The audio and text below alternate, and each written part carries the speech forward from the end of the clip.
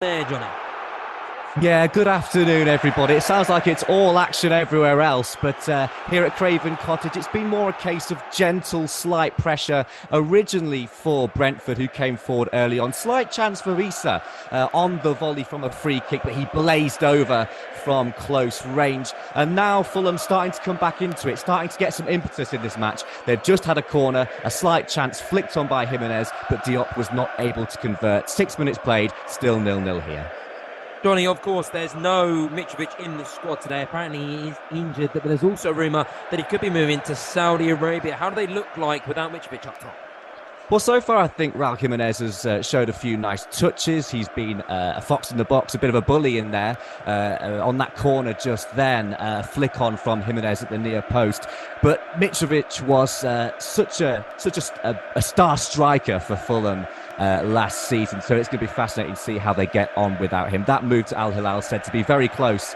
We'll have to wait and see how that one pans out. Thank you very much, Johnny. Fulham v Brentford, two teams that are sort of in similar positions going into this season. Maybe have not been reaching the heights of Aston Villa and Newcastle, but they definitely want to be there. They've got good things going on with the manager, Thomas Frank, and Marco Silva. So maybe, just maybe, they'll be hoping to break into that top six and just surprise everyone a little bit this season. And it's going to be very, very telling to see how they get on today. Two very evenly matched sides. I'm expecting a good game there. One game that I was expecting a good game from, and it's absolutely delivered, is Bayer Leverkusen and Leipzig, because Leipzig have hit back.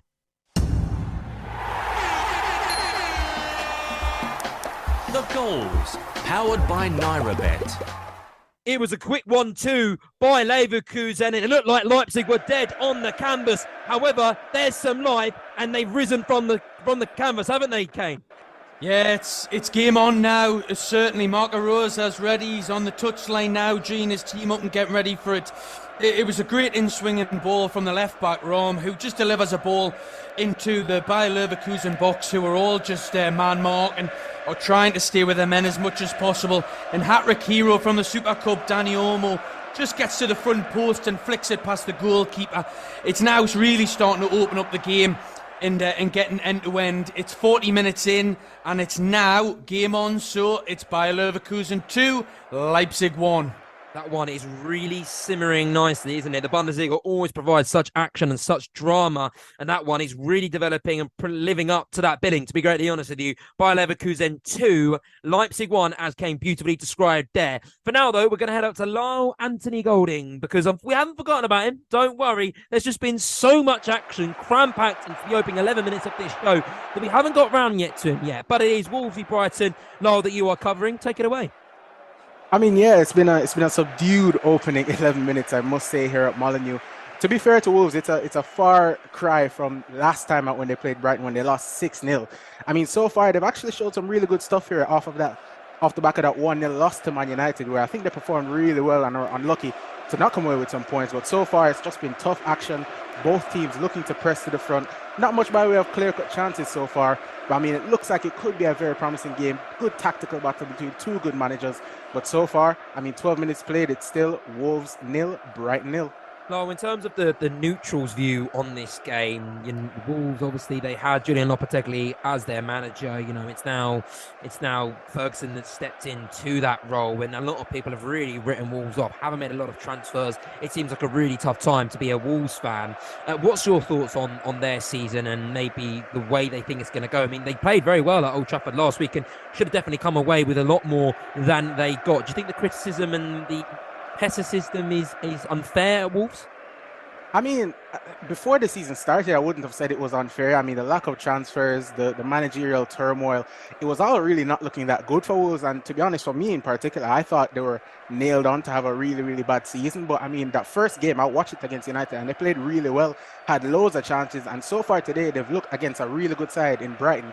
They've looked solid. They've come out well. They look organized. They look ready to play. And so, I mean, this season, I think Wolves could surprise a lot of people. I really do think that. One team that people won't be surprised, though, is Brighton, and they started perfectly last week, defeating Luton 4-1, the Premier League new boys. There could have been a chance to get a shot there on the opening day, however, they stood up to the challenge, and now they travel to Wolves, and then are going to look to make it 6 points from 6. That would be a fantastic start, wouldn't it, for Robert De Zerbi? But there we go. It is Wolves 0, Brighton 0. So should we do a roundup of the Premier League game so far? It's Fulham 0, Brentford 0. It's Liverpool 0, Bournemouth 1. The shock of the afternoon. Let's see how that one develops. I can't wait to see 15 minutes gone in that game. And then Wolves v Brighton. That is also on 14 minutes. 0-0 in that one. For the rest of the one then, Tottenham v Man United, that's coming up at 5:30. We've got Matt Smith on that one for you. Tottenham, it's been all changed there. Postecoglou is the manager now. He's the man in the dugout. They didn't do too badly against Brentford last weekend, but being at home, back at NY17, will they hold up to the task of Manchester United coming into their second season of Erik ten Hag? They've got to build. They had a fantastic first year, the way it went, but will they be able to do up the challenge of Erik ten Hag? It's going to be all eyes on that game coming up at 5:30. Then at 8 o'clock, it's a phenomenal day of football, isn't it, really? Because we've got Manchester City v Newcastle. Manchester City, who won the title last year, of course, they're favourites, along with Arsenal. But one team no one has really spoke about going for the league is Newcastle. One team who no one spoke about going for the league is Brighton. And maybe we should be, because they've taken the lead against Wolves. The goals, powered by NairaBet. It is 1-0 there. The Seagulls are flying in Wolverhampton. Will there be a response from Wolves? Who knows? Lyle gave us a report recently, said it was pretty much even Stevens. However, it is Brighton who have taken the lead, Lyle. I'll tell you what, this is an absolutely sensational goal from Kaoru Mitoma. I mean, he was fantastic last season, burst onto the scene, and here today, he picks up the ball wide left, has Semedo on him. He rides the challenge of Semedo, who fouled him, to be fair. He drove from just inside the Wolves half, drove past 1, past 2, past 3, into the box, and just slots it past the keeper into the bottom corner. I'll tell you what, you'll struggle to see a better goal than that today from Kaoru Mitoma. 15 minutes played, it's Wolves 0, Brighton 1. No, just give us a few words on Mitoma. He's absolutely incredible, isn't he? He lit up the Premier League last year, and he seems like he's continuing that form this year. He's something special, isn't he, really? I'm surprised not many more people are talking about him as a star of the future. I tell you what, he's a real fan favorite, and he's one of my favorite players to watch because his dribbling ability is just out of this world. I mean, even on that goal, you saw him just glide past players. Like I said, he had a really good season last season. I think he's due for an even better one this year. You can see how he's improving. De Zerbi is a fantastic manager, cultivating talent, and I mean, Brighton just continue to churn out signing after signing after signing, and he is truly spectacular. He is. They got him from the Japanese league, and then that is that stats-driven approach, isn't it, that Brighton use so often. They've absolutely pulled out some gems, some young talent from all across Europe and the globe, and it's really starting to pay off. It has to be said. Brighton, whatever they're doing, whatever their sporting directors have found there, they found a gem, and it's going to be producing results for a long time to come. It's also recruitment that Brentford use and Tottenham have started to use now. So maybe we might see it spreading across the league, because it looks like that is the way to go. A stats-driven approach to Premier League recruitment, and you find players like Mitoma. 1-0 there for Brighton. They are doing absolutely phenomenal. I'm so excited to see how they do this season. It's still 0-0 across the games, Liverpool v Bournemouth and Fulham v Brentford. We will get to our reporters shortly there, but I'll just give you an update around Europe then. It's Lyon v Montpellier. That's coming up at 6 o'clock. Then it's Toulouse v PSG. That's an 8 o'clock kickoff. We won't be covering those. I'm able to give you some score updates on Lyon v Montpellier, but there'll be no reporters at that ground. Across the Bundesliga then, well, it's been absolutely incredible there.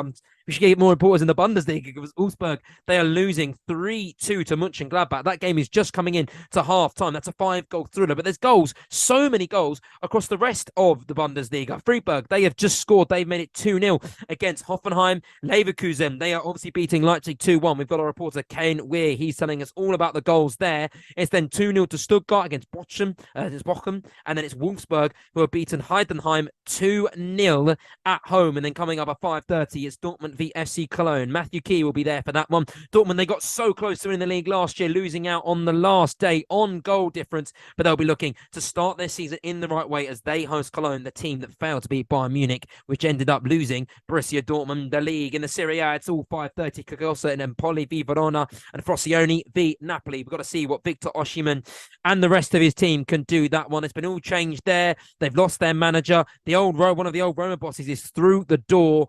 an appointment that seemed underwhelming. We can see how he's doing in his first game. We've got our reporter, Luke Charlton, on that one for us. And then Genoa v Fiorentina, that's coming up at 7:45. And that's also matched by Inter Milan v Monza. And then coming up in the Eredivisie, it's Excelsior v Ajax, 5:30. Our reporter will be with us shortly when that game kicks off. And then finally, in the Liga, it's Real Sociedad v Celta Vigo at 4 o'clock. It's Almeria v Real Madrid at 8:30. And it's Osasuna v Atletico Bilbao coming up at 8:30 in that game. I think the Almeria Real Madrid game is at 6:30. Apologies if I said 8:30 there. That's all the European games for you to keep an eye out on that one.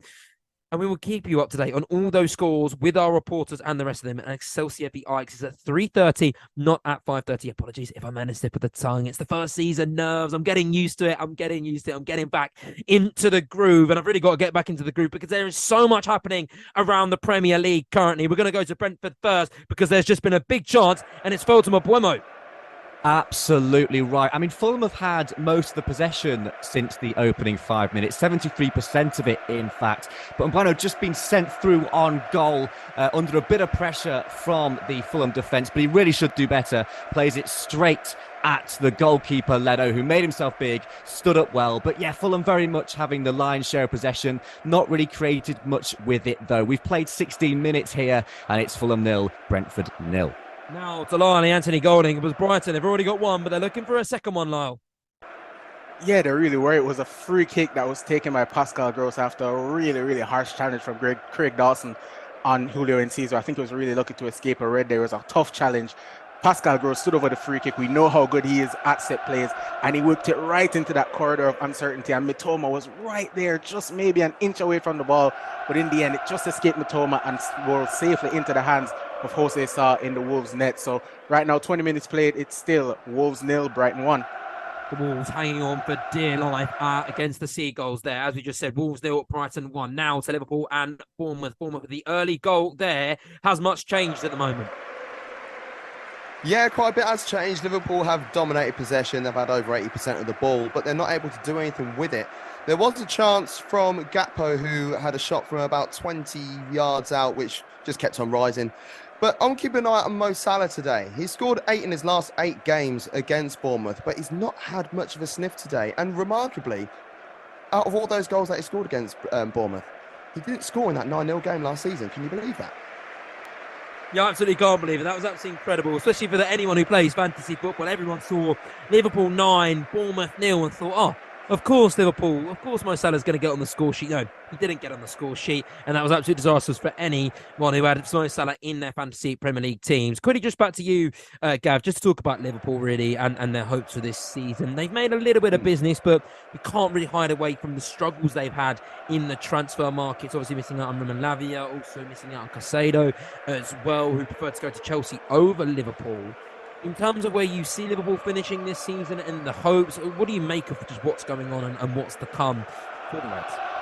Well, I said if they were able to find a half-decent defensive midfield, then there's no reason why they can't be challenging for a title. I think the players that they've brought in, the likes of Szoboszlai and McAllister, they are additions that are enhancing Liverpool right now. They've just signed Wataru Endo as well, a player who I'm very familiar with my love of Bundesliga football. He's the type of warrior that I think that they need to allow the rest of the midfield to be unlocked and create something, and allow the likes of Trent Alexander-Arnold to join him in midfield. So in that transition, I can see Liverpool doing something quite well, but at the moment, they just need to try and get the ball in the back of their net. They do. 21 minutes gone, it's Liverpool 0, Bournemouth 1. Cheers. Thank you very much, Gavin. They have fixed those Premier midfield issues slightly. That was the thing that plagued them last season and the reason why they couldn't do anything better than a Europa League spot. They fixed them. They've signed some really nice talent, as Gavin said there. So let's see what they can do. But right now, it's not the way to go. And everything's going against Bournemouth today. They're winless in all 6 of their league games away to Liverpool, drawing 1, losing 5. They obviously lost 9-0 at Anfield 12 months ago. Everything is against them this season.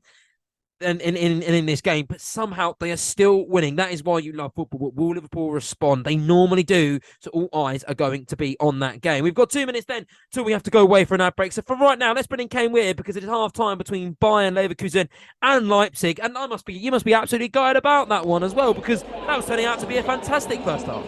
Yeah, great first half where Liverpool Leverkusen have the advantage. Goals from Jeremy Frimpong early doors started off with a game which was expected, to be fair, to be a cat and mouse game, with two teams being the best at executing counter-attacks last season. Leverkusen scoring 10 goals from counter-attacks and Leipzig being second, scoring 9. And that's where the first goal comes in from, and Frimpong gets a ball just inside the area and goes to set it off. And then it comes from set pieces. So you have Tar that then takes Bayern 2-0 up from a great in-swinging cross. But then Leipzig get back into the game from a great finish from an in-swinging corner again from Dani Olmo. So it's been a really good, entertaining, end-to-end game. Bayern Leverkusen still have a lot to do in terms of the lead that they've got, but are now just letting Leipzig back into the game in a game that they win control of. But it's been a really entertaining first half so far at the Bayer Arena, where it is Bayer Leverkusen 2, RB Leipzig 1. Thank you very much, Kane. I'm fascinated to see how that second half plays out. It's Xabi Alonso, the Macaros, one not so experienced, one very experienced in the Bundesliga, but is the inexperienced one that's currently got over Marco Rose 2-1 in that game. Very much to Kane. And as always, you were listening to Football Live. You are listening to Football Live on Brila FM.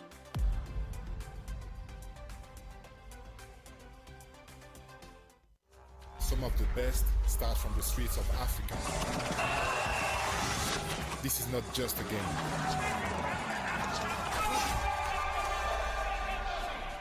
It's a feeling within us. It's expressive.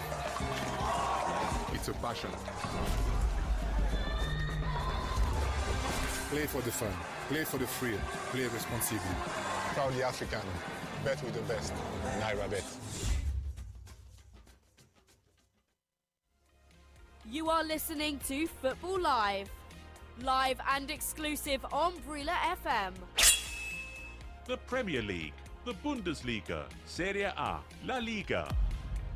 4 hours of football every Saturday and Sunday on Brila FM with Football Live. You are listening to Football Live on Brila FM 88.9 and 101.1 FM.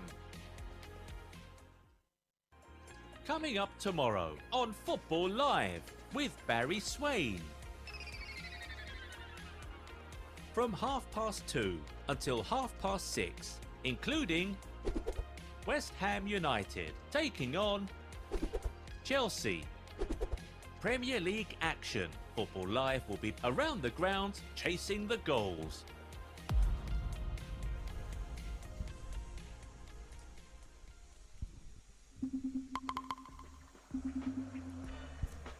You are listening to Football Live, powered by NairaBet, with Josh Bailey. The latest in-play betting odds from NairaBet. Yes, good afternoon everyone. The latest bets from the NairaBet website. Of course, all these prizes are subject to change. Let's start with the Premier League. It's actually suspended between Wolves and Brighton. And I can tell you, he is suspended. However, is a goal at Liverpool. So, Liverpool fans, is Liverpool 1, Bournemouth 1 now. We're going to just play you very, very shortly on the news of that goal.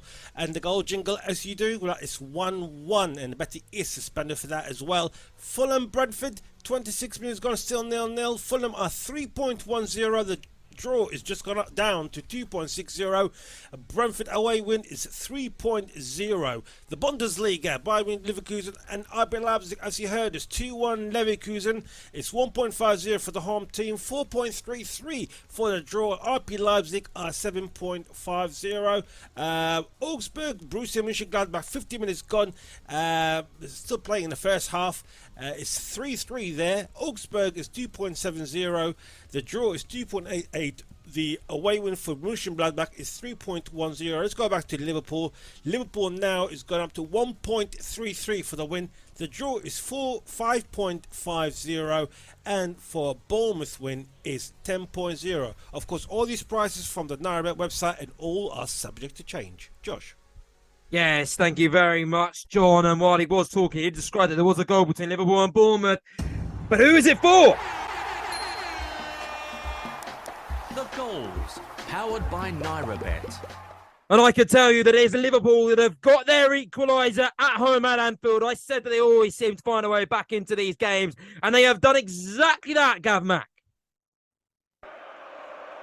Yes, they have. Oh, what a great finish this is as well from Luis Diaz as well. This is, as I mentioned before in the last update, Liverpool have had the whole of the possession, just not been able to do anything with it. But this time they were able to capitalise, and it was a cross which was slightly deflected from Diogo Jota, and it skipped up and it's been flicked up by Diaz, who's sort of on the half-turn bicycle kick-esque. Found the bottom corner, and it's Liverpool 1, Bournemouth 1 on 28 minutes, and I can see them just run off into the hills with this victory now, even though it's one each. You feel like they probably will not look back and go ride and play football into the sunset, because it's 1-1 there, and that kind of ends any hoodoo, because the Reds have failed to score only once in their past 42 Premier League home games. So you can not worry about that streak ending there, Liverpool fans, because you have scored, and that means you've now only failed to score once in the past 43 Premier League home games. And once again, that was in January's goalless draw against Chelsea. I don't know what it is, but it always seems to Chelsea getting the better at Liverpool at Anfield. But that is 1-1 there, all things are tied. We had a few chances around the rest of the grounds. Then we'll go to Johnny Holmes, who's following Fulham v Brentford, because Fulham are starting to get their way into the game, Johnny. Yeah, absolutely. I wouldn't say this game is end-to-end, but it's sort of rocking lightly, a bit like a big vessel. Side-to-side passes and then a few flash chances. First of all, we had a Jensen free kick, Matthias Jensen, who, of course, started after coming off against Spurs with a calf injury. He had a free kick from distance, a sort of cross-come shot, but it did go just wide with Leno at full stretch. Flecken then came out well, the Brentford keeper, to deal with a swinging cross and then also palmed away the following corner. And then we also had a Brentford half chance, but a tame header was straight at Leno. So either side really could get the first goal, and you feel like that will be crucial. 0-0 here, 28 minutes played. Johnny, we said that both these teams are very similar in kind of their positions going into this season and maybe their hopes. What do you think both these teams can achieve this year? Because, you know, they haven't got the money that maybe Aston Villa and Liverpool have got, but they've certainly got a certain way of playing that definitely works for them. So what can you see them doing this year? Yeah, absolutely. It's so hard to call, I feel. I would put both of these sides certainly comfortably within the top 10. I mean, Fulham finished 10th in the league last season, and Brentford were only one place above them in 9th. I think both sides would take that once again this year. If anything, Fulham might want to push a little bit higher up the league. So I say Brentford and Fulham would both be happy with top 10 finishes this year.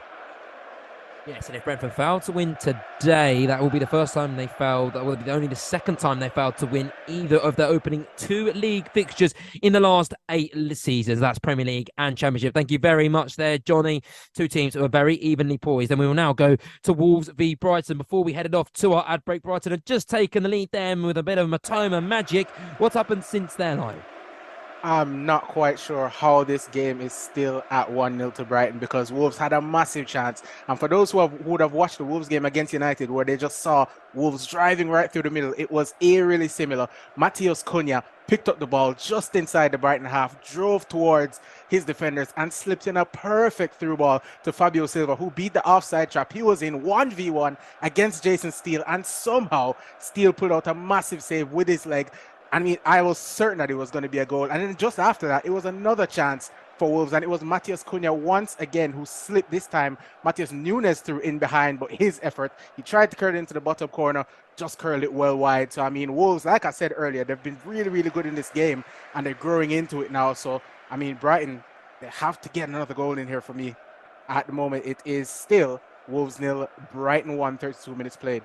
I mean, maybe we shouldn't be surprised that Wolves have failed to score there, because their shot conversion rate is 7.1% in the lowest of any Premier League side, excluding promoted clubs. They've also failed to score in 45 Premier League fixtures since the start of 2021. That's more than any other side.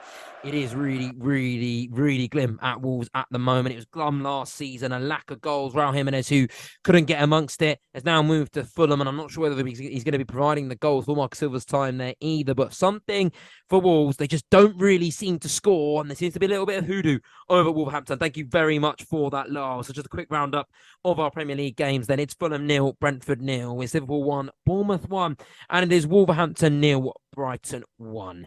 For now, though, well, yesterday we did have a Premier League game on, and it was Nottingham Forest v Sheffield United. That ended up being Nottingham Forest 2, Sheffield United 1. It was a Chris Wood headed effort on the 89th minute.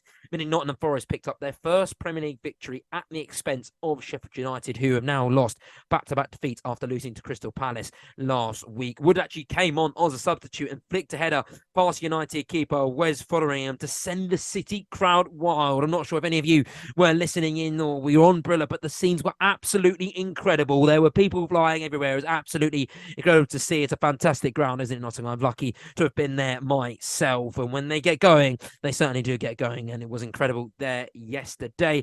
Gustavo Hermer did score a stunner on his Sheffield United debut to give the newly promoted side hope early in the second half. That was in the 48th minute after they trailed to a Taiwo Aouni the first minute effort. Really, there was only 2 minutes and 23 seconds on the clock. He opened the scoring there, and that was Nottingham Forest 1-0 up. But in the end, Nottingham Forest, well, it's a much needed win for them, 2-1 up. And what could they need to bounce back after surviving last year? They now need to do the exact same for Sheffield United. It's not really a great start for them, but we do have a penalty at Anfield, and it is to Liverpool. Liverpool have got a penalty in that game. They trailed early on. Bournemouth taking the lead within inside the first few minutes there on Merseyside. But Fulham, well, not Fulham, but Liverpool, they have now got a chance to take the lead. It's Liverpool who will have a chance to go 2-1 up against Bournemouth there. For now, though, we're waiting on updates of that. We're going to go to Johnny Holmes because Fulham have just hit the bar. Yeah, absolutely. A bit of a defensive mix-up by Brentford from a corner. So what happened is Jimenez streaked forward for Fulham on the left-hand side. Aaron Hickey did really well to bundle it behind for a corner. But from that corner, whipped in by Pereira, formerly of Manchester United, deflected onto the bar by Brentford centre-back there. And it really could have gone anywhere. Very much not in control of the header, but it did hit the woodwork.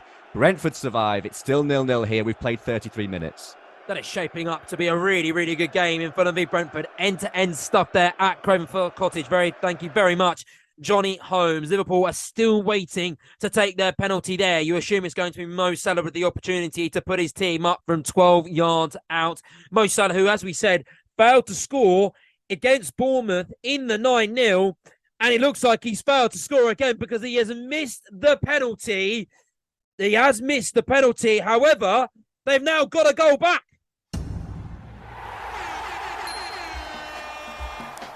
The goals, powered by NairaBet. So it seems as if at Anfield, Mo Salah missed the penalty originally, but they have now scored straight after. A sigh of relief for Jurgen Klopp's men there. We don't really see Salah missing from 12 yards out, and he'll be breathing a big sigh of relief as well, because for him, he doesn't miss those. He had the chance to put Liverpool 2-1 up, but somehow at Anfield, they have responded, and they now lead 2-1. A little slice of luck for them. Early season luck, shall we put it down to, and it is Bournemouth that trail in that game now after leading 1-0 so early. They don't do well at Anfield, and they are crumbling there. It's Liverpool 2, Bournemouth 1. We will be with Gavin Mack very, very shortly. For now, though, we're going to go to Lyle Anthony Golding because there has been a chance for Wolves, who seem to be responding really well to that Brighton goal. I'll tell you what they are, and again, they just drive forward. They win the ball back in the middle of the park and drive forward so quickly. This time it was Fabio Silva who turned provider after he missed his chance earlier.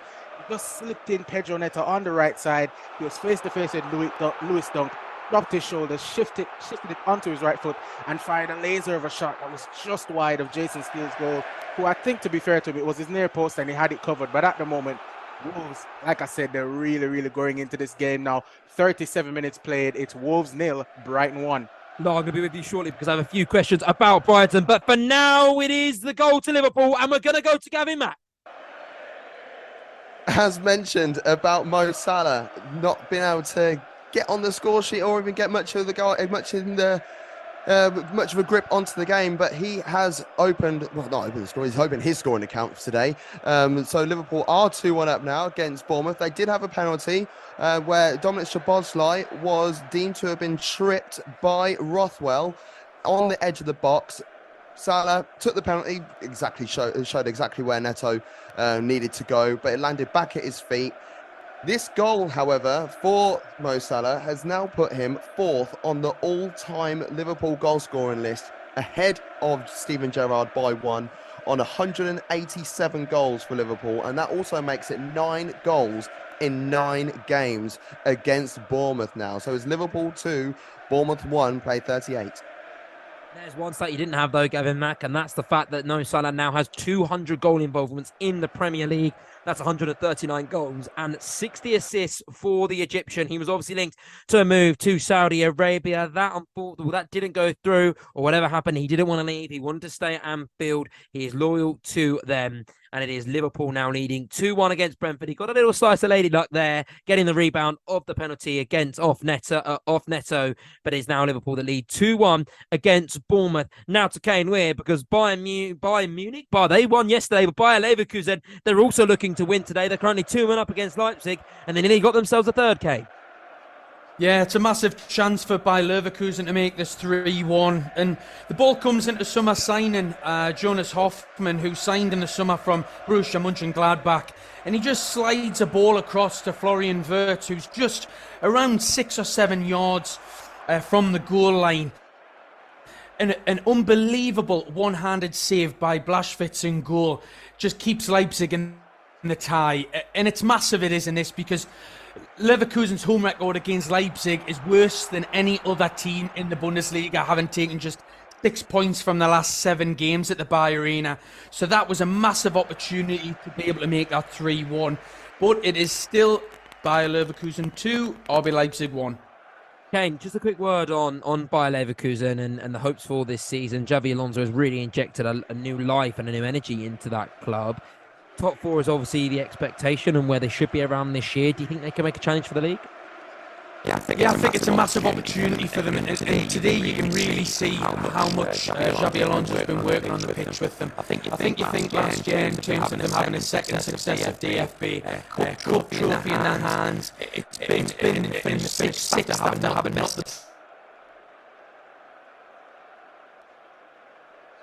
Yes, thank you very much there for Kane on that one. It is Bayer Leverkusen who are leading that game. He clearly has a good opinion on Bayer Leverkusen. They're looking to go to the top of the table this year, top 4, whatever they do. Xabi Alonso is really building something really, really special there. It's Bayer Leverkusen 2, Leipzig 1, but they're looking to get a third. But as Kane said, they have the worst record against Leipzig out of anyone in the Bundesliga. Wolves are really knocking on the door. We've not been very kind to them so far on Football Live today, saying that maybe they could be getting relegated, but they've responded brilliantly against Brighton, and it should be 1-0. They should be winning this game, Lyle. I mean, Wolves fans will certainly feel like they're cursed or something at this point, because again, they come forward, they work it really, really well. And again, it's Fabio Silva who came in today for Pablo Sarabia, and he's missed his chance, but he's turned provider twice now. And this time he was just slipping and sliding, but he managed to dink the ball over the top for Ryan Aït-Nouri, who was bombing on from left back. Again, it's a 1v1 with the keeper. He's on his stronger left foot, and he just slices it a bit, and it narrowly goes high and wide. So I mean, right now I'm not quite sure how this is happening for Wolves. It's eerily similar again to the game against United, where they had chance after chance and they just couldn't put the ball in the back of the net, and it's still the same way here. So at the moment, 41 minutes played, it's Wolves 0, Brighton 1. Lyle, just on Brighton quickly for them. We spoke. I've been speaking them very highly of them, especially Roberto De Zerbi as well, and how well he's been doing for them this year. They got Europa League. They're going to have to be bouncing. So they got to be balancing the Europa League with the Premier League things. Do you think that's going to hinder them a bit like it did with Burnley when they had Europa League, or do you think that they're going to grow as a side? How do you see them doing this season? I think it may hinder them just a bit in terms of squad depth. In terms of their attacking depth, they have a lot. Of course, they brought in João Pedro over the summer. Evan Ferguson, who hasn't started today, he's on the bench. So they have some good depth in attack. I mean, going back towards the defense and the midfield maybe just could be a bit light. But overall, I really, really back them to have a really good season. Of course, Europe is going to hamper them a bit, so they may not hit the same heights that they did last season in the league. But overall, I mean, Brighton are a really, really well-run club, really well-coached club, and I just feel like they're still going to be on for a very good season, both in Europe and domestically. Especially if their new signings perform like they did last week, every week. Joao Pedro and Simon Adingra getting on the score sheet last week and could become today, if they score today, could become the first ever Brighton players to find the net in their opening 2 Premier League games. Something's growing at Brighton. Can they get top 4 this season? Can they challenge for the league? Who knows? It's all to be seen as we have so much Premier League action coming up over the next few weeks. Remember, Football Live is back tomorrow as well on your screens. Wish it was on your screens, on your radios, coming up on Sunday. Some few really important games for you to watch there tomorrow. The games are tomorrow. You can see Aston Villa v Everton. That's at 2 o'clock. Aston Villa looking to bounce back after their thumping against Newcastle last week, and then West Ham v Chelsea at 4:30. Mauricio Pochettino looking to get his first win of his Chelsea career in the Premier League, but they have the tough task of travelling to West Ham tomorrow, Sunday. Your presenters, I'm not too sure who your presenter is tomorrow. That's poor of me. I know it's definitely not me, but whoever it is, I'm sure they'll guide you to a fantastic show tomorrow. But I don't think they're going to beat this show because we have another goal in the Premier League.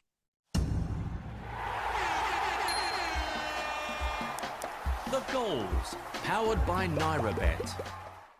It is Brentford, and these two teams have been going at each other's throats for the whole game. It's been end-to-end stuff at Craven Cottage, but it is Brentford who have delivered the first blow because they lead 1-0 away at Fulham. It is Wissa with the goal. It is 1-0 there for the Bees, who sting the Cottagers. That's a great way for them to start. They couldn't get on the winning end of Tottenham last week, but they're certainly on their way to do it against Fulham. Just before half-time, they have got their goal. It's Fulham 0. Brentford 1. We'll give you a quick update around the grounds then and around Europe, and especially in the Bundesliga currently, because those are the live games. Augsburg and Mönchengladbach, they're in a 6-goal thriller. It's Augsburg 3, Borussia Mönchengladbach 3 in that one. Augsburg getting one back after they trout Mönchengladbach going into half-time. 53 minutes gone in all these games. Hoffenheim, they've got a goal back against Freiburg as well. 2-1 there now. Leverkusen beat RB Leipzig. That's 2-1. We heard that update from Kane Weir just a few short moments ago. And Stuttgart, they're still beating Bochum 2-0. And Wolfsburg, they're still beating Heidenheim 2-0 as well at home. And it's Dortmund v Cologne coming up at 5:30. Matthew Key on that one. Dortmund looking to start their Bundesliga charge on the right foot. There's no place to better do it at the Cylindergun Park as well. They have a fantastic home record there.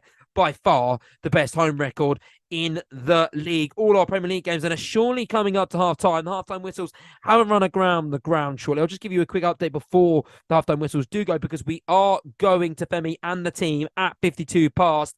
We're going back to Nigeria from our London studios. It is Fulham 0, Brentford 1 then. It is Liverpool 2, Bournemouth 1, and it is Wolverhampton 0, Brighton 1 as well. There's 4 minutes of injury time at Liverpool. For Bournemouth, they led early in that game, but it is Mo Salah who got them back in front to make it 2-1 there.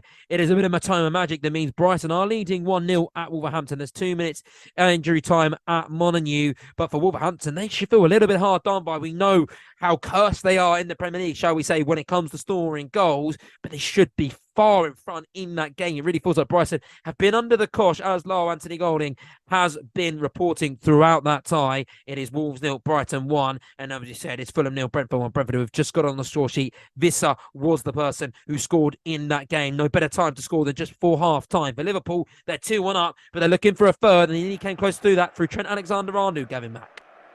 That is right. It's one of the main things I've also mentioned earlier on today is the need for Trent to get himself forward.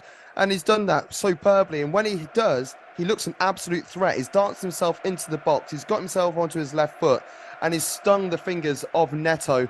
It went out for a corner, which came to nothing. But once again with Van Dijk as well, he's been a threat in the air. He's had 3 headers that have all been close. One's hit the bar already earlier on today, and 2 have narrowly gone wide. So Liverpool knocking on that door. They've been in full control of this game since probably about the 6th or 7th minute. We're into injury time now. It is about 2 minutes of injury time so far. It's Liverpool 1, Bournemouth 1. Now to London and to Johnny Holmes, because Brentford, they finally knocked down the door of the Cottage, Johnny. Absolutely, Josh. You mentioned about Visser stinging for Brentford. Well, he stung Diop. It's a defensive calamity. He takes too long on the ball. It's a poor touch. He's sleeping, and Visser was wide awake to it. He latches onto that loose ball. He goes around Leno, and he's not going to miss after that. He shushes the home fans. He brings his mates over. He puts Brentford into the lead. Right on the stroke of half-time. As you said, what a time to score. They've done it. Visser's done it. 1-0 Brentford. 1-0 to Brentford. 45 minutes played. Thank you very much, Johnny Holmes. A phenomenal report there from Johnny. Now back to Kane Weir, because Leipzig, well, they have nearly just started to come really, really close to equalising there. Massive opportunity for Leipzig, as you say, to equalise. And Schlager faces up Leverkusen's goal scorer, Tar, running on the left-hand side, and just slides in Timo Werner, who gets 1v1 with the goalkeeper and takes an extra touch. The touch is too big and it goes into the goalkeeper's arms. He could really take that first time, or even on the first touch, look to just place it past the goalkeeper who's on rushing. It probably should be 2-2, but it's still 59 minutes played by Leverkusen 2, Leipzig 1. A feisty start to that first half. Chances flying in down both ends. For now, let's go to Lyle Anthony Golding, because in the Wolves-Brighton game, it is 1-0 to Brighton, Lyle, but it really shouldn't be that way. That picture that's been painted has been very deceiving. I'll tell you what, it really shouldn't. And like we said, Gary O'Neill has this Wolves team playing some really, really good football here. They've had, more shots than Brighton, an equal amount of shots on target in this first half. And like I said, they've been really unlucky not to score, and that's been their issue going back into last season really and beyond, the fact that they cannot get goals. And the moment of quality, as we said, for this first half was Kairi Matoma and that sensational solo goal. Brighton have had a couple half chances since then, but after Brighton scored, it's been all Wolves, and unfortunately for them, they just haven't been able to put the finishing touches on it. At half time, it's Wolves 0, Brighton 1.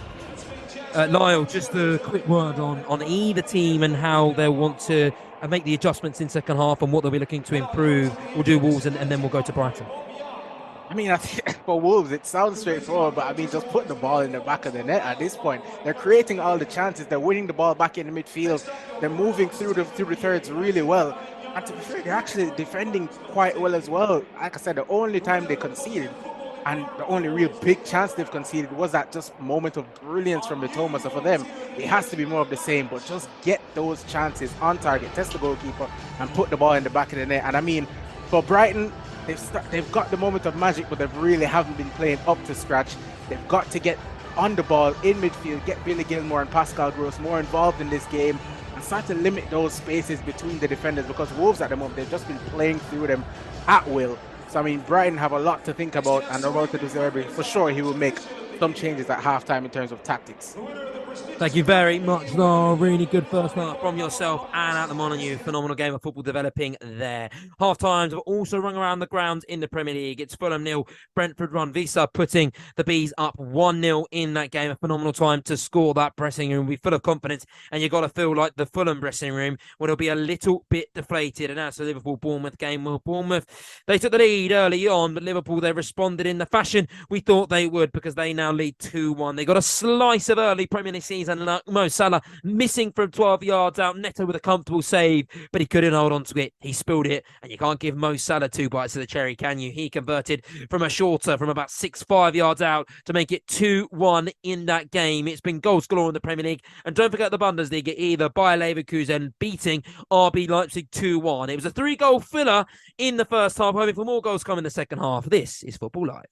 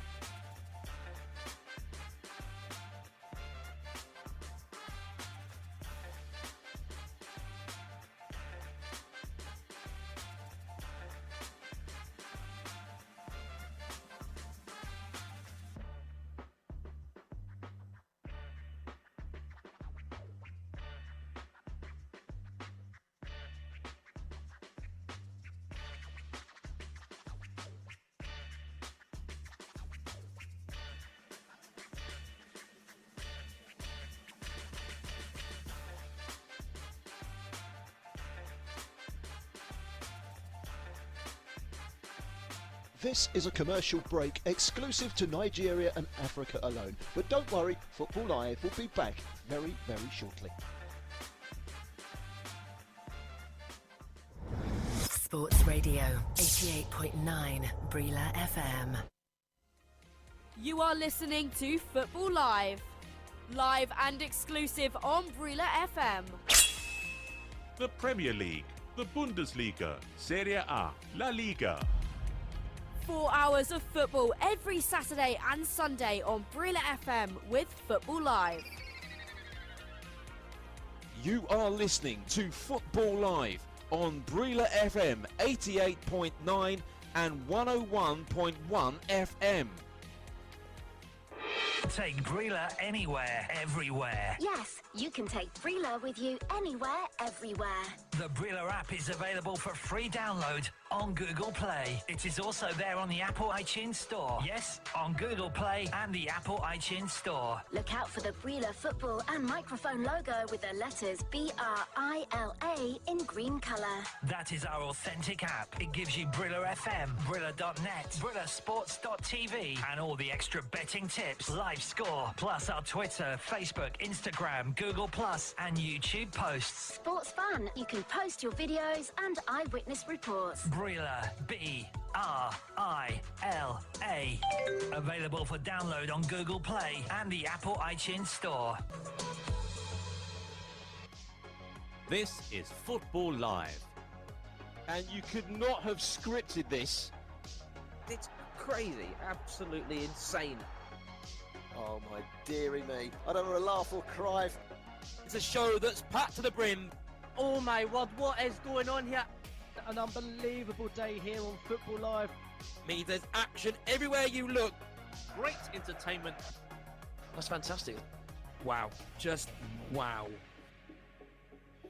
You are listening to Football Live.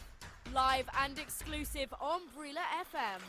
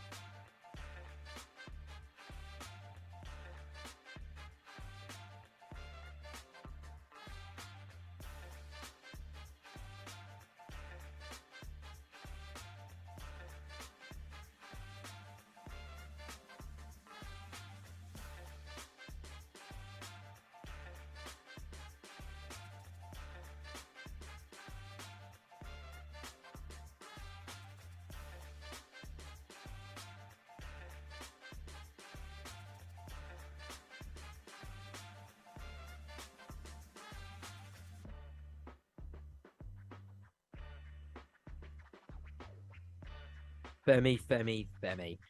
You and your questions. Hey, I do want to say I'm not too sure. You always put in, FJ. You always put in your questions, don't you? And you always say, and I never know the answer to them. I'm really.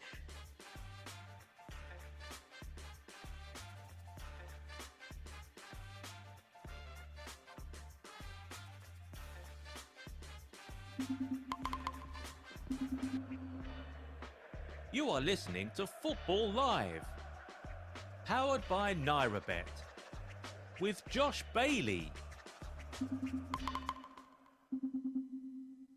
I went a bit too early there. I was so excited to deliver you news of the goals that we had while you were gone that I just got a little bit too excited. I got a little bit too eager, but as we said, there were 2 goals while you were gone.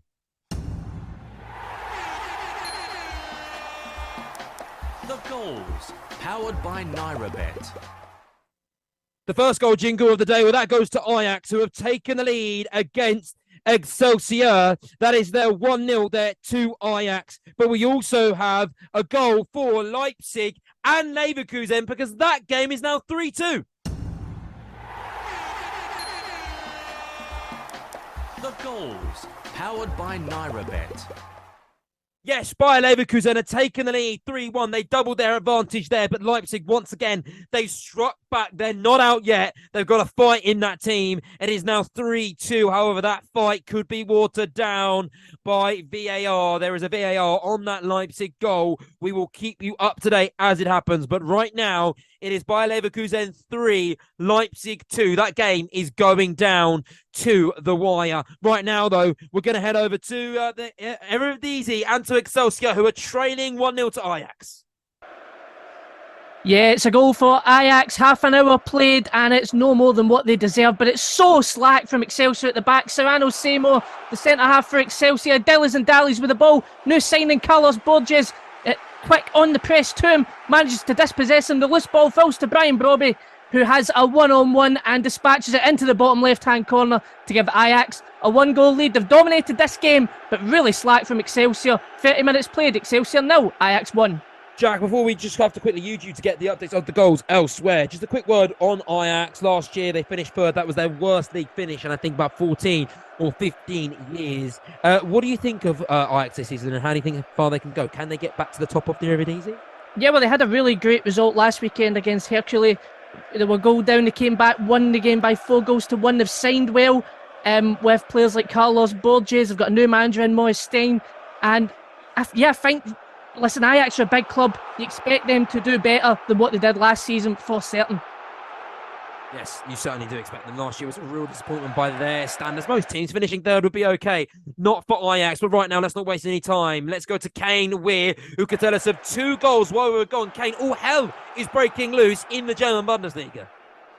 What a game, so end-to-end. And the first of the goals comes from Bayer Leverkusen, who make it 3-1.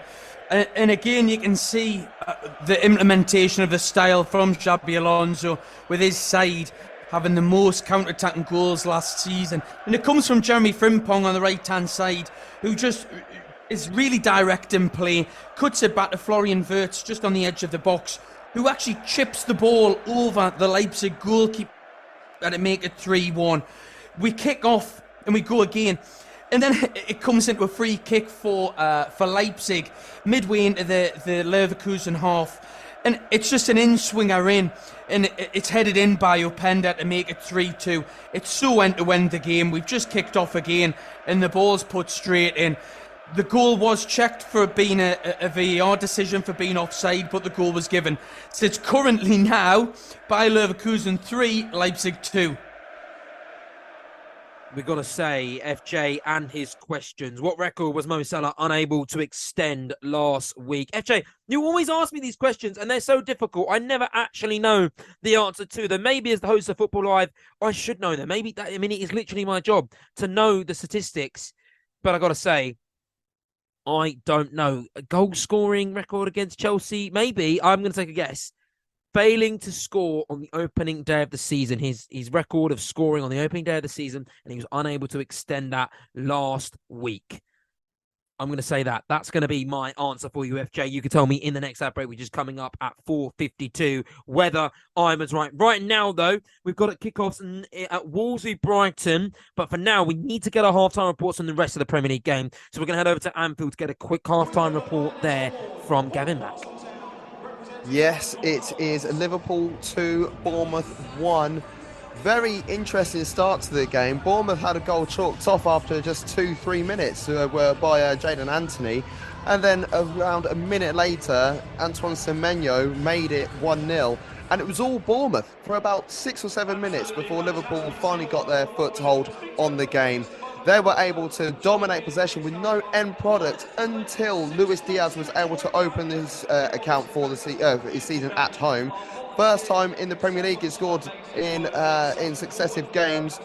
And then a few moments later, Liverpool were awarded a penalty. Mo Salah missed the penalty before scoring the rebound. It is half-time. The teams will be out very shortly. Liverpool 2, Bournemouth 1.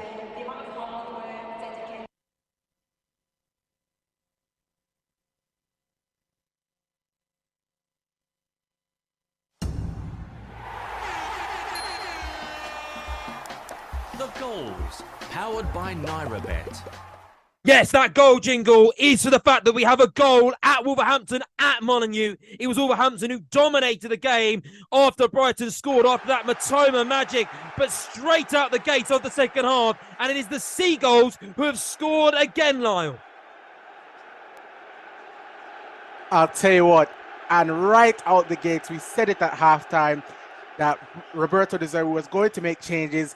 And 1 minute into the second half, they've scored, and it was from Solly March on the right-hand side. Dinked the ball over the top for Danny Welbeck, who took it on. First time on the volley, to be fair to him. It was a fantastic save from Jose Sa, and Kyrie Matoma was bearing in. You thought he was going to take the shot, but he pulls it back. So calm, so cool, so composed. And it's Pervis Estupinian who was there in the box, who smashed it into the bottom corner. The first goal, Estupinian got the assist from Matoma, and now it's Matoma who's assisted Estupinian. And 46 minutes played.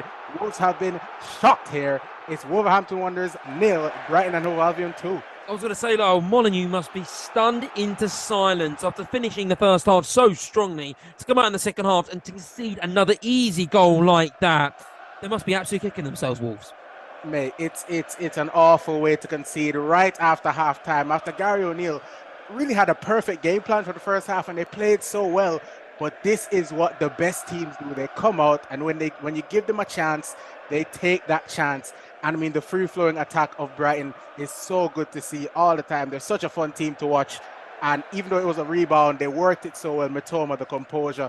Estupinian, we know he's one of the best attacking fullbacks in the league. And yeah, it's really, you could hear a pin drop here in Molineux. And it's so unfortunate for Gary O'Neill. You have to feel for him. But Brighton have just absolutely shut out the cannon in the second half. They just know how to score goals, don't they, Bryce? And Roberto De Zerbi's side of amassed 65 goals in 33 league games since he took charge in October 2022. Graham Potter leaving Brighton might have been the best thing that ever happened to them. Only Manchester City and Arsenal with 74 and 73 goals respectively have scored more in that time. Can they get top four this season?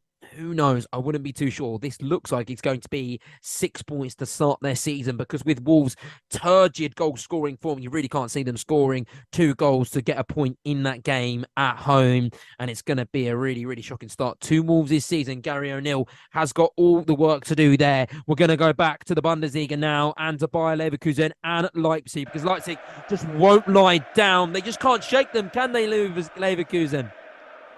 It should be 3-3. And both Leipzig goal scorers combined to create this chance. Danny Olmo, who scores the first goal, gets through the Leverkusen back line and 1v1 with the goalkeeper. He slides it across to who scored the second goal for Leipzig, Lois Openda, who has an open goal to tap the ball in. He actually misses the ball and the ball gets stuck in between his legs. He turns around, controls the ball, and then goes to slot it in an open goal and hits the post, and it goes out for a goal kick. It should be 3-3, but somehow now Bayer Leverkusen are hanging on. It's still Bayer Leverkusen 3. 3-2 there. It's just going into the final dying minutes of that. Let's get around the grounds then quickly for the update, because there are 46, 49 and 47 minutes gone between Fulham and Brentford and Liverpool v Bournemouth. We're going to head to Johnny Hesson quickly to tell us about Fulham v Brentford. Johnny, I don't think we got a half-time report from you there. Team Fulham and Brentford, apologies for that. Just so much action happening so far. But tell us how the opening 5 minutes have gone so far. Yeah, so far it's been pretty tit for tat, I would say. Brentford lead this game 1-0 against Fulham. What I was going to say at half-time, though, is that up until the last act of that heart with the Visser goal there, that Diop was absolutely bulldozing his way around the pitch. He looked more like a slick Rolls-Royce of a number 8 than anything else, than the centre-back that he usually plays as. But football can change on a sixpence, and it did just there for him. He's got something to make up for in the second half. Let's see if he can go about it in the same way as he did in the first half, up until his mistake, which led to the goal. 1-0 to Brentford, 48 minutes played. In that game there, Johnny, what do you think both teams will be looking to change in the second half? Johnny, before I've got to go there, I've got a set update of a goal in the Premier League, and it's another goal for Brighton. The goals, powered by NairaBet. A nightmare start for Wolves in that second half. They dominated the end of the first half, and there was so much to build from, but it has all been destroyed in just a moment of minutes in the opening 5 minutes in this second half, because Brighton had 2 quick goals, would have completely knocked Wolves to the canvas. The Seagulls, they somehow bitten the Wolves, and they are now 3-0 up in that game. What a disastrous second half for Gary O'Neill's men. They played pretty well last week, but this week they've not matched the heights, even though they couldn't get the win. Low updates on that third Brighton goal. And I mean, like you said, it was difficult already that we would think that Wolves would score 2 goals and get it from this game. It's surely wrapped up now. Ball over the top for Julio Enciso. He beats the offside trap. He's in behind. And Solly March is absolutely bursting a gut to get in behind. Lovely outside of the boot, Trivella pass from Enciso into the box. Solly March one-on-one with the keeper, and he smashes it into the back of the net. No chance for Jose Saw at the moment. 51 minutes played. Wolves 0, Brighton 3, game, set, and match. That is the 3 points heading back down to the south coast for the Seagulls. They're flying high, and they're going to be flying back to the south coast with smiles across their faces. As for now, though, let's go to Anfield, because we have 5 minutes gone in that game. Liverpool 2, Bournemouth 1. How's the opening 5 minutes gone there, Gavin Mack? In the complete contrast to what we saw in the first half, where we saw Bournemouth dominate the game for the first few minutes of it, this time around, Liverpool have come out the blocks. I think they've been told what to do by Jurgen Klopp in so many words. But it's Semenyo with the closest opportunity, who's just plays one over the bar, very, very close to equalising. And Liverpool have dusted themselves off. They've got themselves at the other end of the pitch, and I think they've just set themselves a corner as well. So, yeah, still 2-1 to Liverpool here. We do have a second goal at Ajax. The goals, powered by NairaBet. But if there are any Ajax fans in Nigeria, let's calm down your celebrations, because it looks like the goal is miles offside, Jack Hesson.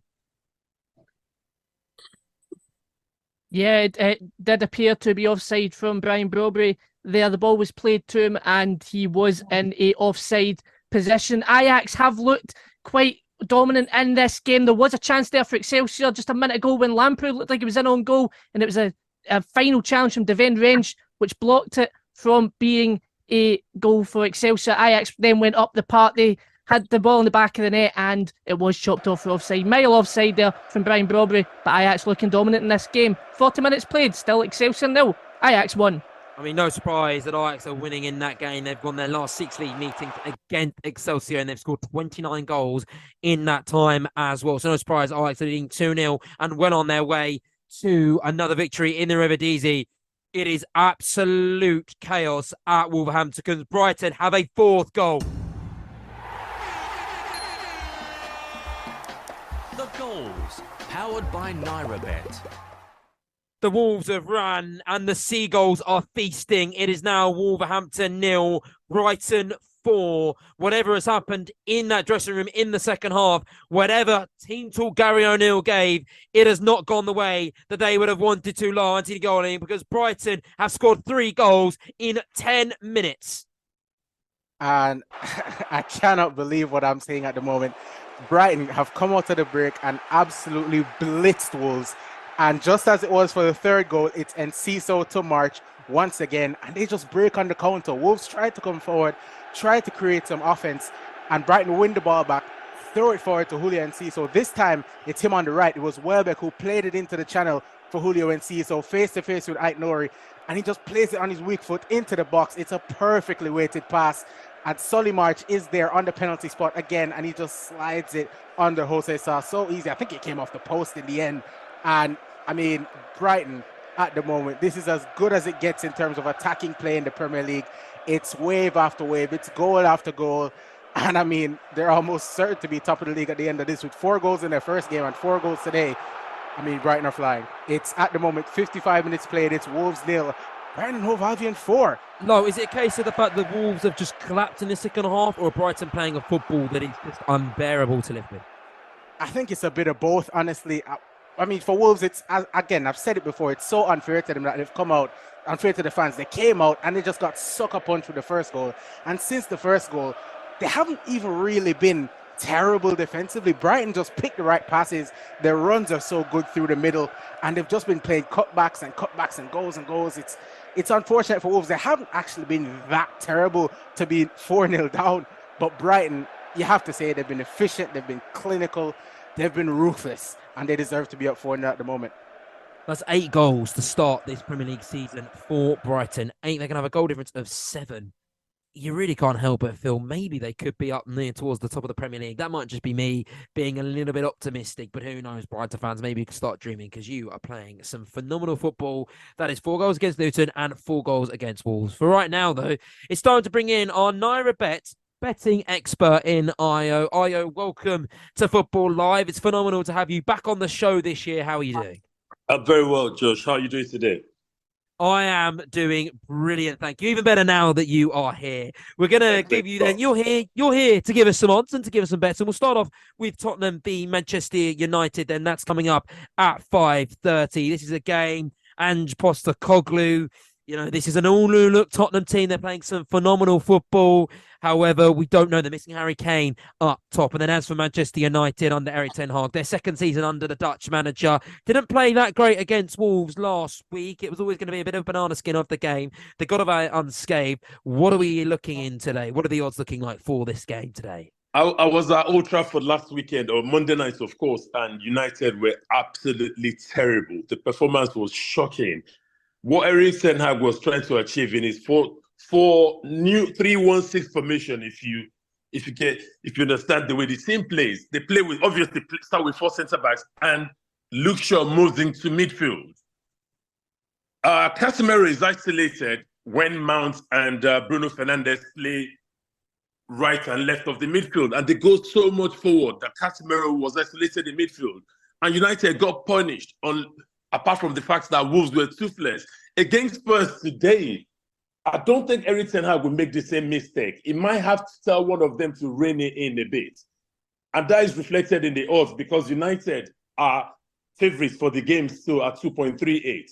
Spurs at 2.88. Harry Kane is gone, yes, we know.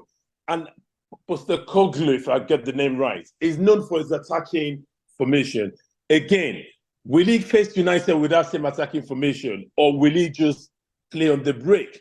Spurs are 2.88, as I said, and the draw is at 3.80. We always know there are goals in the United against Spurs. Last season, he ended 2-0 here. After 2-0 last season, I thought it was going to be like 7-0 to United, but it ended up being 2-2. United created all sorts of chances, but lost all sorts of chances. Today, we're expecting goals in this game, and we're expecting over 3.5 goals. So that means there'll be a minimum of 4 goals in the game. And that is over 3.5 is 2.30 with Naira bets in this game for the total number of goals. 2.30. That is a cracking price because expect United to win maybe 3-1 or Spurs to win 3-1 or the game to win to end 2-2. Talking about first half, second half results, Spurs to win first half and second half are 4.33.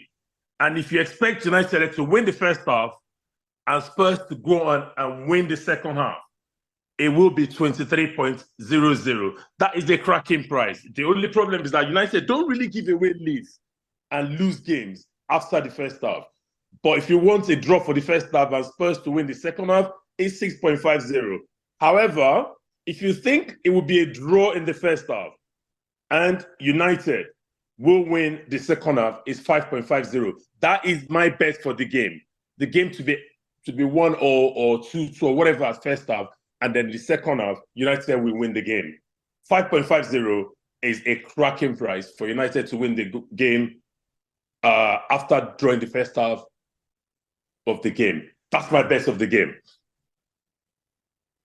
Okay, thank you very much. We're going to be back with you very shortly, but there's been some few actions in the Premier League that I just need to update our listeners about. There has been a red card in the Liverpool game. They are winning 2-1 in that tie. However, the game is about to be turned on its head because they've gone from 11 to 10 men in that tie. How is that one going to change? What's going to change in that game? How will Jurgen Klopp react? And as for goals, we have a goal in Wolverhampton.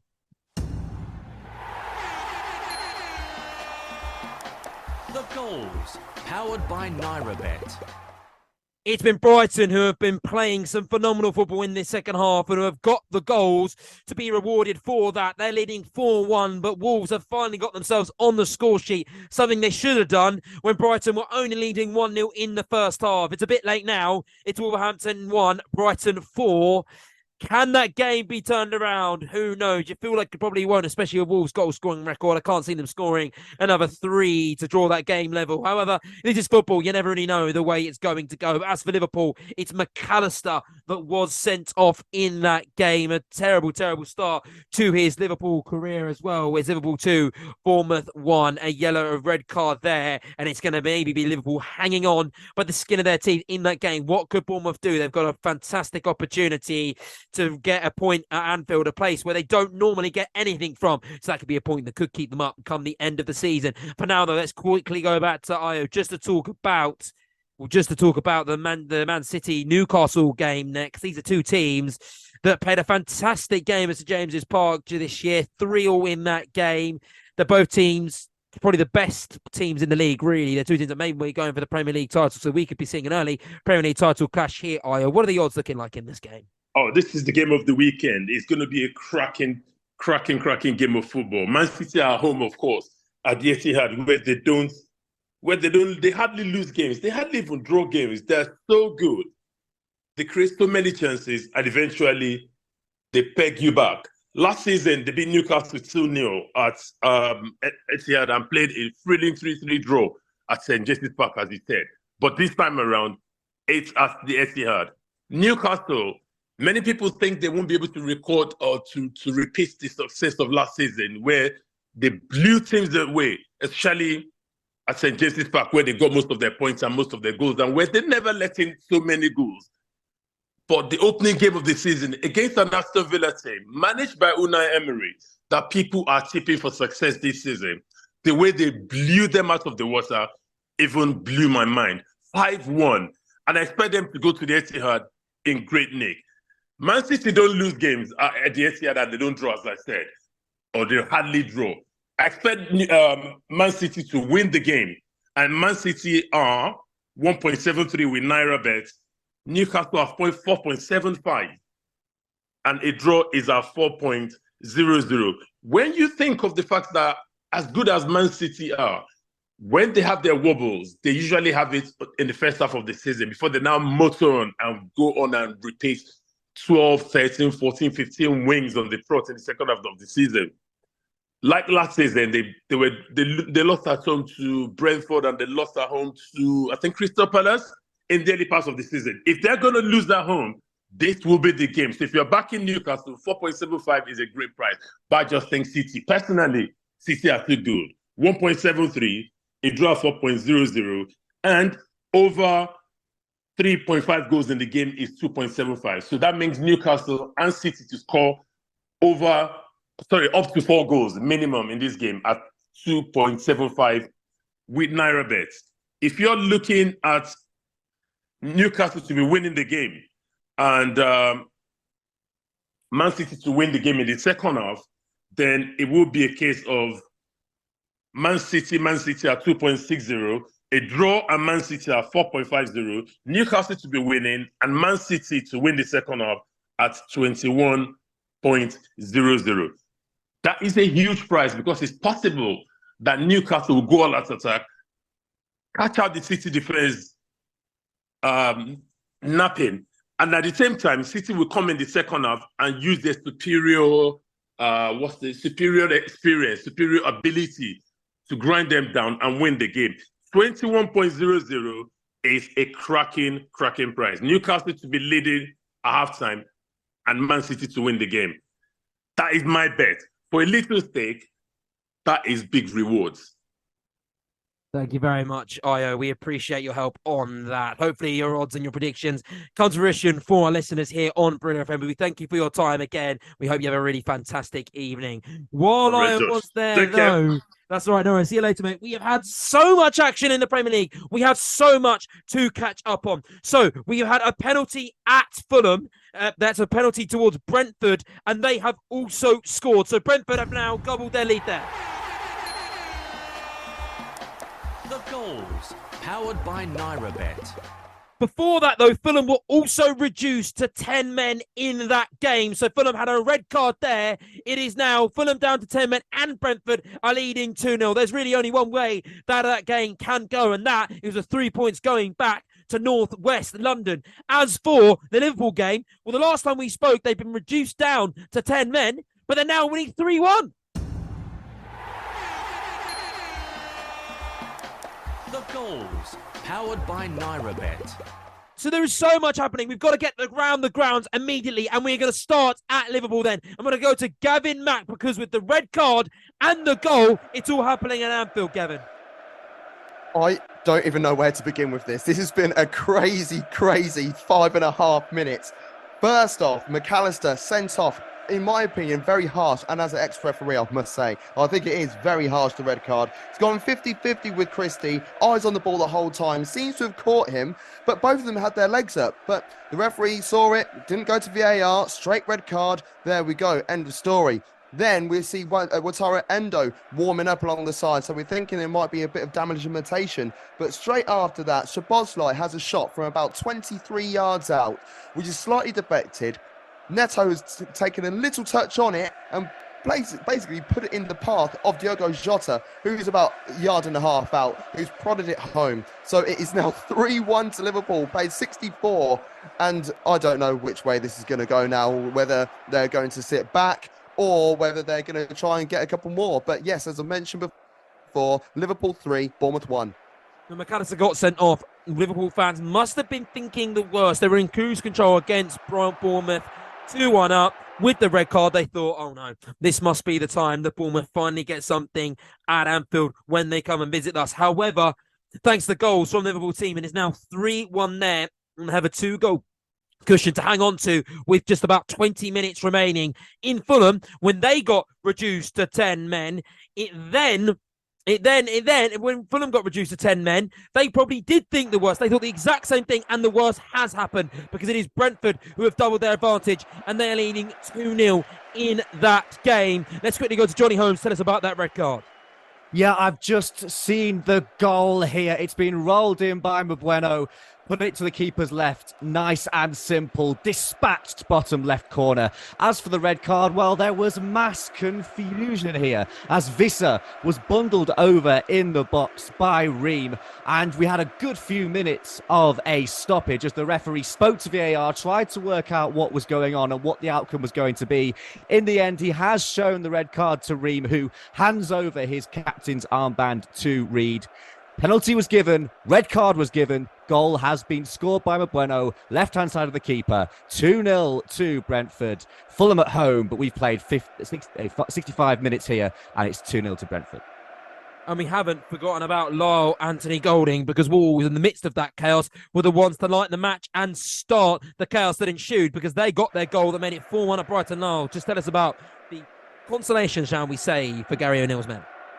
Yeah, and I mean, we've been saying so far when I've come in that Wolves have been really unlucky to be 4-0 down because they've played some really good stuff. Just before the goal went in, there was a ball played into the box and Lamina got on the end of it and smashed it off the crossbar. It was a save in the end and it went up for the corner that subsequently led to the goal. It was two substitutes combining. It was Sarabia who came on, put the corner into the back post. Hwang Hee-chan was there, header back across the keeper. I think Jason Steele was just caught in two minds as there was Craig Dawson there. He feinted like he was going to get a touch on it.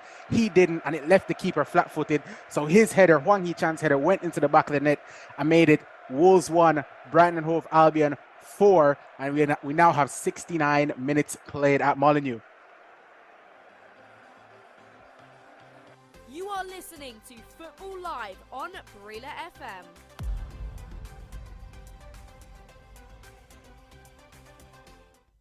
Calling all high flyers who fancies a free flight on us. Naira Vegas are making it rain with 1 million, yes, 1 million free flights on Aviator. Claim unlimited flights with no minimum stake. The sky's the limit.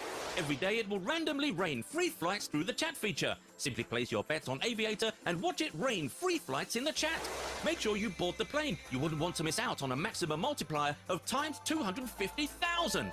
Full terms and conditions apply. Must click claim in the chat to be rewarded. Free flights for Aviator only. Must be 18 plus. Please play responsibly. You are listening to Football Live. Live and exclusive on Brila FM. The Premier League, the Bundesliga, Serie A, La Liga. 4 hours of football every Saturday and Sunday on Brila FM with Football Live. You are listening to Football Live on Brila FM 88.9 and 101.1 FM.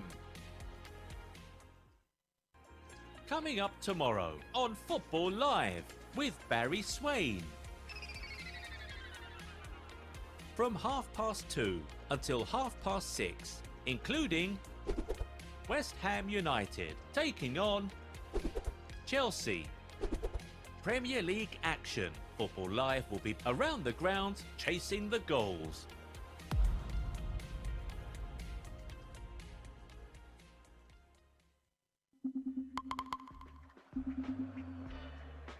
You are listening to Football Live, powered by NairaBet, with Josh Bailey. The second half has really come alive, hasn't it, over the last 10 or 15 minutes? Just to make sure you're up to speed on all the action, I shall recap you. Fulham, they are down to 10 men now as they are losing 2-0 to Brentford. The Bees doubled their advantage shortly after Fulham were reduced to 10 men. We got our update from Johnny Holmes there. It is Brentford 2, Fulham 0, and Brentford are on their way for their first win of the season and 4 points on the board. As for Liverpool and Bournemouth, Liverpool, they were 2-1 up when McAllister got sent off for a debatable challenge there, but they responded in fantastic fashion, better than what Fulham did in London, and they are now 3-1 up with a 2-goal advantage. 20 minutes to go in that game. They're down to 10 men. Will Bournemouth be able to get a goal that could give them a little bit of hope going into the final few dying embers of that tie? And then as for the game between Wolves and Brighton, then, well, Brighton, they have had a barnstorming second half. They have scored 3 goals in this game in the opening 10 minutes of the second half to make it 4-1. Wolves, they did get a little goal back to make it 4-1 in that game. Just a little bit of a redemption for them, shall we say, a consolation prize, but they've not been able to do anything since that goal. And it is Wolves 1, Brighton 4. For now, we're going to go to Johnny Holmes. Tell us about a Nigerian player that is coming on for Fulham. Absolutely. Calvin Bassey, who started on the bench today after his £18 million move from Ajax, is on. And when he woke up this morning and thought about what his debut would look like, I don't think he was imagining that his team would be 2-0 down and down to 10 men. He showed a couple of nice touches early on, including a lovely interception as Brentford looked to break forward and try and steal a third. It's possible that Fulham might be looking to shut up shop here. Bassey on, Palhinha on, and also Willian has come on for them as well. Is it a case of damage limitation? We shall see. It's Fulham 0, Brentford 2, 71 minutes played. To Liverpool now, and even though they're down to 10 men, that hasn't dampened their spirit at all because Diego Jota has just had a big chance. Yes, he has. He has been a nuisance in both ends of the pitch. Literally, his defensive work has been superb, but it was an attacking situation where he had a great opportunity to put the game well and truly to bed. Mo Salah threading the eye of the pass from about midway through the Bournemouth half. He's found Jota, who was dancing through on goal, but unfortunately he was equal to Neto at that time. But also Bournemouth had an opportunity as well. Kiefer Moore, who's now on for Ryan Christie, just missed an absolute sitter about 8 yards out. He's by himself, first time shot, and he's blazed it over the bar. It's Liverpool 3, Bournemouth 1. So the Cherries looking to get a goal back in that game. Can they get it? Well, we'll find out in the next 17 minutes. Thank you very much to Gavin Mack there. And we'll quickly get an update from Lyle Anthony Goulding there between Wolves and Brighton. Brighton, I'm assuming, are in cruise control, Lyle. Yeah, I mean, so far, since the goal, to be fair, it's not really been so much smooth sailing for Brighton. Wolves have consistently come forward. They've built some decent attacks. They've actually played some really good football here in the second half at Molineux. So, I mean, the fans haven't had much to cheer about since that goal. But like I said, Wolves have been very, very unlucky in terms of going 4-1 down. But they're actually playing some pretty decent football. So it's not, you can actually see some bright spots here for Wolves despite the 4-1 scoreline. But it's 75 minutes played here. It's still Wolves 1, Brighton 4. And now to Kane Weir, who's been watching over the game between Bayer Leverkusen and Leipzig. Bayer Leverkusen just got over the line, winning 3-2 at the Bayer Arena, Kane. But Leipzig, they pushed them to the very end, didn't they? Yeah, haven't put Bayern to the sword last week. Goals from Luis Openda and Dani Olmo couldn't stop a disappointing start of the season for Marco Rosa's side. As for Bayer Leverkusen and Xabi Alonso's team, what an absolute outstanding start of the season. So hard work and 3 team goals from Frimpong Tar and Florian Wirtz. An interesting stat was that actually in 2023, Bayer Leverkusen hadn't scored from a free kick or a corner, and they've scored from 2 today, so that's a really positive start in match day 1 for Xabi Alonso's men. An end-to-end game and a really good game to watch, but as you say, it's ended here at the Bayer Arena. Bayer Leverkusen 3, RB Leipzig 2. Thank you very much, Kane. A fantastic start to the season for Bayer Leverkusen. 3 points on the board against a Champions League rival. As for Leipzig, shall we say, not the way they wanted to start their season after so much hope on the line last year. It's really not the way they would have wanted to start. 3-2 there, 0 points to start the Bundesliga season for Leipzig and Marco Rose's side, who may be dreaming of the Bundesliga themselves. Xabi Alonso, maybe they'll be dreaming of the Bundesliga too. With that result, there's no reason why they shouldn't be. Coming up at 5:30 then, we do have the game between Tottenham and Manchester United. That is the one we are focusing on come 5:30. That is the match all eyes will be on. It's not the best game of the evening, shall we say, because coming up at 8 o'clock is Manchester City v Newcastle. Unfortunately, we won't be covering that. Football Live will be well off air at that point. So for us, it's all attention on Spurs v Manchester United at White Hart Lane, or shall we say the Tottenham Hotspur Stadium now. This is the lineups then. We'll start with Spurs. It's Vicario in goals and a back four.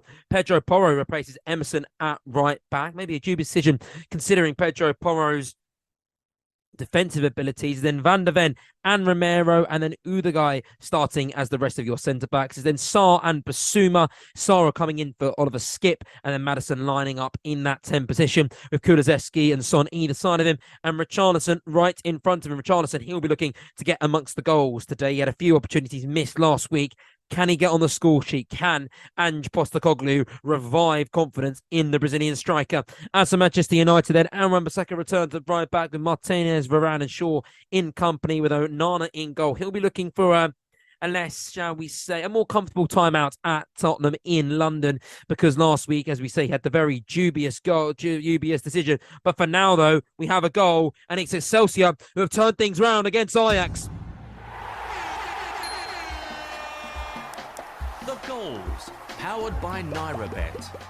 Excelsior had got level against Ajax. It followed the Ajax goal that was chalked off for VAR, and they managed to strike back immediately to draw the scores level. They don't win against Ajax, but this year they've got the bit between the bit between their teeth. They've got blood in their nose, and they can smell that Ajax are maybe vulnerable. And right now they are 2-1 up. However, karma might be about to come around because there is VAR on that goal. They do say luck comes around twice, don't they? And it's Excelsior who are 2-1 up against Ajax with VAR on that goal. And is the same thing that happened to Ajax going to happen for them? I'll just finish up on the Manchester United result then before going around the grounds because the Premier League games are very, very close to finishing. It's then Casemiro who lines up at CDM with a 4 in front of him of Garnacho, Mount, Anthony and Fernandes, and then is Rashford who leads the line. So that is that dubious formation for Manchester United they lined up with last week. Would it serve them better this today against Tottenham than it did against Wolves last week? Let's go to Jack now. Tell us about that Excelsior goal that might not be a goal, but tell us about it. Yeah, it's a goal for Excelsior. We are just waiting for that VAR check, and I believe the goal has now been given. So it's Excelsior 2, Ajax 1, and it's quite similar to the goal that Excelsior conceded in the first half. Caught at the back, I believe it was the Ajax centre-half, Javuk Medic, who was caught at the back. He tried to clear the ball, and it landed so gratefully to Agrafiotis, the Greek striker, and it was an easy tap-in for him then to make it 2-1. Excelsior have came back into the game. Ajax didn't make their first half dominance count, and this feels quite deserved for the home side. And we are just after half-time. Excelsior 2, Ajax 1. You could be about to watch a little bit of history in the Eredivisie because Excelsior do not beat Ajax very often. It's a fixture that always produces goals. There were so many goals last year and it's been matched this year, but I guess we haven't seen the end of that. I've just got a sneaky feeling that Ajax or Excelsior might either double their advantage or Ajax might get back after leading 1-0 in that game. A phenomenal day of football, but it's not over yet because we've got 10 minutes until the full-time whistles start to go around the grounds in the Premier League. That means we've got a lot of action and hopefully a lot of goals to cram into the closing moments of the 3 o'clock kickoffs. We're going to start now at Liverpool and at Anfield. They're hanging on there. They've got 10 men, but luckily they've got the 2-goal cushion there, Gavin. Yes, they have. And the game is starting to slow down a little bit now. Liverpool are still dominant. It's quite funny. It actually looks like Bournemouth are the team that are down to 10 men at the moment, just for how dominant Liverpool are. A few changes have been made as well. Notably, Trent Alexander-Arnold also hobbling off about 3 minutes ago, and Joe Gomez coming on in his place. So as it stands, it looks like Liverpool are able to pick up all 3 points, but there's still around 11 minutes plus stoppage time to go here at Anfield. Liverpool 3, Bournemouth 1. How have the Cherries reacted since going to Liverpool have been down to 10 men there, Gavin? Because you think when Liverpool, the score was 2-1, McAllister has been sent off, and Bournemouth must have really been looking to the skies and thanking their luck, really. But unfortunately, Liverpool responded in fantastic fashion. Have their heads dropped really since conceding that 3rd goal, or do they still look like that maybe they could just get 1 goal, which could spark something special at Anfield? I think the opportunity's been and gone already. 68 minutes, Kiefer Moore, who came on for Ryan Christie, had that glorious opportunity from around 8 yards out. First time shot, blazed it over the bar, and I think from that moment on, their heads were down. And since then, as I mentioned, Liverpool, they look like the team with the man advantage right now. And that really does sum up the way it's gone for Bournemouth today, leading 1-0, maybe just lacking a little bit of confidence going to Anfield. We know how things can be with ground just hoodoo and teams just having that mental block. Football is 50% mentality, shall we say, and that really seems like it's the case for Bournemouth travelling to Anfield. Got the early goal, Liverpool reduced to 10 men, but yet they still can't seem to win on Merseyside, the red side of Merseyside, shall we say. Liverpool 3, Bournemouth 1 there. We'll now go to Fulham and Brentford because Fulham once again reduced down to 10 men there, Johnny. Brentford, they responded in the right fashion, the fashion that Bournemouth didn't, by getting their 2nd goal, and they're not done yet, are they? Yeah, absolutely. Another big chance for Brentford. Visser loses his man with a great piece of movement. What a player he's been today. A real nuisance in the side of Fulham here at Craven Cottage. But he couldn't quite shift his body as he got into that position to propel the header goalwards. It bobbled through to Leno, who made the save. And then straight after that, Visser has in fact been substituted. The Brentford fans, the away fans, they rise to acclaim him. What a performance once again from Visser. Fantastic stat for you guys, in fact, is that Visser and Mbeumo have scored in 5 of the last 6 Premier League games that Ivan Toney has not started. And they kept on going. They did it last week. They've done it this week. What a performance from those two. Fulham 0, Brentford 2, 82 minutes played.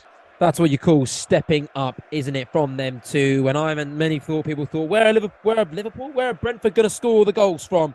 Well, there you go, from Mbeumo and Vissa. They do seem to turn up when Tony doesn't, and they're doing exactly that with his absences all the way until the start of the 2024 calendar year. 2-0 there. Brentford, they're in cruise control. They'll be on their way to their first win in the Premier League season. Brighton, they're on their way for their second win of the Premier League season. They've scored 4 goals in both. They're 4-1 up against Wolves. Are they on the beach there, Lyle?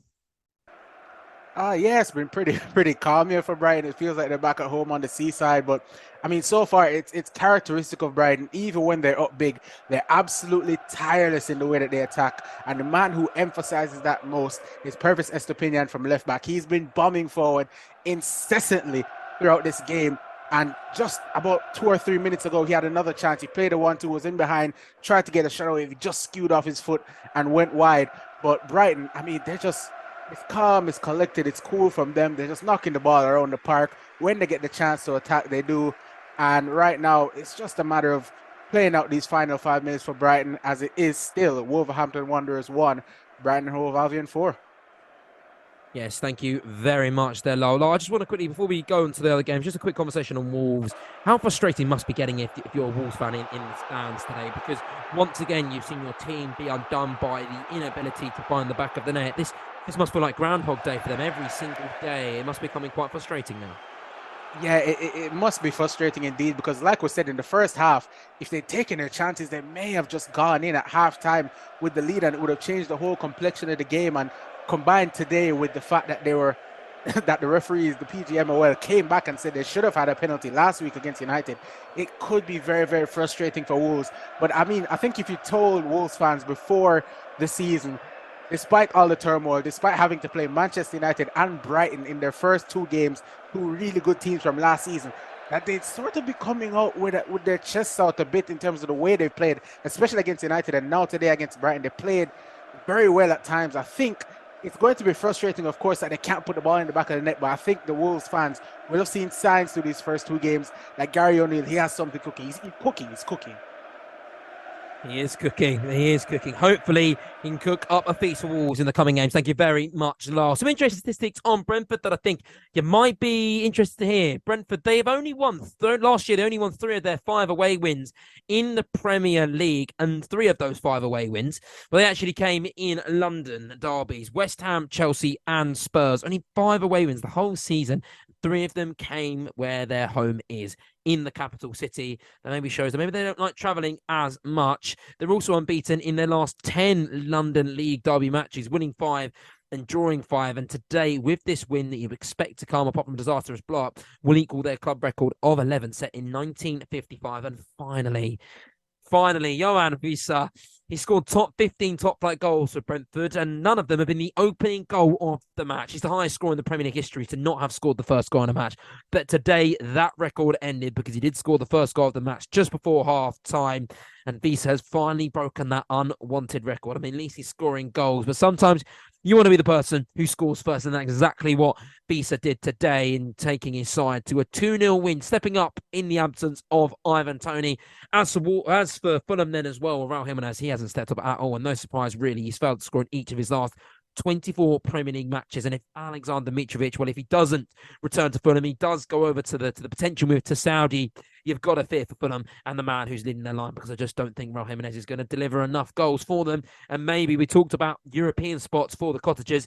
They could be finding themselves fighting for survival in the Premier League and back to the Championship. They possibly could go. We're going to go around again to get some updates for shortly. But right now, I will give you some updates and some final scores in the Bundesliga. Augsburg and Mönchengladbach. That was a phenomenal game. Unfortunately, Kim, probably should have had you there because there was an 8-goal thriller between Augsburg and Mönchengladbach, 4-4 there. Hoffenheim couldn't get back against Freiburg. They got a goal, but they couldn't find their second, losing 2-1 at home against Freiburg. Leverkusen, they obviously beat RB Leipzig 3-2, as our reporter Kane Weir brilliantly described. Stuttgart ended up routing Bochum 5-0 there, and Wolfsburg, they steadied the ship and won 2-0. And coming up in a very short while is Borussia Dortmund BFC Cologne. Matthew Key is on that one for you. That's kicking off in a very short while, and on the 45th minute currently going into half time. Real Sociedad are beating Celta Vigo 1-0. That is all your scores in Europe currently. I will give them to you as the games go on. For right now, though, let's go back to the Premier League because we're in the dying embers of these games. Anything can happen. And I say anything because Bournemouth just had a massive chance there, Gavin, mate. Absolutely giant chance. And this is when you know it's not your day. The ball's come through to Justin Cliver, who has got a clear shot on goal and has drilled it straight at Alisson. And the rebound was then bundled away. It's just when it rains, it pours almost. And I think that's what the situation is there for Bournemouth right now. And I think they're just going to be resigned to a defeat today. And the opening goal scorer for Liverpool, Luis Diaz, he's just come off with a minor injury as well. But they've gone a little bit defensive with that substitution as well. They've brought on Simicas in his place. It's Liverpool 3, Bournemouth 1. Gavin, will Liverpool be happy with their performance today, or will they feel like it was unconvincing? How do you analyse the game today?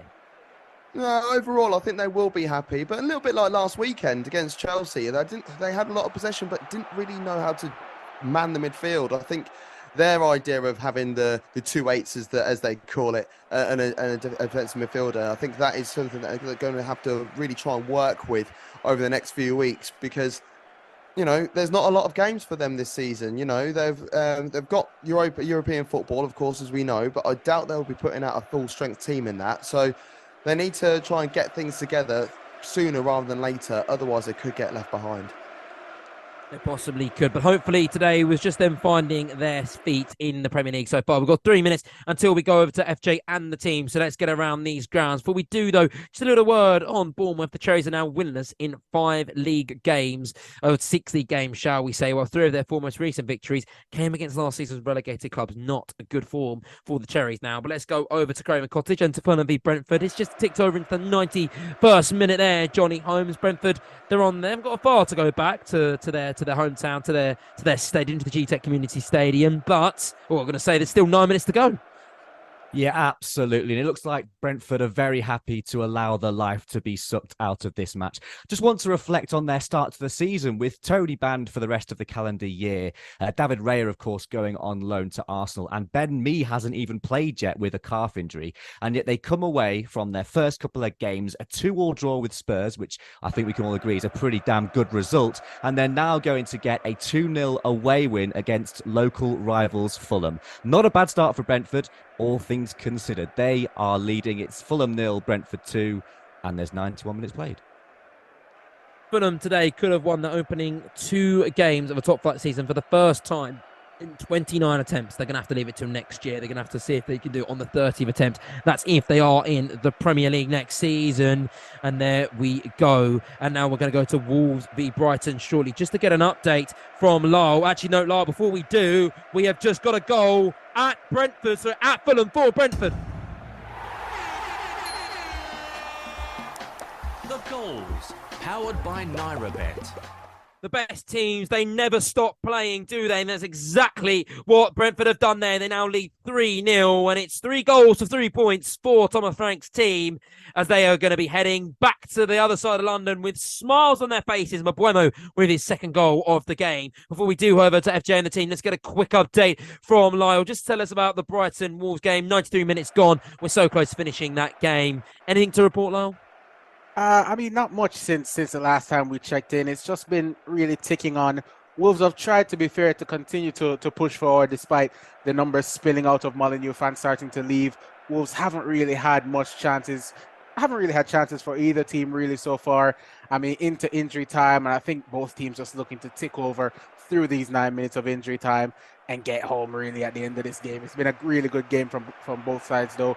With 93 minutes on the clock, it's Wolves 1, Brighton 4. Thank you very much, Lyle. We're now going to hand over to FJ and the team. But don't worry, Football Live isn't over yet, because we are yet to bring you Manchester United v Spurs coming up at 5:30. But now to FJ.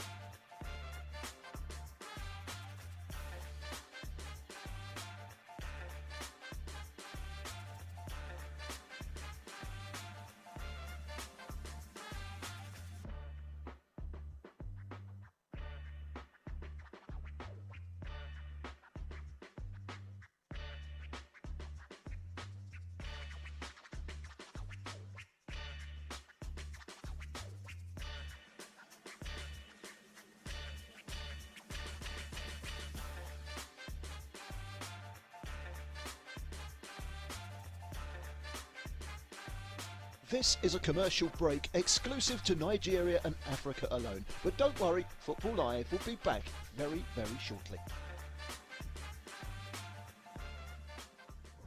Sports Radio 88.9 Brila FM.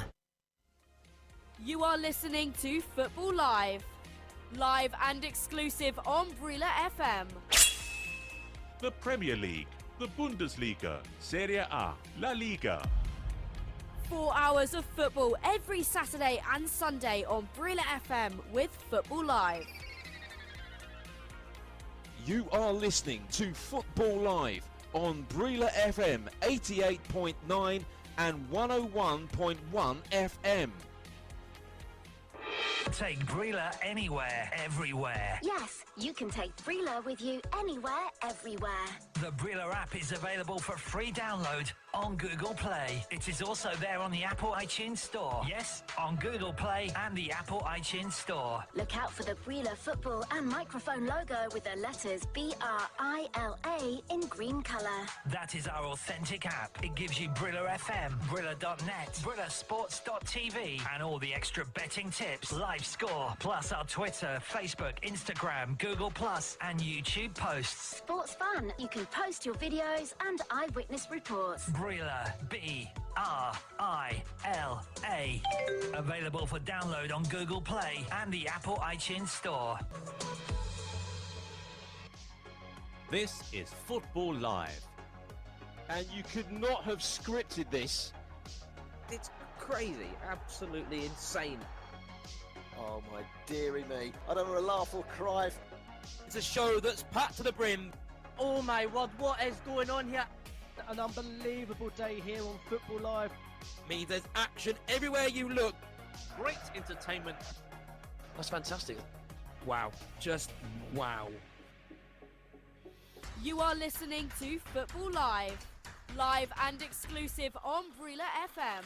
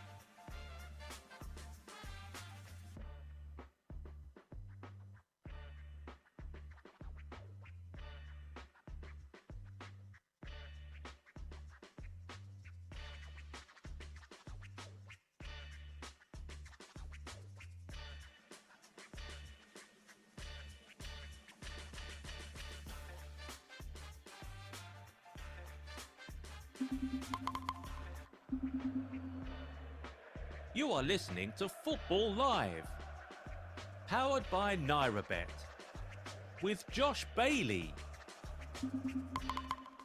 A first half of the show that has absolutely flown by. It has been goals galore and action-packed. There's not been a second for us to catch our breath. But now, unfortunately, shall we say, that all the Premier League games have finished, the ones that are kicking off at 3 o'clock. And what a few games we had, really. We had Fulham losing 3-0 to Brentford. We had Liverpool beating Bournemouth 3-1. And we had Wolves being absolutely annihilated by Brighton, with the Seagulls winning 4-1 there. We're going to get round to our reporters now, and we're going to start at Anfield with Liverpool, who won 3-1 in that game. They were 1-0 down at one point. They then got it back to 2-1. Then they were reduced to 10 men, but they scored one soon after, and somehow, despite it going all against them, they're leaving Anfield with 3 points there, Gary.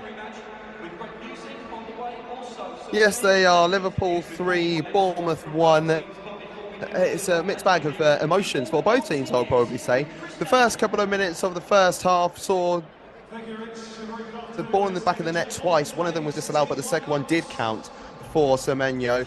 Liverpool dominated the game for vast periods of half, equalising with a goal from Luis Diaz and then a rebounded penalty from Mo Salah. The second half saw Liverpool continue their domination in that same vein. However, a red card from McAllister, a dubious one to say that, didn't dampen their hopes at all, and they found a way of getting a third goal. Diogo Jota getting himself on the score sheet as well. Bournemouth never gave up throughout any of the game and was still creating chances right until the death, with Traore getting very, very close, dancing through many bodies before being met by Alisson, who was equal to pretty much everything today. Final score at Anfield, Liverpool 3, Bournemouth 1. Gavin, let's just talk about both these teams briefly. Then I asked you whether Liverpool would have been happy with that match. You responded maybe it's a few early in the season jitters. If you look at that team now and look at what you saw today, what do you think Liverpool have to improve going into the next few weeks if they are to build on today's performance? They need to work on their midfield at the moment. I think that is the most important thing. They started today, same as they did last week, with McAllister, Szoboszlai and Gakpo in their midfield three. Not enough balance there, not enough legs in the park. And we understand that they have made that signing, and he did actually get some minutes today at Wataru Endo. And also they will be without Alexis McAllister, unless they win an appeal, which they probably won't in my opinion. But they have to work on that at the moment. I think defensively they look sharp, they look good. There was a couple of worrying issues, but on the whole they look great. And going forwards, they create enough opportunities, but it's the midfield where they need to start working on.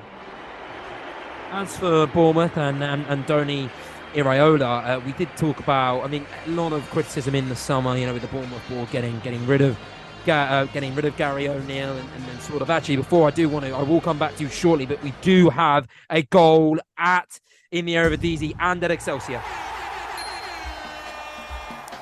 The goals, powered by NairaBet. I'm not sure what it is about this fixture, Jack Hesson, but it always produces goals and it all produces drama. There's been 4 goals there, and it's 2 apiece with Ajax equalising, Jack.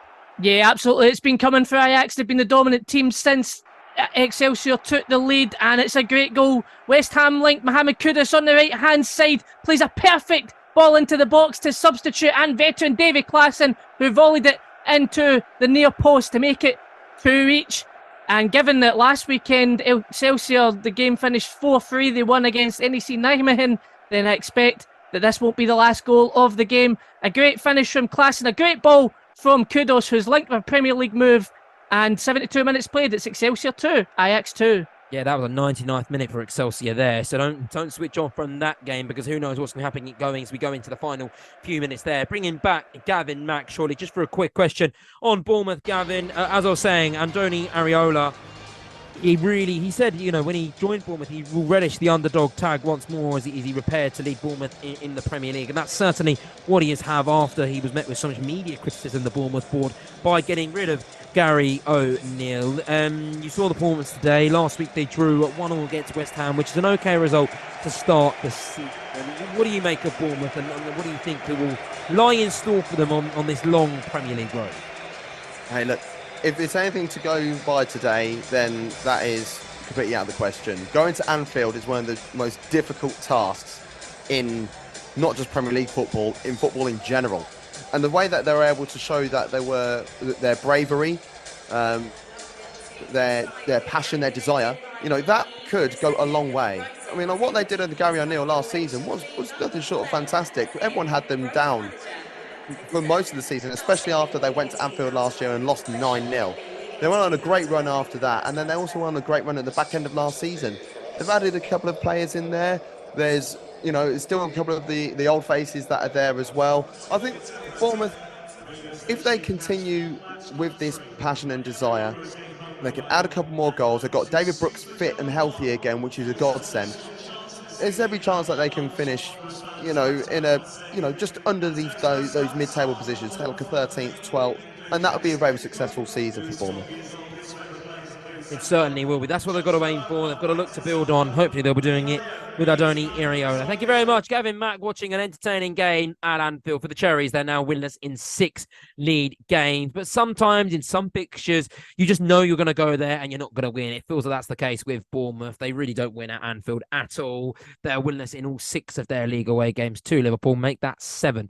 Now, there are just some places for football in which you go and you don't win, and you just got to chalk it as a day at the office, which you knew you weren't going to have the best of luck going into. Thank you very much, Gavin. We're going to head over to Johnny Holmes now and talk us through the Fulham v Brentford game. It was a real tight affair, wasn't it, in the opening 45 minutes, but Visa scoring his first Premier League goal for Brentford. That's a very confusing way to say it, but he had different things to say about that. And then since that point, since that Visa goal just before half-time, Brentford never really looked back, did they, Johnny? Well, it's a game of 2 halves, as we know. It's quite the cliche, but that's the way it panned out. At what point does poor become calamitous? You just have to ask those Fulham fans at Craven Cottage. As Mbeumo did get a third, made it 3-0 to Brentford. He stuck the knife in. It was squared to him after it was worked beautifully on the right-hand side. Squared across, easy tap in for Mbeumo. He makes it 3-0. Fulham also went down to 10 men earlier in the game. And after they beat Everton narrowly 1-0 through a 73rd minute Kadeva Reed strike, which they rode their luck in that game, and maybe that came to the fore here. They're not getting the goals. Raul Jimenez was the nowhere man, and his nowhere land was Craven Cottage today. 3-0 to Brentford. Yeah, thank you, Johnny. In terms of Fulham, we'll talk about both teams. We'll start with Fulham today.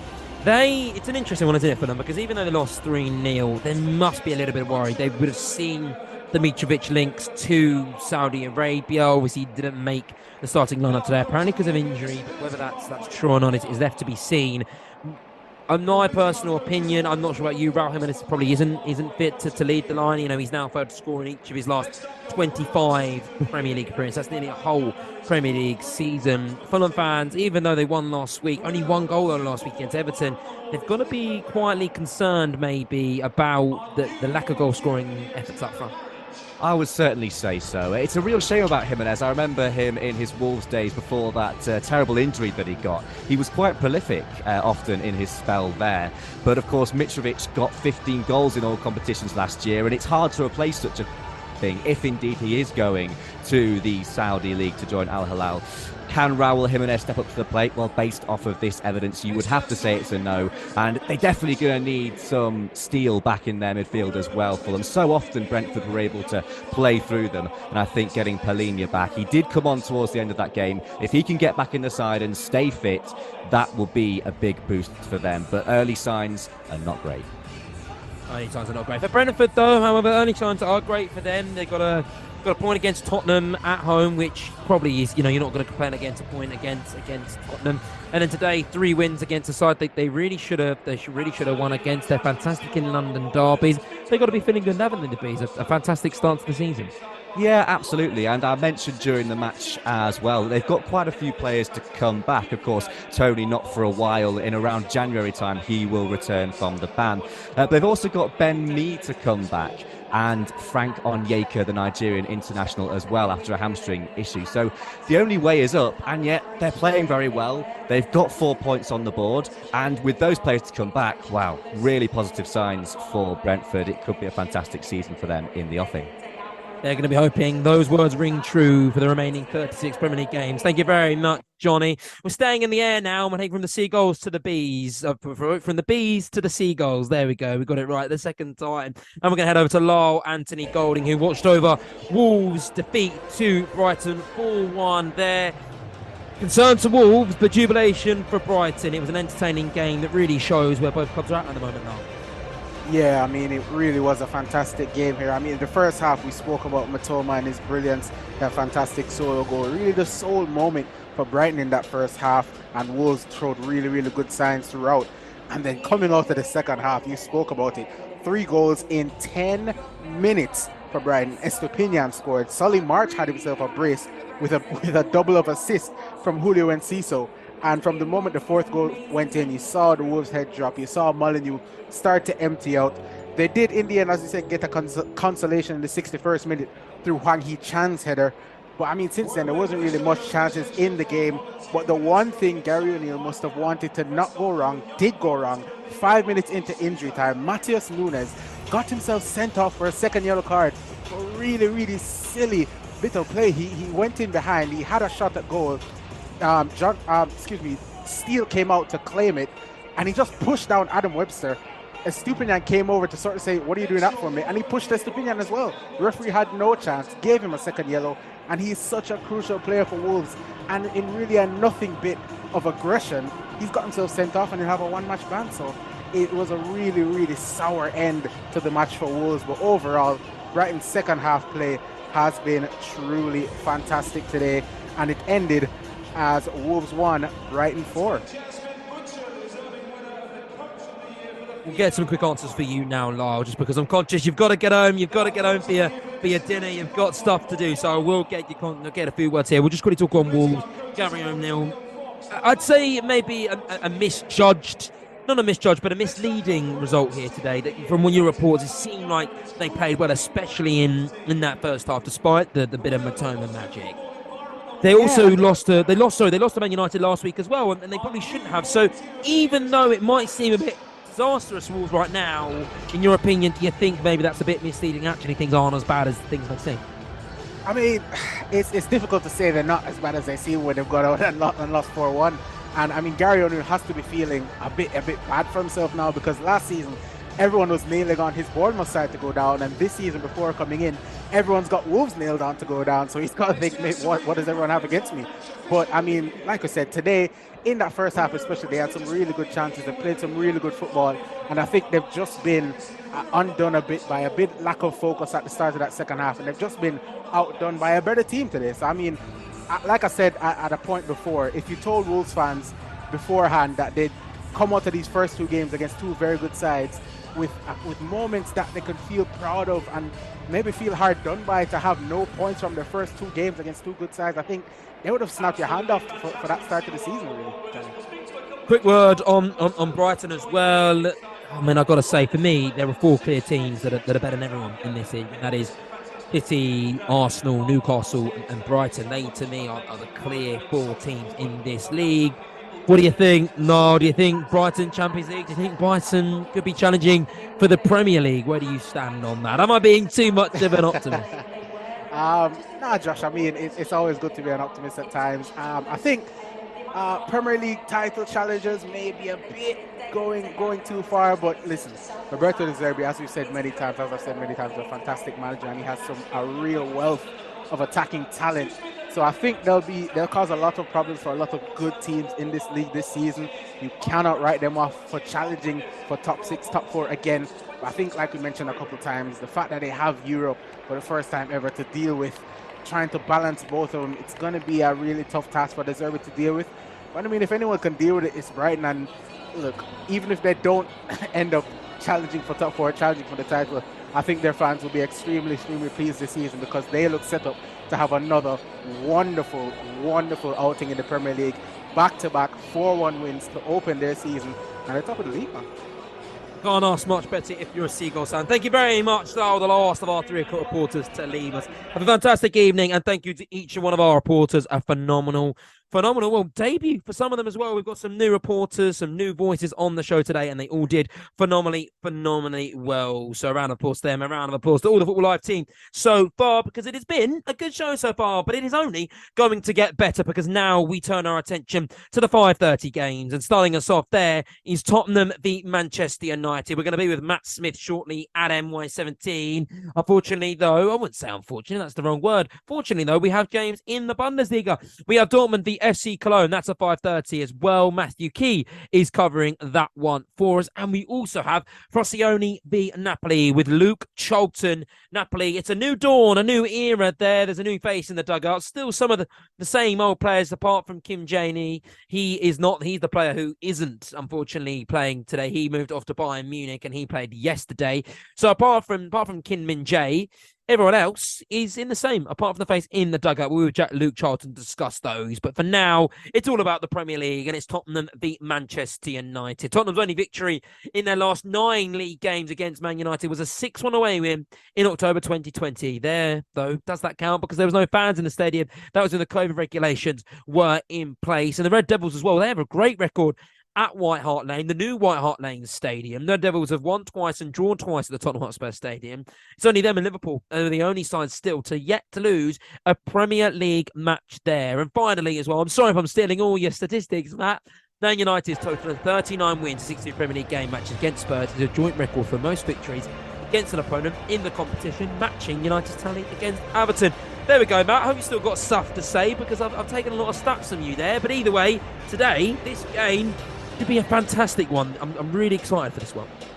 Good afternoon, Josh. Yeah, you're full of stats today. Good afternoon, Football Live listeners. It's a big one tonight. Ange Postecoglou's Tottenham Hotspur versus Erik ten Hag's Manchester United.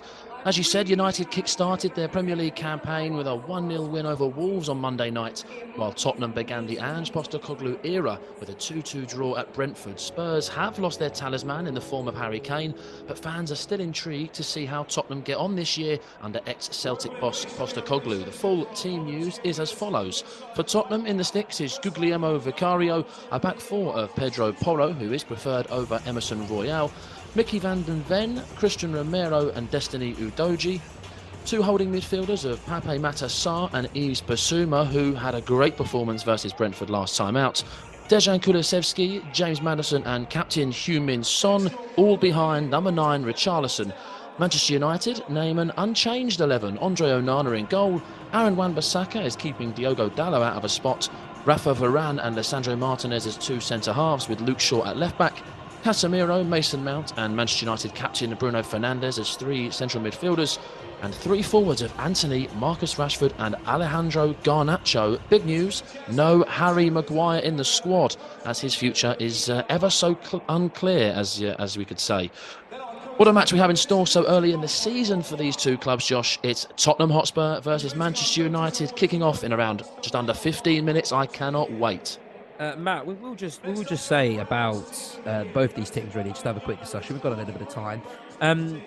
Tottenham, we'll start with Tottenham then. Ange Postecoglou, I'm not sure if you caught the game last week against Brentford, but it was a promising start to his era. Brentford's a very, very hard place to go and get points. Not many teams do. Barely any teams go out there and win. I think it was only City and it wouldn't have been Manchester City last year, but Man City didn't win there last year. I think it was Arsenal that went and got their points, but not many teams do go there. So, but they got a point there. Is that the GTEC Stadium was very promising, and today we know Spurs have got the teeth out. We know the buzz around the stadium must be phenomenal. What does it feel like there at the moment? Does it feel like a new era? Do the Spurs fans feel like they're what does it feel like?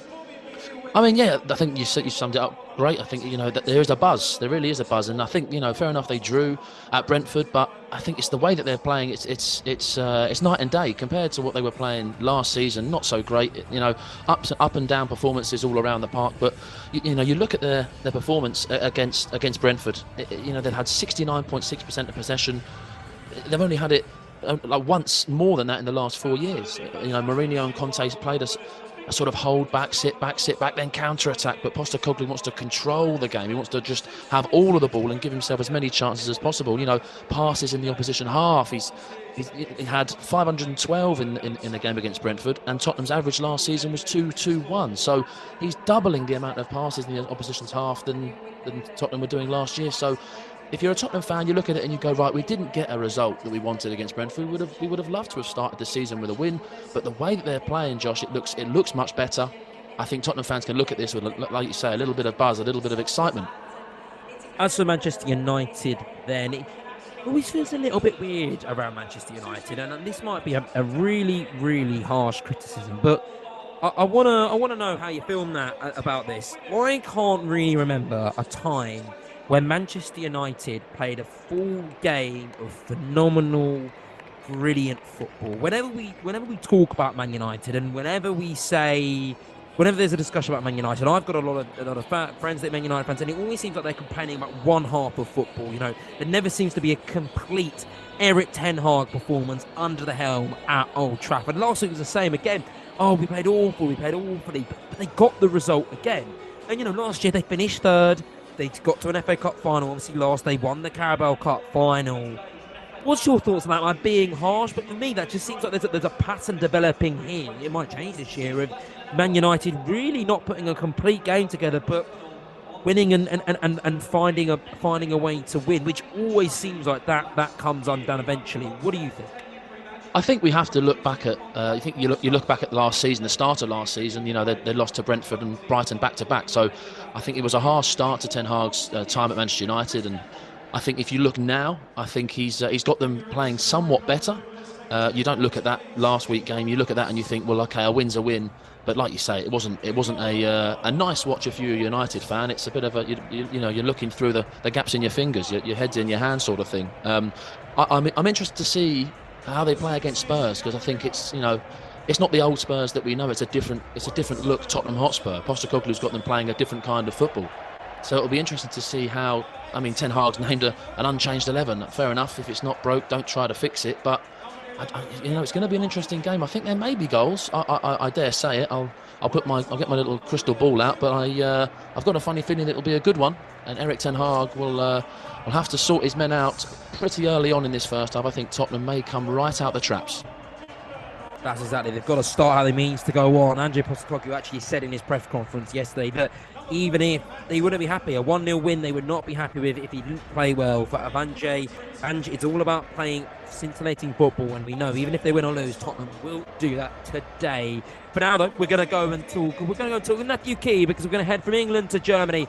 We're going to go to Borussia Dortmund v FC Cologne. This was two teams that technically coincided at the end of last year, because Borussia Dortmund, they missed out on Bundesliga on goal difference, and that was thanks to FC Cologne being unable to get a draw against Bayern Munich. Their result at the end of the day against the 11th time in a row Bundesliga champion, shall we say, was the reason why Borussia Dortmund lost the Bundesliga. So maybe there could have been a little bit of tension between these two teams today. And Matthew Key, but for Dortmund, it's all about forgetting about last year, focusing on this year and continuing their form that they had last year. And maybe if they can continue it, guide them to a Bundesliga title.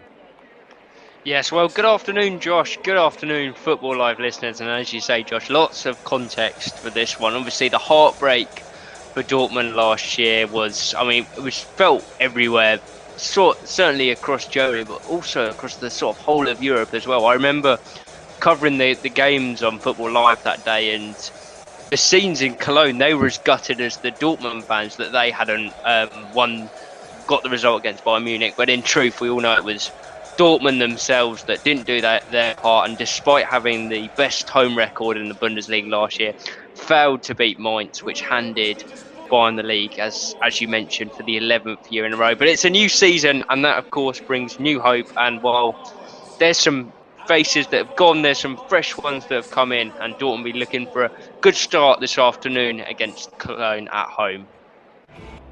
Just a quick word on Dortmund, Matthew. Last year, really, they were the best team in the Bundesliga by far, and who knows why they were unable to get their first Bundesliga title in a very long time. One defeat in the 19 league outing after the World Cup. They picked up 14 wins and 4 draws. They were absolutely brilliant. Do you think they'll match that form this year, or do you think the Bayern Munich will just be a bit too strong for them, and maybe even Bayer Leverkusen? It's a tough one. It certainly looks more competitive this year, and you do have to say that Borussia Dortmund team has got a massive Jude Bellingham shaped hole in it now, and that's, I mean, we talked about it with Kane obviously going to Bayern Munich, that he's an irreplaceable player, and Bellingham certainly looks like that as well. So it's going to be tough to for Dortmund to be as good as last year, you feel. And with the sign of Kane to Bayern Munich, they fixed their striker problem, which was what you'd say was their number one problem last year. So it's looking like a much tougher task this year for Dortmund. But you never know. That's the beauty of football. That's why we're here. And even though Bayern got off to a good start yesterday, emphatically winning, Kane obviously getting on the score sheet as well, Dortmund can only do their own job and see what happens. They've got to win today, get off to a good start.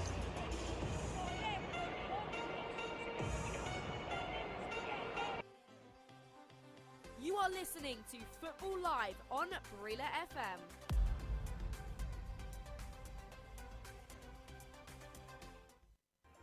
Coming up tomorrow on Football Live with Barry Swain. From 2:30 until 6:30, including West Ham United taking on Chelsea. Premier League action. Football Live will be around the ground chasing the goals.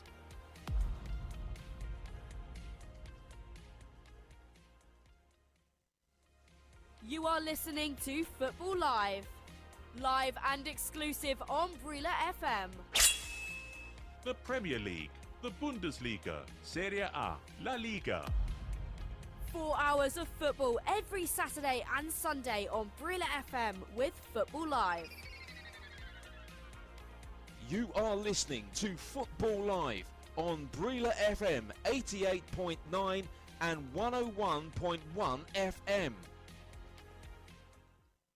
Domestic football is back and NairaBet has you covered. Fancy a free bet to get the season underway? Place an acca with 11 plus selections and get a 500 Naira free bet every day. Football is finally flowing again and you have plenty to pick from.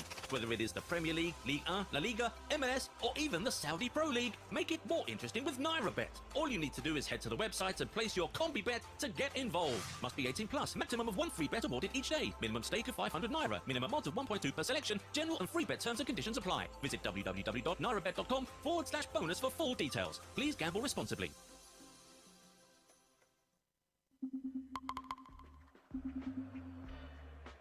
You are listening to Football Live, powered by NairaBet, with Josh Bailey.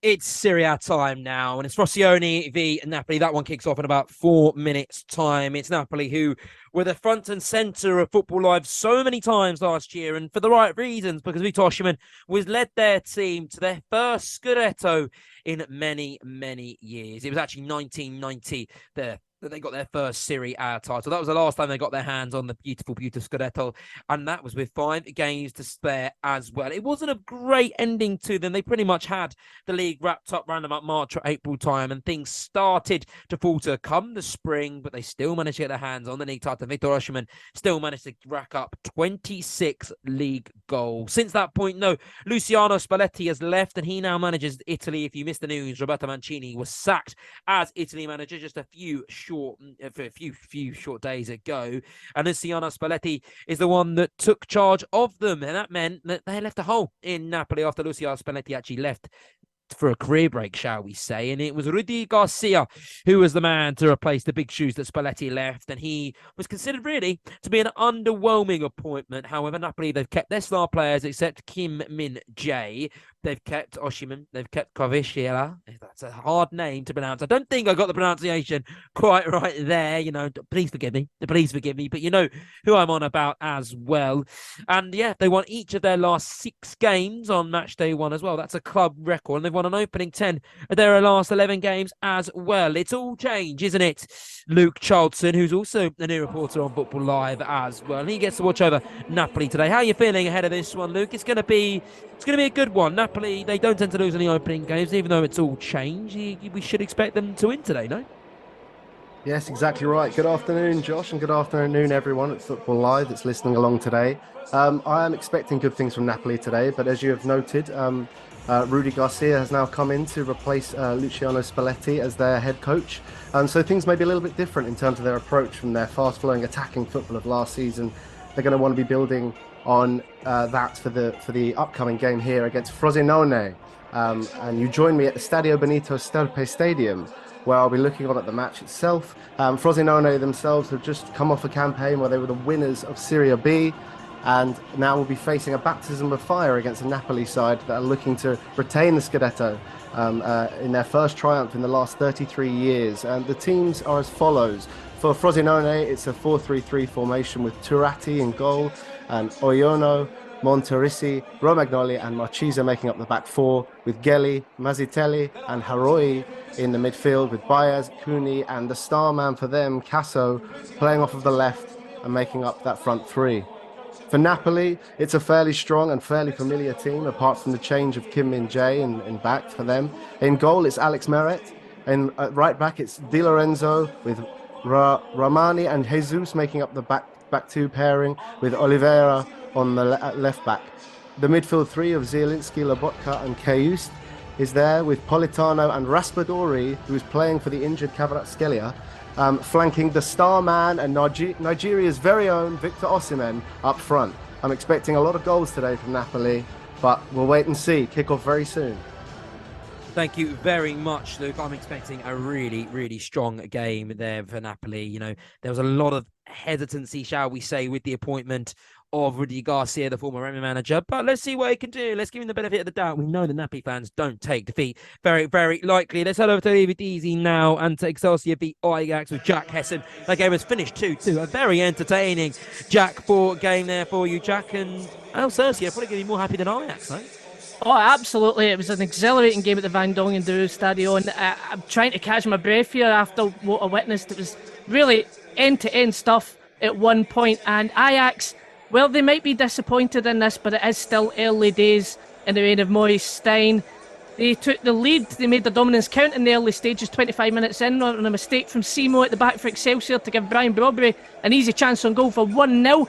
They equalised by Seop Homans 45+1 into the first half even, to make it 1 each. Then into the second half, they took a shock 2-1 lead, Excelsior, and it was Ajax's turn at the back to make a mistake. As the ball cannoned off of Lazarus Lampu onto Agrafitios, who scored last weekend. He got a goal this week as well, 2-1. Ajax sprung the changes, and it did work when Mohamed Kudus on the right-hand side played an excellent ball into David Klaassen, who volleyed it in for 2 each. It looked like it was going to be 3-2 as well when Kenneth Taylor's ball across the face of goal fell to Klaassen for his second. Point-blank range, excellent save from Van Gassel, saved the points for Excelsior. As for Excelsior next weekend, they've got Fortuna Sittard as they look to try and keep their excellent start to the season going. And for Ajax, well, off the field there's issues with Mohamed Kudus, who had a bid rejected by West Ham today, so questions about his future. They also have a break in their league action as they come up against a double-header against Ludogorets Ratsgard next week and the week after. And yeah, an excellent result from Excelsior. I'll just give you the last 4 games against Ajax. They lost all 4, 4-1, 7-1, 6-2 and 7-1, and they've got a 2 each draw today. And I think that says a lot about how well they've started this season. So full time at the Excelsior Stadium is Excelsior 2, Ajax 2. The ball is rolling in all our 5:30 games then, and we're going to head over to NY17 now, into the Tottenham Hotspur Stadium for Spurs v Manchester United, a game that has so much riding on it for both teams this early in the season. Matt, let's go to you now then. Let's discuss the opening couple of minutes. How has it gone so far? Well, Tottenham have controlled the possession as I think we expected it to be. I think Postecoglou likes to have the ball all the time.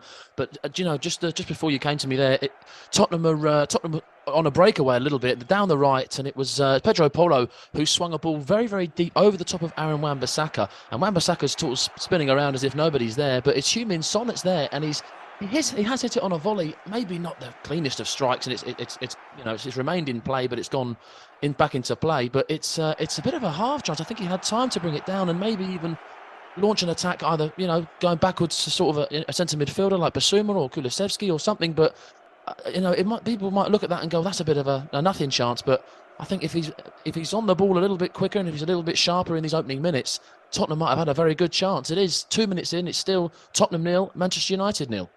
I was going to say, Matt, that really did look like that should have. He had a lot of time to take that ball down and to control it there. Maybe a bit more time than he thought he did. As for Spurs and their front lineup, and we'll talk about Man United on the other side of the ball, the fact that their lack of their right number 9 there. Obviously, they've lost Kane, so Richarlison's there, lacking confidence. I mean, I think it's very easily, missing to get away with him in Son and the form he's shown in the Premier League, but we're forgetting that he came off his worst Premier League season in a very, very long time. So for you, are you worried? And Kulusevski as well didn't have the best season last year. For you, are you worried about Tottenham and maybe their lack of goals? I think, goals win games. It's simple as that. And if you haven't got a talisman like Harry Kane, like you said, if you've got a Richarlison who's maybe lacking in form and Heung-min Son's on, like you say, off the back of a poorish season, same as Kulusevski, it's difficult to see that. But I think the fact that Tottenham have gone and bought Kulusevski on a permanent, the fact they've brought James Maddison in, the fact they've made Heung-min Son captain, and the fact that they're sticking with Richarlison, I think Ange has given these forward players a lot of confidence, and it's a case of, right, I've given you your start, let's see what you can do. I think if Richarlison doesn't start the scoring week in, week out, and doesn't become a prolific goal scorer, Ange, I think at his time at Celtic, he was very cutthroat with players that didn't perform. So he might be on his way out, or at least on the bench, So I think it'll be interesting to see. It's a very, very sort of formidable front four if you look at it. They're all quality players where, like you say, you look at United and maybe they don't have that so much. As for Manchester United and we're looking at their number 9 position in general, Marcus Rashford starting up top today. What are your thoughts on that Man United and that gaping number 9 hole? It really did seem so. Everyone spoke about it coming into this transfer window. They need a new striker, and somehow they've gone this whole period without bringing a proper number 9. That just seems almost idiotic, shall we say? Let's be harsh. It's idiotic for Manchester United. Still having Marcus Rashford leading the line. Do you think that's more Erik ten Hag believing in Marcus Rashford to be able to lead the line? Or do you think that might be maybe with the Manchester United board not willing to invest on that? And if so, how concerning is it? Because you just feel like Man United aren't gonna take the step on it. And when I say they've got their number 9, do they think that obviously the player they signed from Atlanta is good enough? Yeah, he's 20 years old, this Rasmus Højlund. He's 20 years old and he's already injured. So whether that comes down to the scouting side of things, okay, he's come with this back problem. He's already got a back problem and he hasn't even played a minute for Manchester United yet, and he's already got a problem. So it's scratch your head moment. I think there's so many strikers in this market, and let's get it right. Manchester United haven't had a quality world-class number 9 that has maybe stayed at the club and has, Zlatan Ibrahimovic, you look at that and you go, well, maybe that was a good signing, but that was what, a year, 2 years? That's a little bit of not a panic buy, but it's someone just to stop the gap, It's someone to just, let's have him for a year and 2 years until we can get someone that's going to be a little bit younger, and we'd have 4 or 5 year contract, that sort of stuff. So you look at Zlatan. We're going back as far as maybe Ruud van Nistelrooy. Martial's not up to speed. Rashford, I'll be honest, is not a number 9. It didn't work against Wolves. He's much, much better off the wing. And I think a lot of Manchester United fans would agree with me that he's much better off the wing. So, I know you said, it's Rashford. Is that a case of Ten Hag looking at him and being sort of confident with him at number 9?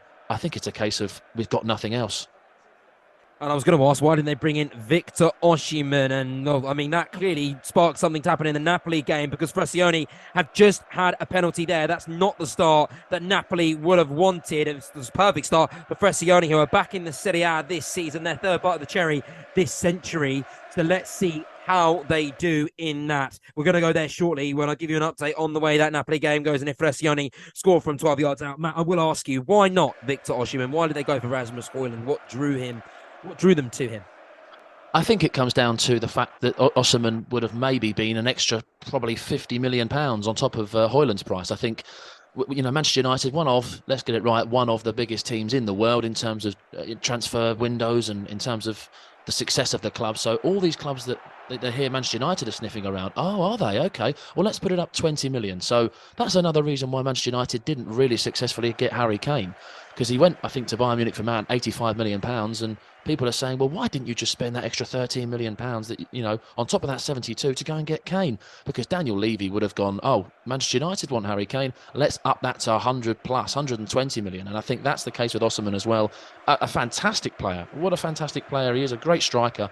But I think it would have been really burst in the bank for him. And I would say it's worth it, but you've got to be careful with these FFP rules, the financial play, all that sort of stuff. So it's difficult to see where this number 9 is going to come from. Højlund's got to hit the ground running. It's a bit of pressure for the 20-year-old, and he's got to get match fit. Bresciani have scored against Napoli.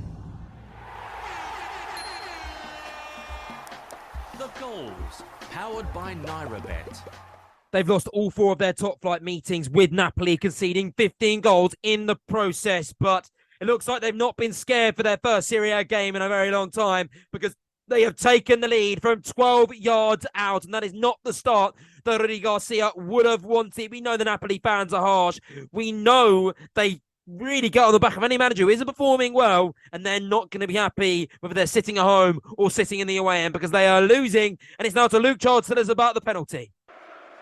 Yes, it's Frosinone 1 and Napoli 0. It's a brilliantly converted penalty by their striker up front for Frosinone. There was a long check from VAR just to see if the tackle that was put in by Cajuste was actually a penalty-worthy shout. But after review, it was clear that he'd taken out the man when trying to clear the ball. And it's all at sea, really, from a corner that's played in. And the penalty in itself is calmly slotted away by number 21 for Frosinone, Harui, to put them in the lead against the current Scudetto champions, the Serie A champions from last season. The home fans are absolutely loving it and are going wild.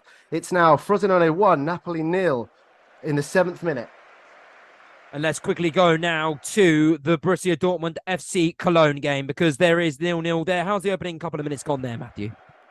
Oh, it's been a bit quiet, to be honest with you, Josh. Not what you'd expect for Dortmund at all. Teams walked out to that world famous yellow wall, You Never Walk Alone, blaring out on the speakers and in the stand. There's an incredible sort of pre-match atmosphere. You'd think that would inspire Dortmund, and part of their success last year was getting off to fast starts, but that's not happened here at all. You're used to them sort of pressing really high, winning the ball, playing really quickly, but no, just sort of settle down into a rhythm. Dortmund controlling possession, but yet to have a clear-cut shot really in this one. 10 minutes gone, Dortmund 0, Cologne 0.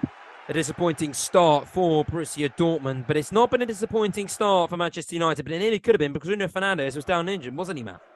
Yeah, he was indeed. It was a clash of clash of knees, but I think a little bit of studs up from the Tottenham player. I think it might have been Basuma against Bruno Fernandes. So there's a 50-50 ball, but Basuma maybe a little bit extra on Bruno Fernandes, which that's football. We don't mind that. But he was down receiving treatment for maybe 2 or 3 minutes, so you can expect a few minutes at half time to be added on. But Tottenham, as we expected, have had the majority of the ball. Manchester United are giving it away a little bit willy-nilly, a little bit careless. Rashford looks, dare I say it, already a little bit lost up there. A couple of offsides here and there. Manchester United have had the better chances in the opening 10 minutes. They've had 2 corners back-to-back. Varane with a header that had to force a tipped-over save from Vicario. So Manchester United may be having the better chances, but I don't think Ange Postecoglou will mind as long as there's no goals conceded. It's 11 minutes played. Tottenham Hotspur 0, Manchester United 0.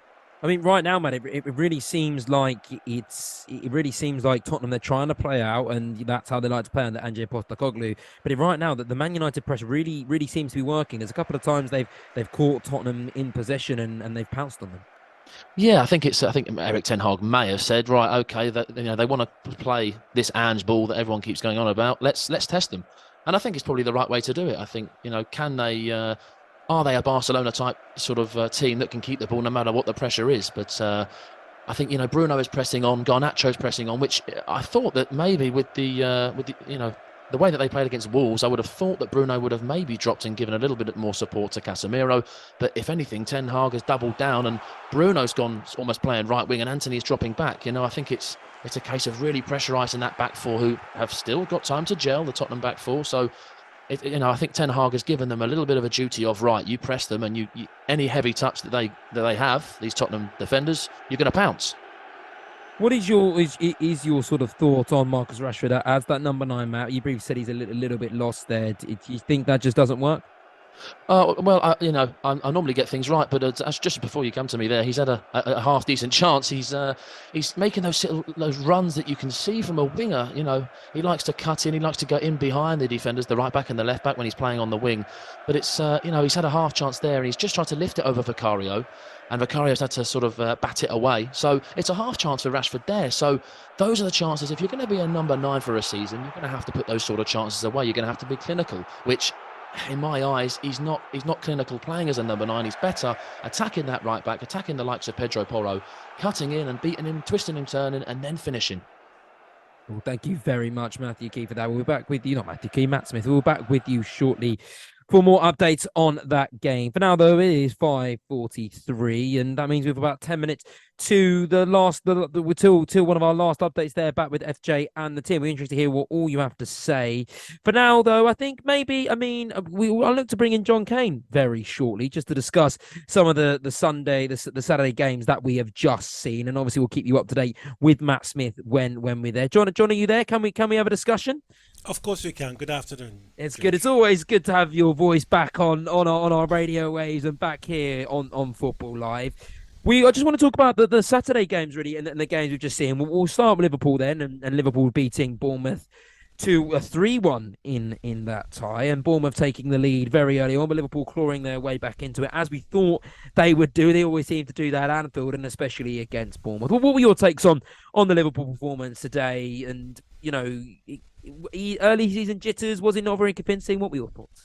I thought they played quite well, to be fair, especially when they gone 3-1 down, and our reporter Gav Mack was actually spot on. They seemed to be played better when McAllister got sent off. The sending off was a bit harsh, I thought. I'm sure people will make their own judgments. We've heard quite a few people who called up, and I thought it was a bit harsh. It was 50-50 chance, but the referee just decided that it was actually it was McAllister who was the one who was at fault. But I thought Liverpool done well today. Their performance obviously was much better than they played against Chelsea last weekend. Which we know Chelsea always play very well against Liverpool, regardless what team they put on. I think some sort of the mentality style thing. But I thought Liverpool done well today. They got the job. They got the 3 points. That's what matters for your club today. Like I said, with 10 men, they played really well, and they fully deserve the 3 points in the end. I mean, that was the McAllister shot, the McAllister red card, wasn't it? That they were speaking about while we were on the advert break. A lot of people saying, was it a red card? Wasn't it? What were your takes? Do you think it was a red? No, I don't think it was a red. I thought it was a 50-50 chance. But in the end of the day, the referee, I don't even know he'd gone to VAR or not, to be honest. But either way, it's history now. It's been given. He's out. But I think when it comes probably to the appeal, maybe they can get something out of it if they decide, which I'll be very surprised if Liverpool don't appeal that decision, because I thought it was a 50-50 chance, and I think McAllister might got a chance of trying to appeal it. As for Liverpool, and again, it just seems like their problems creeping up with their midfield sort of time and time again. They have brought in that Wataru Endo, who should solve those problems. Do you think he will? Because once again, they were just overrun, lacking that engine, lacking those legs in that CDM position. Yes, I think any addition that comes into the club is very vital to Liverpool. They've seen missing out on a few players already to Chelsea, and getting a couple of 3 players already. I think that's what they need to do. I think Jurgen Klopp, especially losing Fabinho and Jordan Henderson, both gone to Saudi Arabia, of course. Is some sort of like a need to build up in all places, defence, midfield, and up front. So it would be a good addition, and I'll probably think that there are going to be more coming in as well. Lastly, on just Liverpool, what do you think their expectations are for this year? Is it top 4? Will it be disappointing if it's not top 4? I think probably Liverpool fans will look and see that last season was just an odd season for them, and then this season they'll come back strong and try to chase Manchester City. It won't be an easy task, but I think their aim will be to finish in the top 2, even winners. Can they do it? I think they've got a big chance. Yes, they have got a chance, same as any other club. but I think their chances are much higher than all the rest of them. Chelsea are in a building situation. I think the only team that probably can sort of disrupt them will be Newcastle, because Newcastle under Eddie Howe, they play brilliant football. The results that they get is fantastic. Yes, 5-1 last weekend against Aston Villa, but Aston Villa are a good team. You know, Aston Villa are no pushovers, and that result was a big result for them at St James Park. But I honestly think that Liverpool, Manchester City, and Newcastle will be the one of the three who actually will be going forward to become champions come next May. And maybe just Brighton. But we'll talk about them a little bit shortly. Maybe just Brighton, that's maybe right. just Brighton. Maybe just Brighton. Let's not rule them out. We need to get on this Brighton hype train. We need to get on it. Thank you very much, John. We're with you again shortly. Let's catch around our games around Europe then. Let's go to Matthew Key first, because Borussia Dortmund, they're coming off the back of a campaign which saw them miss out on the Bundesliga by the narrowest of margins. A goal difference deficit was the reason why they weren't champions last year, but they haven't started the way they would have wanted. Matthew Key and Cologne have just hit the bar. Yeah, not at all, Josh. I mentioned in my last report that it's been a slow start, and it's continued. We're 18 minutes in now. Dortmund yet to really test the goalkeeper and sort of just keeping the ball round the back. It's all very pretty, all very nice and easy, but Cologne are waiting for any little mistake, and there was one there. It was Hummels, the experienced centre-back. You wouldn't expect it from him, but just completely gives the ball away. Cologne break really quickly, and it's really good play from David Selke, who manages to put a defender... to turn away from a defender, shoot, and save from Kobel onto the bar and out for a corner. That gave the Cologne fans lots of hope, lots of excitement. And the Dortmund fans, you can already tell that there's a bit of nerves in the air. They don't want a repeat of what happened last year after 34 games, let alone this early on. So, yeah, nervy times here at the Signal Iduna Park, but still 0-0 for Dortmund. We've played 90 minutes and it's Dortmund 0, Cologne 0. What exactly aren't Dortmund doing, Matthew? Why are Cologne maybe playing better right now? Well, as I said, it's the lack of pace. Obviously, with Dortmund, it's what made them so successful for so much of last season was the speed of the play, getting it out wide. They've got the pace of Marlon on the wing. They've got the technical quality of Royce and Brandt, but they're not using it at the moment. Not getting into Hilaire at all. Need to speed it up a bit. Need to even the shot just from outside the box, test the keeper, might get the crowd going, because at the minute don't associate it with Dortmund and their stadium, but it's quiet at the moment. Thank you very much, Matt. We're now going to go to our other Matt Smith, who is at the Tottenham Hotspur Stadium, 0-0 there currently. Any developments in that tie? Seems like it's a little bit quiet right now. Yeah, a little bit quiet. It's no sort of out-and-out chances, but Manchester United had a very good sort of 10-minute period of growing confident going forward, and then Tottenham have had the last 5 minutes maybe coming into it a little bit more. Kulusevski is the danger man down that right, and that seems to be where Tottenham are going all the time. I don't know whether that's they're looking at that and looking at Luke Shaw and going, well, he's maybe a yellow card, a walking yellow card. So they're maybe taking advantage of that a little bit. Kulusevski He's forced them to give away 2 corners, United. So Kulusevski is the danger man at the moment for Tottenham. Not a lockdown Humanson's side, but he won't be complaining. Manchester United are just, having to defend a little bit firmer, a little bit harder than they were in the first 10. But it's 20 minutes in. It's Tottenham Hotspur 0, Manchester United 0. But let's talk about Kulusevski as well there, Matt, because he has got into a few problems with missions down that right, but it's been a one-on-one situation, and you'd really expect him to do better. Both times he should run into his man. Yeah, absolutely. I think a few times Luke Shaw has pulled players back and had to maybe give away a foul, but Kulusevski is causing a little bit of problem for him. I think it's a case of Luke Shaw just remaining professional and remaining. He's got a job to do here. He can't let Kulusevski skin him, but he also can't be too rough and pull a shirt back. An early yellow card. It's you're looking to get hauled off, and that's not what you want in a big game like this. Thank you very much, Matt. We'll be back to you very shortly. But for now, let's go to FJ and the team.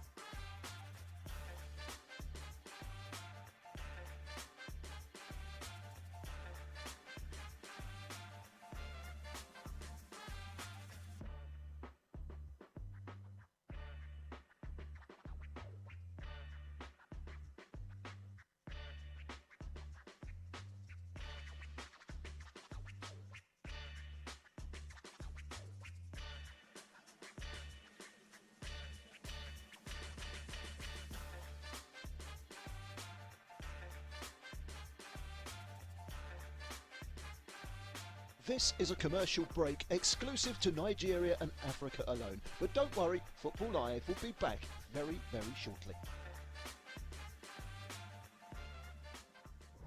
Sports Radio 88.9 Brila FM. You are listening to Football Live. Live and exclusive on Brila FM. The Premier League, the Bundesliga, Serie A, La Liga. 4 hours of football every Saturday and Sunday on Brila FM with Football Live. You are listening to Football Live on Brila FM 88.9 and 101.1 FM. Take Brila anywhere, everywhere. Yes, you can take Brila with you anywhere, everywhere. The Brila app is available for free download on Google Play. It is also there on the Apple iTunes Store. Yes, on Google Play and the Apple iTunes Store. Look out for the Brila football and microphone logo with the letters BRILA in green colour. That is our authentic app. It gives you Brila FM, Brila.net, BrilaSports.tv, and all the extra betting tips, live score, plus our Twitter, Facebook, Instagram, Google Plus, and YouTube posts. Sports fun. You can post your videos and eyewitness reports. Brila, BRILA. Available for download on Google Play and the Apple iTunes Store. This is Football Live. And you could not have scripted this. It's crazy, absolutely insane. Oh my dearie me. I don't want to laugh or cry. It's a show that's packed to the brim. Oh my word, what is going on here? An unbelievable day here on Football Live. Means there's action everywhere you look. Great entertainment. That's fantastic. Wow, just wow. You are listening to Football Live. Live and exclusive on Brila FM.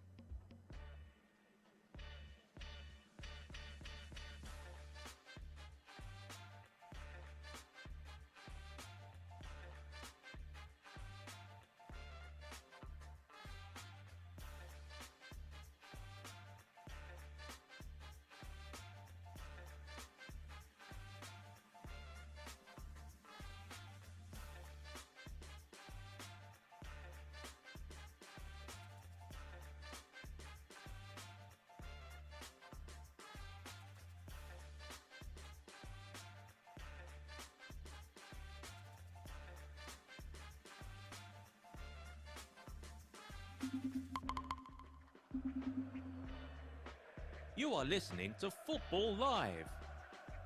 Powered by NairaBet. With Josh Bailey. Well, while we're gone in Nigeria with FJ, it has all been happening around Europe and in England. We have our first goal of this evening's show.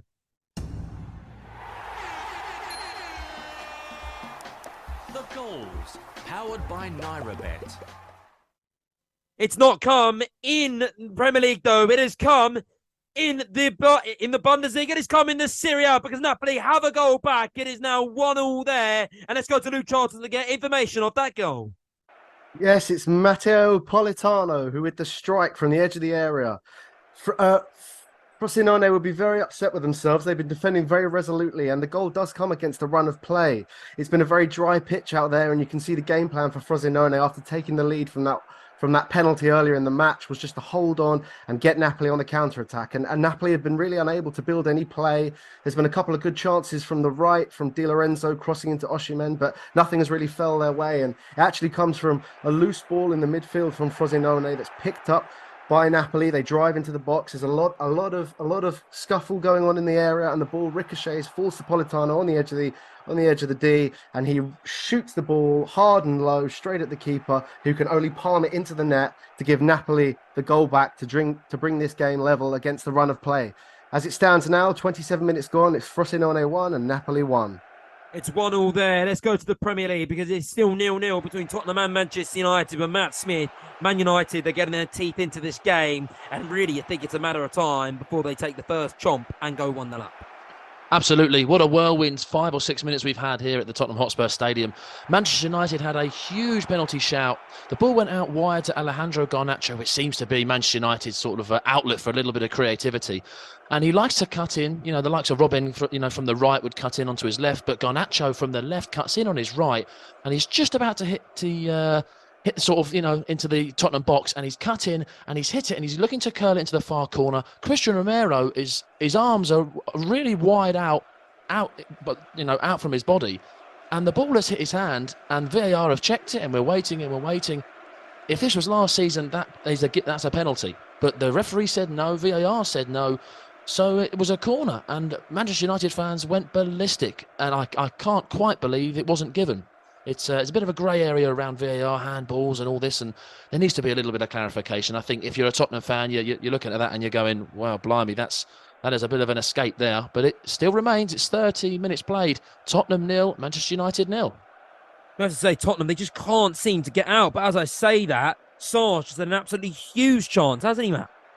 Yeah, and they're few and far between, really, for Tottenham. Manchester United have had 11 shots, 3 on target. They've had plenty more touches, 22 touches in the opposition's box, but they can't do anything about it. And like we say, that's where this new number 9, we need a number 9 at Manchester United that's going to be, week in, week out, getting those goals and finishing. Rashford's had 2 big chances. A ball came across from Bruno earlier on in this game. Garnacho was creating again, set it back to Bruno Fernandes. Bruno just lifts it over the top of the Tottenham defence, and Rashford, I think he may have been offside, but he didn't know that. And Rashford heads it clean over. So it's frustrating if you're a United fan. You look at that and you go, well, a number 9 like Harry Kane or Osimhen is putting that away. That's on a plate. I think Rasmus, Rasmus Højlund, do you think with him up front or Osimhen up front, that this game would be out of sight? I think potentially. I think definitely. I think, again, it's an out-and-out number 9, a striker, a target man. Osimhen, a big, tall fella. Harry Kane, a big, tall fella again. Højlund is big again, but he's, it's young. It's not the experienced striker that Manchester United need as a 20-year-old. And you cannot rely on, title challenges on a 20-year-old up front. It's very rare that's going to happen. And I don't think Erik ten Hag is doing that. I think he would like another striker, but I don't know where he's going to get the money for this, this unknown number 9, and I don't know when it's going to be done. There's no reports coming anywhere, so it's difficult to watch as a United fan, difficult to experience. But 32 minutes played, and it is still Tottenham 0, Manchester United 0. As for Tottenham, then this game really seems like that, and we keep saying it. But if Harry Kane was up top, it would be a different story. Not because of his goal-scoring abilities and haven't had many chances, but mainly because of the counter-attacking capabilities that they have as well, Harry Kane, and what he has to this team. Because Tottenham, this really is a game where they have to counter-attack. Man United are dominating a lot of the ball, and they have to enjoy little spells of pressure. And we know how good Harry Kane is with hold-up play and building that counter-attack. But once again, they don't have that. And as soon as they get out in their final third, it seems that they have a little bit lost with Richarlison up front. Yeah, I agree, Josh. It's just before you came to me a few minutes ago, the ball is, they're trying to find Richarlison's feet, but you've got the likes, Lissandro Martinez, and you've got Varane right up behind him. So it's very, very difficult. You think about Harry Kane, and when he's playing against these strong centre-halves, he's able to shrug them off. He's able to hold the ball up and introduce James Maddison, those sorts of players. But it's very, very difficult. Just as you come to me, Aaron Wan-Bissaka has got the first yellow card of the game. Again, it's early on in the game. We thought it would be maybe Luke Shaw that's that walking yellow card, but I think both fullbacks, I think that's where their Tottenham's success has been happening in this first 33 minutes. Is down the wings, Kulusevski and Son creating a little bit of problems. So Aaron Wan-Bissaka goes in the book. It's 33 minutes played, and Manchester United are looking the dangerous, the more dangerous of the two. Tottenham maybe having less of the ball than they would like, but Richarlison seems to be where it ends for Tottenham. They've a lot of good build-up play, but it's ending at Richarlison. As for Manchester United, as for Aaron Wan-Bissaka, he's had a bit of turbulence time, shall we say, at Manchester United. Do you think their answer to their right back problems, shall we say? Do you think he'll really step up for Erik ten Hag this season? I think he has done in the past 12 months. I think he's a very, very good defender, which is what you want at right back. But modern fullbacks now, you've got to be able to do both. You've got to have a mixed bag. You've got to have the ability to go forward and create chances, and you've got to have ability to to defend. And Aaron Wan-Bissaka's maybe, you'd argue, 70-30 defensively minded, which is fine. But you look at Dalot, and he's maybe 70-30 the other way. He's very good at getting forward and loves to whip balls in, chips in with a few goals here and there. So Ten Hag obviously trusts Wan-Bissaka to put in this defensive mind first, which is what he prefers. I think he'd rather have a sure back four and keep clean sheets than leave gaps in behind. You would exactly that. But like you say, with the modern day fullback, you have to attack, you have to contribute to goals. And one other right back is Pedro Porro. We'll talk about him shortly, but let's go around Europe now and let's get another update from Matthew Key. Dortmund in the last 5 minutes or so, starting to edge their way into this game, aren't they, Matthew? 2 chances from them, Brighton and Hummels. Yeah, it took nearly half an hour, but eventually Dortmund have shown some signs of life. Firstly, it was brilliant play from Marco Reus. He committed some defenders, something we hadn't seen for Dortmund at all in the game up to that point. But he committed defenders, took a couple on, slipped in Brandt, and keeper came out and made a really good save, cut down the angle, and Brandt shot left-footed, hard and low, but the keeper was equal to it. That went out for a corner, and from the corner it was Brandt himself that whipped it in, and it was centre back to centre back. Schuler at the front post making a darting run. He got a little flick on it, went across the goal, begging for someone to tap it in, and Mats Hummels threw himself at it. He couldn't fault him for lack of effort, but just couldn't quite get there. Wasn't quite tall enough. Needed a couple more inches, and it would have been 1-0 Dortmund. But much better from them. The crowd's starting to come to life, and so are their team. 36 minutes gone. Dortmund 0, Cologne 0. Thank you, Matthew Key. And now to Matt Smith, because Manchester United have just had the biggest chance of the game. I cannot believe what I'm seeing here, Josh. The ball it's on a plate for Bruno Fernandes. Garnacho's got the ball again. That is, I said before, the creative spot for Manchester United. It's set it back to Luke Shaw. He's whipped it in. It's a nice lofted ball, and Bruno Fernandes has acres around him. He even had time to bring it down on his chest, maybe, have a shave, and then put it in the net. But this time, he's headed it like Rashford did, and it's gone even further over the bar. Those are 2 big chances that if you're Man City, if you're Liverpool, those are going in the net.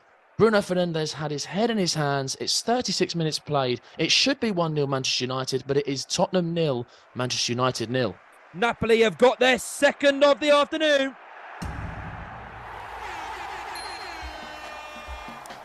The goals, powered by NairaBet. It is going to VAR, but it looks as if they have turned things around. It's Raspadori with the goal, and after falling behind to Frassoni very early on, it seems as if the Naples men have turned things around and made it 2-1. But as I said, VAR is looking at that. We're going to go to Luke Charlton for now just to describe the goal. But like we said, VAR is checking it. Yes, as you say, it's being checked currently by VAR, but The goal itself was a fantastic strike from Raspadori. A lofted ball played in from the right. Osimhen is able to run to the back post and get his foot high in the air and then knock it back into the path of Raspadori, who's able to finish low and hard and give Napoli potentially the lead once we get this confirmation from VAR. Thank you, Luke. We'll be back to you shortly. But now we're going to head back to Matt Smith. That goal has been disallowed as soon as we leave. As soon as we leave Luke Charlton there, it has been disallowed. So it's back to 1-0. Napoli haven't turned things round just yet. Back to Matt Smith now. And Matt, there's two things I want to talk about. I'll just start with that Bruno Fernandes chance. And the bit that came before it, the Garnacho, how much time Garnacho had to get that cross in there. It's absolutely ridiculous, isn't it? Because he had so much time, and we see it all the time with Pedro Porro. He's a liability at the back, would you agree? Having that much space. Didn't know where Garnacho was, and no one should have that much time to disallow, to get the ball down and be able to cross it into Bruno Fernandes. Yeah, that was it was a difficult watch if you're a Spurs fan. You look at that, and you're fair enough. You're throwing players forward here and there, but you're going to have to leave people back. I know you want to win this game, but Garnacho had a little bit of pressure on him. He set it back to Luke Shaw. Luke Shaw had acres of space. And, if we're talking about acres of space, Bruno Fernandes, goodness me, like I say, he had time to do anything he wanted. There was nobody near him. And he was onside. They checked the offside, but he was definitely on. And I think he maybe thought there was someone behind him, I don't know, Bruno Fernandes was in a bit of a panic. He headed it as if he was getting rushed. And like I say, he could have chested it down and volleyed it in. And it's a very, very strange one. Just as you talked to me there, it's 2 yellow cards for Manchester United. They're getting quite frustrated here. I think Anthony got the booking for a foul on I think on Odoji, or I think it might have been Basuma, and then Bruno Fernandes, he likes a little argument with the referee, doesn't he? And I think he's just been booked there for a dissent. So Manchester United, 39 minutes in, they are 3 yellow cards deep now. Again, that's making Ten Hag's job a hell of a lot harder. It's 39 minutes played. Tottenham Hotspur 0, Manchester United 0. As for Tottenham, and this is a developing theme in this game, Kulusevski's had 2 chances where he's had loads of space down that right-hand side and hasn't taken on it. He's taken on his man, has ran into him. And same with Son there. We saw a chance where Maddison broke away a little bit of space, fed it to Son perfectly. Son has all the time in the world to get his cross in, blazes it over Richarlison. Do you think that's going to be very frustrating for Spurs fans, the lack of quality between Son and Kulusevski in the final third really being the reason that they can't create anything in this game and why they've only had 2-3 shots on target? Well, we're talking about creativity and where their goals are going to come from. I've just seen a wondrous strike hit the crossbar for Spurs. Pedro Porro has just had the ball set back to him, and he has leathered it, and it's cannoned off the crossbar. It's one of the biggest chances of the game. It's just outside the United box. It's set back to him by Son. Onana is reaching for it, but Pedro Porro has smacked it as hard as he can. And it's cannoned off the crossbar. So that's 2 humongous chances. And 3 seconds after that, Pape Matar Sarr has just had the post deny him as well. It's deflected off of Luke Shaw. A shot across the goal has deflected off of Luke Shaw, and it's gone and hit the post. So 2 massive chances for Spurs there. 1 before that for Manchester United. How is this game still goalless, Josh?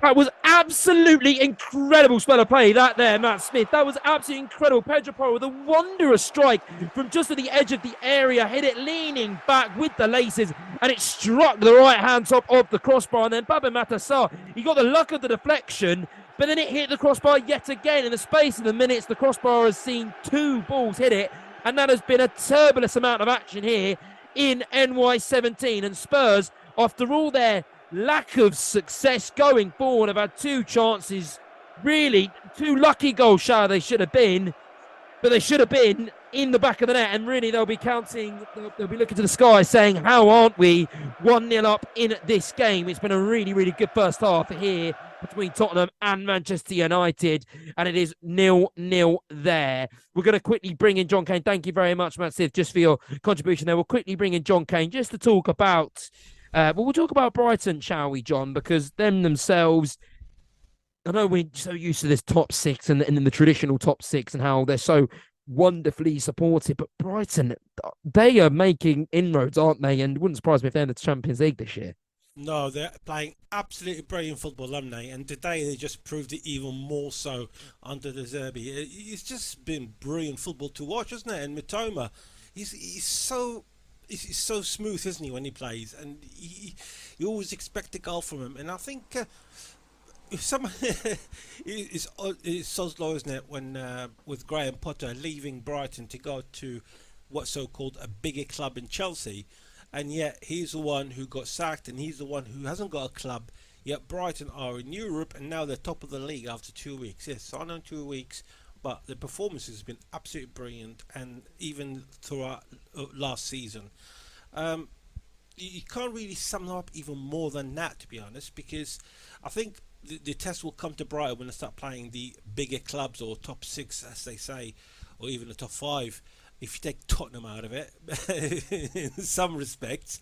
But when they play the big clubs, I think that's when they're going to show what they're really made of. But I don't think they're lacking anything at all. I think the only thing they'll probably lack is luck, especially when they play teams like Manchester City and Newcastle. They're big clubs, which I think they're going to be in the top 2 this season. And like I said, yeah, I wouldn't rule out Brighton at all. And I believe we got a goal as well in Napoli. Well, we might have a goal at Napoli, but before we go to Napoli, oh yes, we will. We do. We do have a goal at Napoli, and it is Osimhen who's got on the score sheet. The goals, powered by NairaBet. He scored 26 goals last year in the Serie A, and it really hasn't taken him long to get his campaign started this year. Charlton, please tell us about the goal.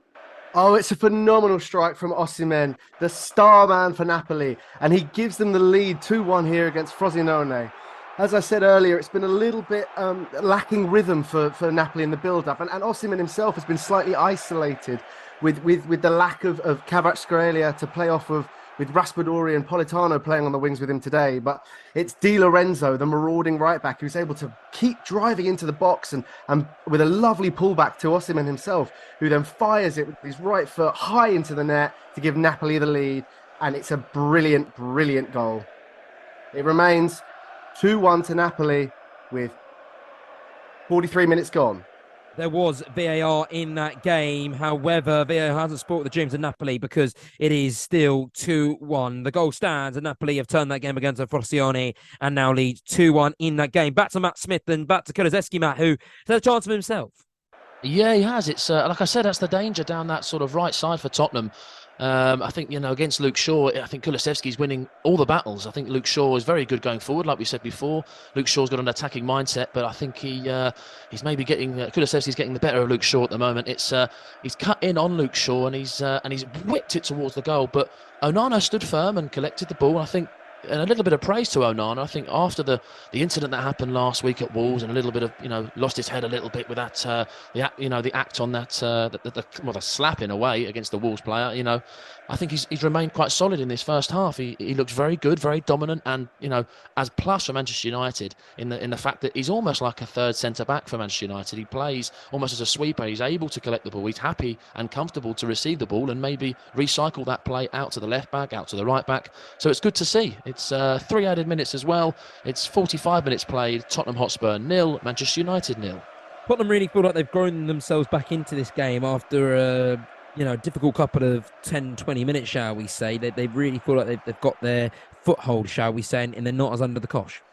Yeah, I definitely agree. I think Tottenham have become more confident. United have become a little bit complacent.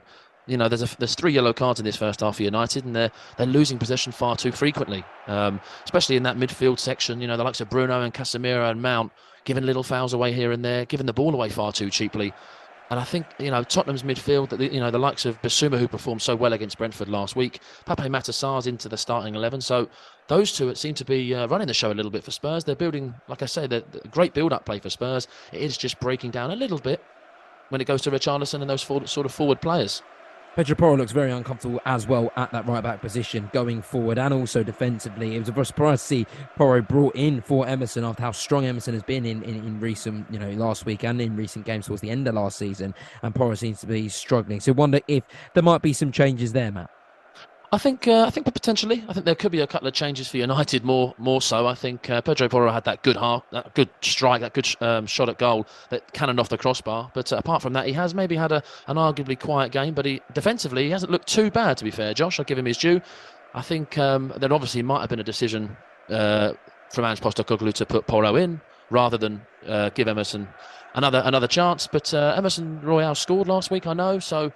It's a bit of a strange one, but Ange Postecoglou sees more than we do, so there must be something in training or something in this in the build-up to this game that you look at. Maybe Postecoglou was thinking that Garnacho would have started, so maybe someone with a little bit more pace that Pedro Porro has, a little bit more physicality that can shove Garnacho out the game, but haven't really silenced the Argentinian, a little youngster. He's a very, very good opening 47 minutes, really. How pleased should Man United fans be so far? 0-0. Do you think they'll be a little bit disheartened by the fact they haven't found the net in this first half? I think both sets of fans would be. I think there's been big chances for both teams. It's upwards of 15 shots and more for Manchester United, and Tottenham have had their fair share of fantastic chances. Big chances. Tottenham have had 7 shots and United 14. So United have had double the shots, but neither team can really finish. And I think it goes down to that sort of number 9. Richarlison, okay, out of form. He's an out-and-out number 9, but maybe not performing to the top of his ability. And Manchester United haven't got an out-and-out number 9 on the pitch. So just goes to show how vital that target man, that striker, the number 9 striker is for both these sides.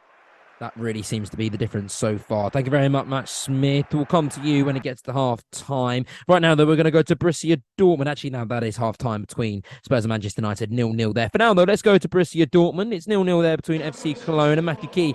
Is it to give you the half-time report? Yes, well, it's 0-0 here at Borussia Dortmund. And I've said to you, Josh, a couple of times in that first half, been disappointing from a Borussia Dortmund point of view. That little 5-minute spell where Brandt forced a good save. Hummels was just away from putting the ball into the net. But other than that, not much really at all. And with Bayern Munich's triumphant return yesterday, after their disappointing loss in the Super Cup, and Harry Kane getting his debut goal, Dortmund really want 3 points here to start off the season. But it's been disappointing. I'd say that the one positive for them from their point of view is if you look at their bench, it's stacked with attacking talent, the likes of Moukoko, Adeyemi and Bruno Gaitens, all on the bench, ready to make an impact. And I think Terzic may look to them very, very soon, because it's been disappointing from a point of view, and Cologne will definitely be the happier of the two sides. It's half-time here in Germany, and it's Dortmund 0, Cologne 0. What changed in that second half, Matt, from Borussia Dortmund as they edged their way back in the chances with the chances from Brandt and Hummels? Oh, I think it was the influence of Marco Reus, if I had to pinpoint it, Josh. Obviously, we know how influential he's been for so many years at Dortmund, and it was Bellingham for a lot of last season that took games by the scruff of the neck, said, I'm going to win us this game, I'm going to get us 3 points, I'm going to score a goal or whatever. And that responsibility's gone. Someone's got to take it up. Why not Marco Reus, Mr. Borussia Dortmund himself? And he started to get on the ball, create a couple of things, go on a few dribbles, make some nice quick passes. Like to see more of Daniel Marlon as well in this second half. Not really been involved. Neither has Haller up front, the big Ivory Coast international. He's there to be a target man, and they've not really looked to find him, let him pin him against the centre-back or put any crosses in the box. So plenty to improve on in this second half. Yes, thank you very much, Matthew. And now we'll head over to the Tottenham Hotspur Stadium and with Matt Smith to give us a half-time report. Spurs 0, Manchester United 0. Well, Tottenham have had loads of the ball. United have been on the attacking mindset the whole time, but they're missing those big chances. Garnacho was quiet last week versus Wolves, maybe a little bit of a sort of an average performance, and he's the star man of Manchester United so far. The big United chances came from Bruno Fernandes and Marcus Rashford, both a pair of headers. The ball came in for Rashford from Bruno Fernandes, and Rashford may have been offside, but he didn't know that, and he put it about 6 foot over the bar. It's a big chance missed. He had no one around him, and then Bruno Fernandes did exactly the same about 5 minutes later. The ball was put in by Luke Shaw this time. Bruno Fernandes had time to bring it down on his chest, but this time he headed it over again. He tried to copy Rashford. Terrible finishing from Manchester United in that first half. Tottenham, meanwhile, have hit the woodwork twice, in 2 minutes in fact. Pedro Porro with a wondrous strike that cannoned off the crossbar. It's a really good strike from the right back. And 4 seconds after that in the same attack, Pape Matar Sarr had a cross deflected from Luke Shaw and it hit the post. Deflected onto the post it was, so Manchester United and Tottenham both had big chances. Total shots from Tottenham have been 7 with 3 on targets. That's not bad, but you look at Manchester United, they've had 14 shots with only 3 on target. So that goes to show how desperately United need a number 9 who's going to be more clinical and finish and get these shots on target. It's half-time here, Tottenham Hotspur 0, Manchester United 0. Thank you very much. Matt, before we go, what do you think both teams will be looking for in that second half? Just give me a quick word on what you think both teams will look to change. I think it's, goodness me, I'd like to say that Manchester United need to bring on an out-and-out goal scorer, but I can't really see it amongst their bench. Anthony Martial, you maybe look at that and go, okay, well, when he first came to United, definitely he could score some goals, but he's well off the boil now. You look at Jadon Sancho, you look at Pellistri even, and you can't really expect them to come on and save a game. They're not those sort of bigger players that can come off a bench. Garnacho would be a good substitution to make if he was on the bench, that fresh sort of legs, but that's where United haven't really got that strength in depth, and I think Tottenham in a similar boat. Richarlison, it's not working for Richarlison. So again, is it a case of bringing someone different on? Manuel Solomon's on the bench, give him a bit of a chance potentially, or maybe strengthen that midfield up as well, have an extra body in midfield to start the attacks. It's a difficult one. I think Manchester United have more to improve on than Spurs, but 0-0, wait to break the deadlock.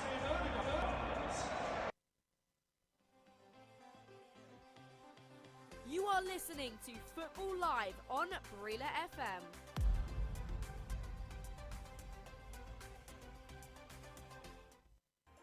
Coming up tomorrow on Football Live with Barry Swain. From 2:30 until 6:30, including West Ham United taking on Chelsea. Premier League action. Football Live will be around the ground chasing the goals.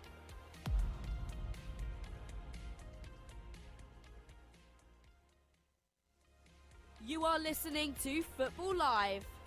Live and exclusive on Brila FM. The Premier League, the Bundesliga, Serie A, La Liga. 4 hours of football every Saturday and Sunday on Brila FM with Football Live. You are listening to Football Live on Brila FM 88.9 and 101.1 FM.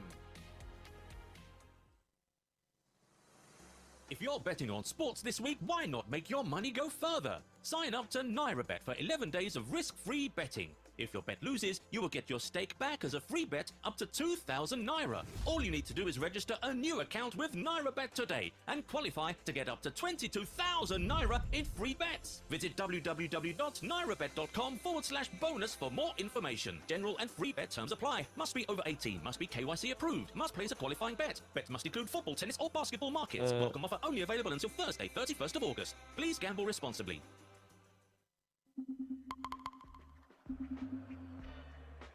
You are listening to Football Live, powered by NairaBet, with Josh Bailey.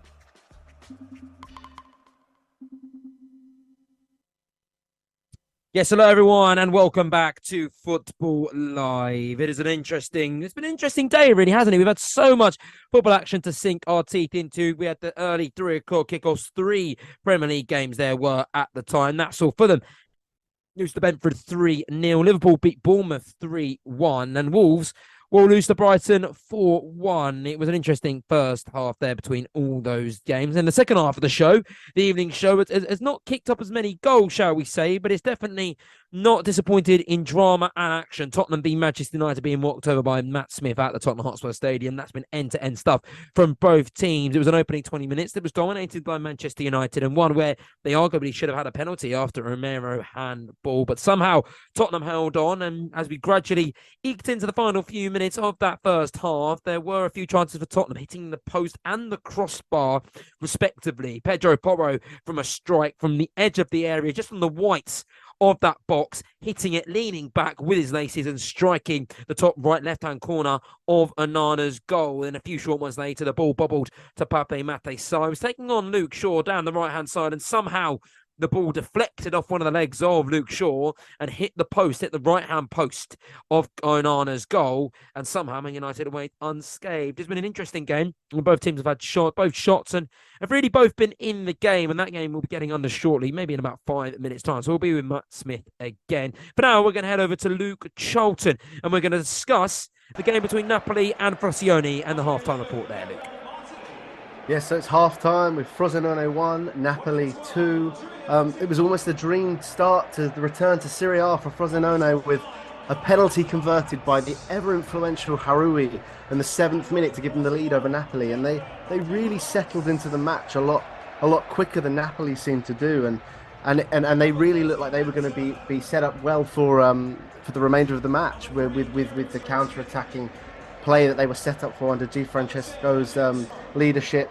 But as the half wore on, Napoli did start to create some things going forward, and their opening goal to level the play at 1-1 came in the 24th minute through Matteo Politano. There was a bit of confusion in the back from Frosinone where the ball ricocheted around at the edge of the box, and it fell kindly to Politano to score and to bring the match level. The game was almost turned around completely on the 35th minute when Raspadori found the net, following an excellent bit of play from Osimhen, who was able to flick the ball back into the centre circle, back into the centre of the box, ready for Raspadori to rattle it home. But unfortunately, this was ruled out for VAR with an offside in the build-up.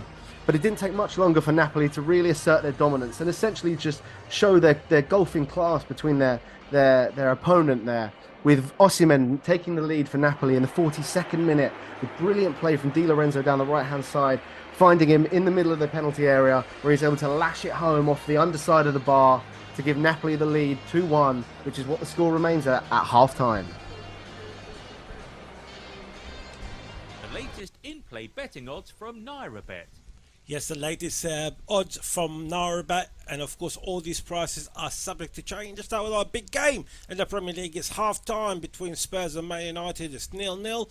At the moment, Spurs are 3.80 for the win. It's gone down for the draw to 2.80, and an away win for Manchester United is 2.30. The other games that we're focusing on is Borussia Dortmund Cologne, also 0-0. Borussia Dortmund are 1.75. I think that's a good price. I'm sure Matt Key will let me know if it's a good price for a home team like Dortmund. 1.75 for the win.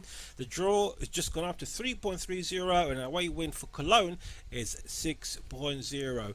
The Napoli game, well, Napoli are leading 2-1 against Frosinone. Frosinone are 23.0 for the win at home. The draw is 6.50, and an away win for Napoli is 1.18, which is literally nothing. The other games that are happening at the moment is in the Dutch Eredivisie. It's Vitesse Arnhem against PSV. PSV are losing away by a goal to nil. About 3 minutes to go till half time. Vitesse are 2.15 for the win, and they are leading 1-0. The draw is 3.20, and the PSV away win it's just gone up to 3.50. That could be one thing to look out for. PSV are a very good team. 3.50, which is not even half time yet. I think it's quite a good thing. Lyon Montpellier are playing 29 minutes. Betting suspended because Montpellier have taken the lead away to Lyon by a goal to nil, literally just now. So I can't give you any more odds on that. However, I can give you odds on Empoli Verona.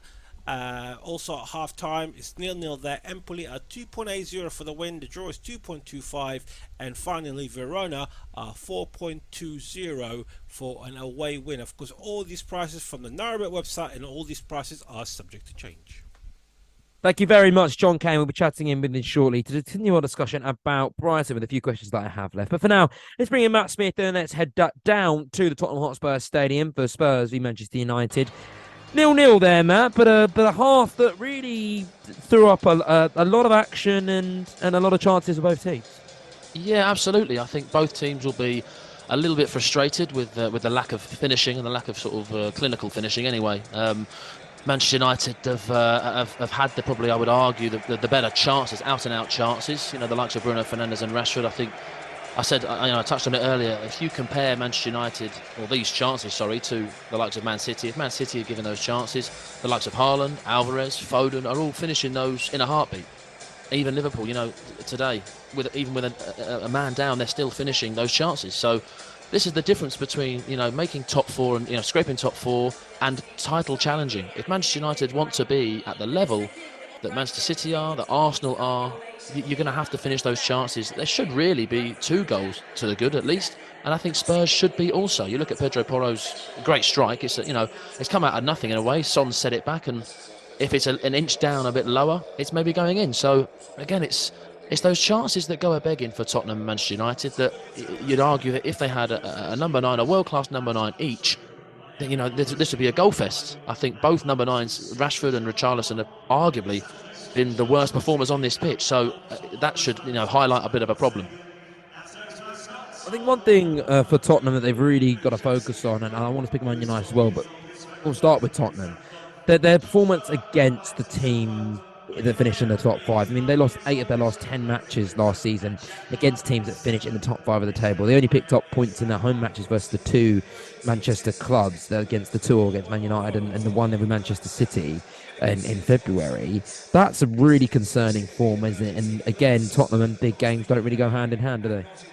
It is concerning, and I think the old Tottenham, you could say, the old Spurs would dominate, and they'd at least put up a fight. But Tottenham, dare I say it, Tottenham have become, a bit of a top 6 sort of side, and just trying to hope and pray that they get some sort of European football. And I hate to say it, that's where the club is at the moment. I think that they have their certain records that they've broken, and they have their history, which is.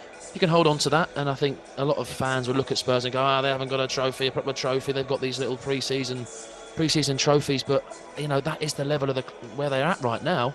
I think they need to step it up again. And Postecoglou, I think, in my opinion, is the man for that. I think he did very, very well at Celtic, and people look at that and go, yeah, but he's come from a Scottish team, so that can't, that doesn't bode that well.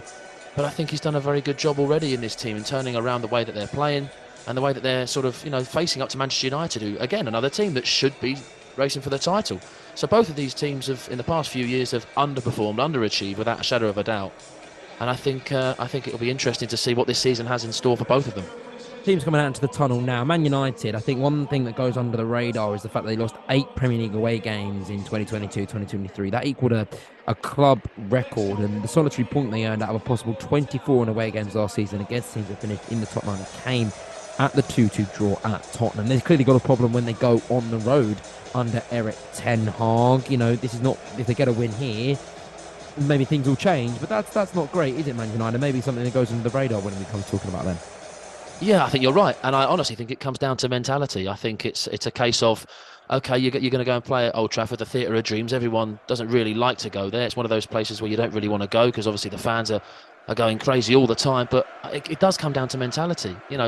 I say it, when kids play and they go away from home, the old Manchester United, and when you go away on an away day, you're meant to sort of almost go, right, here we go, we're going to show them what we've got. But I think Manchester United, just that they look at it's all very, very cute football. It's all very sort of flicky and doing the little fidget spinner turns that Anthony, the likes of Anthony does, and he's got to go in the top corner. I just don't think the mentality is there for Manchester United, and I think there were times at the start of last season, then Ten Hag, he showed that, and I think fair enough, he got rid of Ronaldo, but I think that was a different story altogether. But I think that Ten Hag's got a better squad, a better group of players altogether that are willing to try their ultimate best for this club. But there are still a few sort of moaners in there. Bruno Fernandes came off at half-time moaning and shrugging the shoulders and lifting the arms up and all that sort of stuff. That needs to be eradicated. I think they need to get together as a group and sort that mentality out. Second half underway at the Tottenham Hotspur Stadium. Tottenham 0, Manchester United 0, 1 minute gone there. We'll be with Matt Surely for more updates as he gets them. To Matthew Keane now to Borussia Dortmund, because it is 0-0 there and we're underway. How have the opening exchanges gone there, Matthew?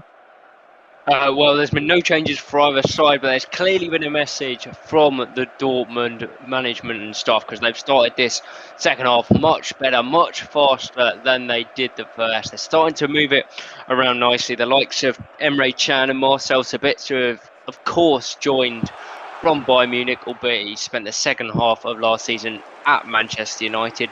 They've started to get on the ball, and it's looking much better for Dortmund. They need to still get it bit more to the wide areas, but already a much more encouraging start, and yeah, we'll hopefully see some bit more goal mouth action with them playing around like this. 2 minutes gone in this second half, 47 in total, and it's still Dortmund 0, Cologne 0. I think it's time for a John Kane chat. So let's bring in the man who does Nirabet, the man who's our producer, the man who gives football opinions. He literally does everything. John, well, let's quickly talk. You know what? We spoke about Brighton. We know how well they're going to do this season. Let's talk about Bayern Munich yesterday. They won 4-1, which is a phenomenal result, and Harry Kane was instrumental in that. I will ask one question actually on Harry Kane, and we saw the world media, covering Kane and sort of giving him praises. Maybe something we didn't see as much when he was a Spurs player. Do you think that's the case? Do you think Harry Kane now playing at Bayern Munich, in that huge club that is much bigger than where he was, do you think we're going to see more of that? We're going to see Harry Kane getting more recognition? I think Harry Cameron he gets, to be fair, all the right recognitions. Even when he was at Spurs, he was a man who actually left in a team last season which wasn't doing quite well. Yet he was the second highest goal scorer. His assists were quite a lot as well. And when you compare him to Haaland, who is surrounded by all these players who actually get him the ball right, left, and centre, whereas Kane was struggling with that. And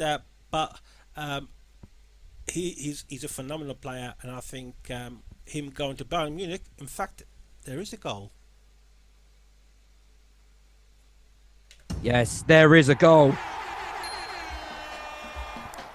The goals, powered by NairaBet.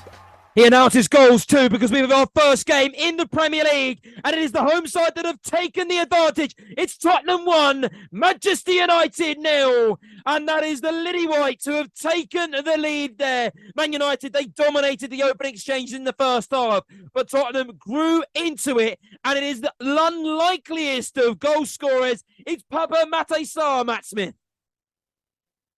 Yeah, it's 1-0 to Tottenham here. It's a fantastic start to this second half for Spurs. And Manchester United were caught napping 4 minutes into this second half. And it looks a little bit of a panic in that Manchester United box. It's come down the right, which is where we think that where Spurs have been successful in that first 45 minutes. And Kulusevski had acres. I don't know where Luke Shaw was. He was nowhere near him. And Kulusevski's cut it back. It's come off a little bit of a deflection from Martinez, and Pape Sarr's got the ball right at his feet. And what Bruno and Rashford couldn't do in that first half, Pape Mate Sarr has done, and he's put Tottenham Hotspur 1-0 up. It's 49 minutes played. His first goal for Spurs, Pape Sarr. It's Tottenham 1, Manchester United 0. A brilliant reactory strike off the deflection, and it's a first goal for the youngster. He's loved by Spurs fans. He was African Young Player of the Year last year. And as we see just the scenes in the Tottenham Hotspur Stadium, all the players running to the corner flag to join Pape Mate Sarr, and the Spurs fans climbing on each other just to get a glimpse, just to get a touch of the players. It's incredible scenes at the Wildlife Stadium, but what a player Pape Mate Sarr is turning into be, Matt Smith. Absolutely, he is. I think he was given a chance. You know, the likes of Højbjerg and Oliver Skip maybe could have started ahead of him, but I think Ange Postecoglou, again, the Spurs fans have got to look at this and go, well, Ange must know what he's talking about. If he started this kiddie again, he's given him more play time, then it goes to show that Ange knows what he's talking about. And I think a lot of Celtic fans would agree with me in saying that all that stick that he got at the start of the season, before the season started, it's totally unwarranted, because now they find themselves 1-0 up against Manchester United. And I'll be honest with you, Manchester United have not responded in the past few minutes since that goal. If anything, they've gone backwards. They have, and that was a phenomenal finish. But I think what sums up there is brilliantly is it's Sarr. The move started with him on the right-hand side of the pitch. He was the one who had the ball, who then fed it into Porro, who then passed it to Kulusevski. But it's the drive, it's the hunger that we see differently here for Ange Postecoglou, isn't it? The fact that we didn't say under Ange Conte, he followed the ball into the box. He ran from just shy of the halfway line into the box and scored there. For Man United, though, that's not the start they would have wanted at all. How do you expect them to respond, Matt? Well, we're talking about responses, and Anthony has just hit the post for Manchester United, can you believe it? In a similar sort of vein to the goal that Spurs have just scored. It's down United's right, and Anthony has cut in onto his left foot, and he's tried to curl it round Vicario, and it's hit the post. So as much as Tottenham have done very well to get themselves in front, Manchester United very, very close to getting themselves level. So this is going to be a whirlwind second half. I can already see it, but it is 52 minutes played, and Tottenham Hotspur are 1-0 up against Manchester United. Anthony did really, really well. The chances at both ends as well, Matt. This is going to turn into some absolutely incredible game at both ends. So Man United, though, do you think it's a case of just doing what they did in the first half and seeing what happens? There was a few shaky moments for Tottenham there as they seemed to get excited at the back. Yeah, I think Manchester United have got to fix this pretty soon. I think because Spurs are on a bit of a rise right now. That, you know, just as you come to me, they had a corner, and you know, Tottenham are begging for a second one. I think if Tottenham get a second one here, Manchester United are in deep, deep trouble. They only scraped a win against Wolves last week, and Spurs got a draw against Brentford. So Tottenham in a way will be hungry. Manchester United have got their first 3 points. They're chilling, they're relaxing, but Spurs have brought the game to Manchester United. We said that they'd come out the traps. Maybe not in the first half, they didn't come out the traps, but in the second half, they've come out the traps. Surely they have. We see Onana there after that Udegaard chance, just calming down the defence. I mean, he's really turning into a leader at the back, isn't it? I know a lot of Man United fans were happy with his performance last year, and again, having a save there, he seems to be doing really well so far. Yeah, absolutely. I think he's just that calming sort of presence. I think it gives United a little bit more time on the ball, and like I said, an outlet to play along the back four. It hasn't really worked so far. They find themselves 1-0 down, but just as you come to me, we've got James Maddison on the floor as well as Christian Romero. So Tottenham are going to have to get their medical staff out. It's Martinez was sort of shoulder to shoulder with Romero, and I think potentially could be looking at a VAR check for a foul from Martinez on Romero, but I think they may wave that away. We'll have to wait and see. It may come back to me, but it's panic stations for United at the moment. Yeah, everything aboard at the moment. There's absolute panic across Tottenham Hotspur Stadium by Manchester United. They've got to weather this storm of white, and let's see if they can hold on, or will it go down to 2-0. Let's see what Man United will keep you up to date here on Football Live. We're going to head over to Matthew Key now, to Borussia Dortmund Cologne, because Cologne have just had a big chance with a header. But before I go to Matthew Key, can I just explain about this VAR right now, Man United, because it's heating up. It looks to be a penalty, a foul by Martinez on Romero, but this could be a penalty in quick succession. Tottenham could have the opportunity to double their lead. It's Maddison who is the one down, both players down right now. It's unclear what the VAR, but we're getting news that it has not been given. So that is ruled out. There's going to be no penalty. And Man United, they need to be careful here because they are in very, very dangerous waters. Spurs-infested waters, shall we say. Right, let's go to Matthew Key and let's get an update of that game because there is action happening in the Bundesliga which we can't miss. Yeah, that's right, Josh. And I said at the start, I was trying to manifest a much better second half, and that's what we've had so far. Really good from both sides. Dortmund having control of the ball, but Cologne looking really dangerous on the counter-attack. They've come close twice. To start with, it was a corner, and it was Timo Hubers that got his head on it, the big centre-back. Headed it, and Kobel was stranded. He was just hoping that it was going to go over the bar, and that it did. And Dortmund at the other end, it was Hummels again. Once again a corner whipped in from Royce. Hummels again got his head on it, this time just wide, and just now the biggest chance of the lot. It was it's actually a substitute for Cologne. David Selke's gone off injured, and he's been replaced by Sargis Adiman, the Armenian international up front, and he's almost had an immediate impact.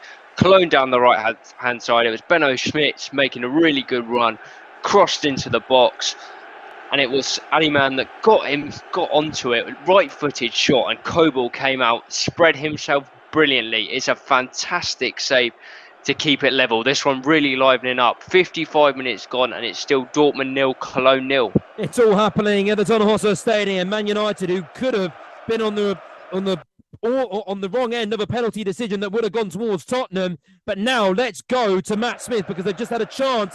Hell is breaking loose, Matt. What a second half we have. Goodness me. It was a great free kick from Bruno Fernandes, sort of deep in the Tottenham half, but it was whipped in, and Casemiro's on the sort of penalty spot area, and it's a bullet header towards Vicario, and Vicario is forced to make a very, very good save to keep Manchester United out. It went for a corner, but the corner came to no avail. 56 minutes played. There's just been a clash of heads. I think Kulusevski's got a head injury, so the medical staff are coming on for him. But goodness me, 56 minutes played. It's Tottenham Hotspur still 1, Manchester United 0. Luke Charlton, who is watching over the Frasconi-Napoli game. Napoli 2-1 there, thanks to an Osimhen goal, which put them back in front, coming from behind to lead in that game, Luke. About 10-15 minutes gone there. How's the opening exchanges been? Well, it's been a lot more settled from Napoli this half, that's for sure. And I think a massive factor in that was the substitution at half-time, where they were able to bring on Zambo and Gisa for Kajust in the midfield. And Kajust was making his debut today, and it's probably not something he'll be looked back on fondly, unfortunately. He gave away the penalty in the first half for Frosinone to take the lead early on, and he really wasn't at the races today. But since Zambo and Gisa's introduction, Napoli have really been able to get a foothold on the game. No real clear-cut chances, a couple of loose balls through to Osimhen, he was trying to chase down, and some late tackles coming in that could potentially lead to some yellow cards. But it's a fairly balanced affair at the moment, but Napoli are controlling things, and they look like they can turn it up to third gear at any time they need to. It remains 55 minutes gone, Frosinone 1, Napoli 2.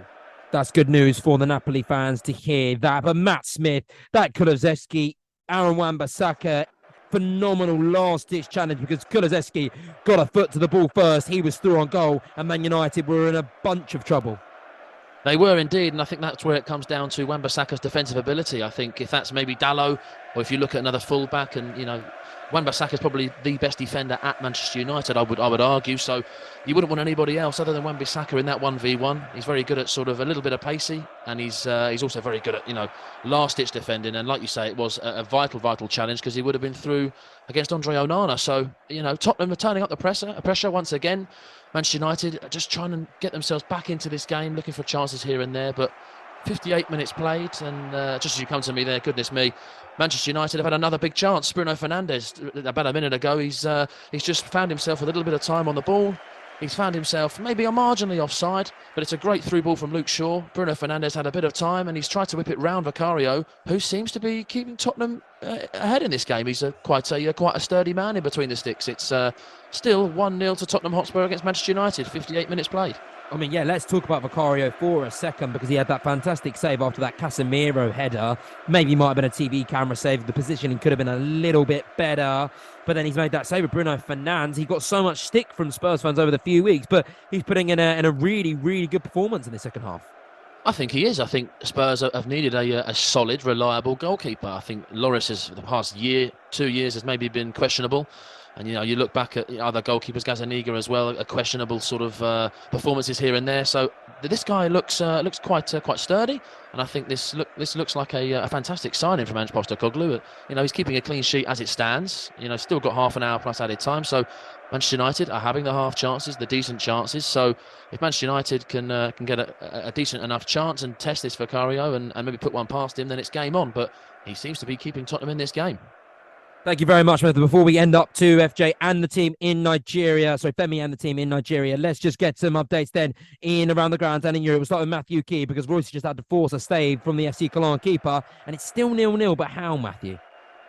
Yeah, well, it was an interesting one, actually, because it was a through ball to Haller, who's standing in offside position. So the Cologne defenders stopped, but Haller didn't actually interfere with the ball, and Royce ran onto it and, as I say, forced a good save out of Marvin Schwab. It would be interesting if that had gone in, what VAR would have done, but I don't think one team would have been happy either way. But we've had a couple of changes. Now, Haller has gone off. He's been replaced by Yusuf Moukoko, the German international, born in Cameroon. And Nemecha, he's also come on. He's on for his debut. He's coming from Wolfsburg, and he's replaced the captain, Emre Can.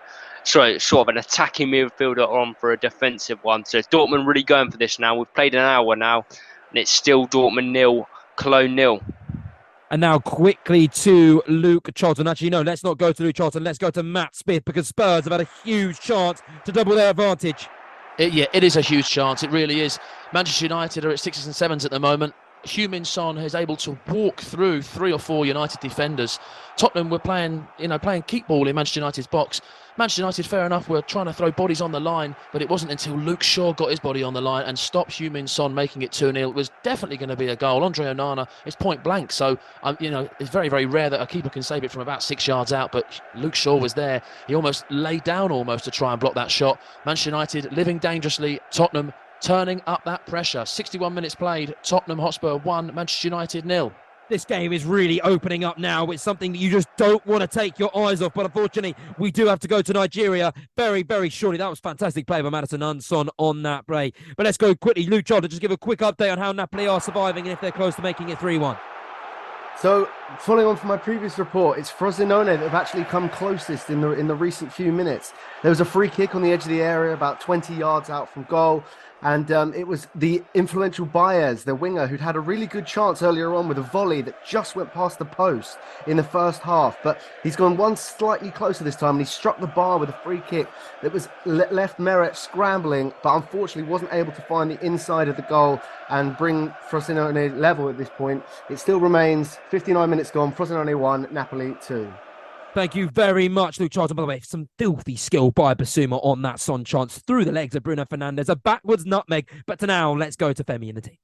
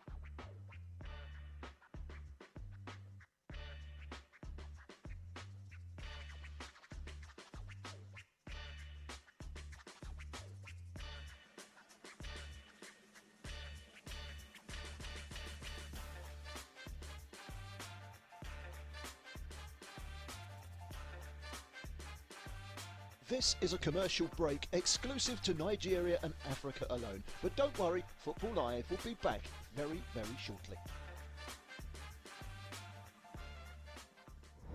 Sports Radio 88.9 Brila FM. You are listening to Football Live. Live and exclusive on Brila FM. The Premier League, the Bundesliga, Serie A, La Liga. 4 hours of football every Saturday and Sunday on Brila FM with Football Live.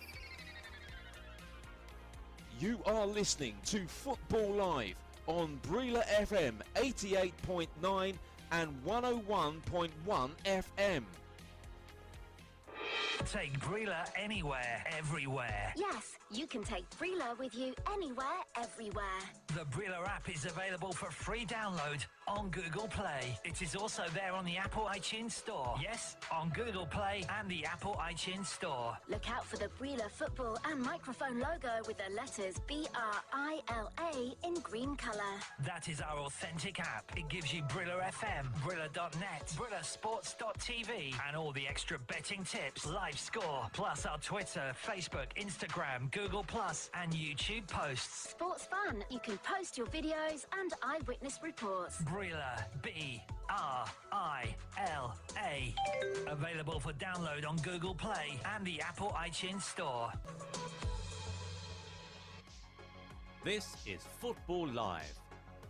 And you could not have scripted this. It's crazy, absolutely insane. Oh my dearie me. I don't want to laugh or cry. It's a show that's packed to the brim. Oh my word, what is going on here? An unbelievable day here on Football Live. Means there's action everywhere you look. Great entertainment. That's fantastic. Wow, just wow. You are listening to Football Live. Live and exclusive on Brila FM.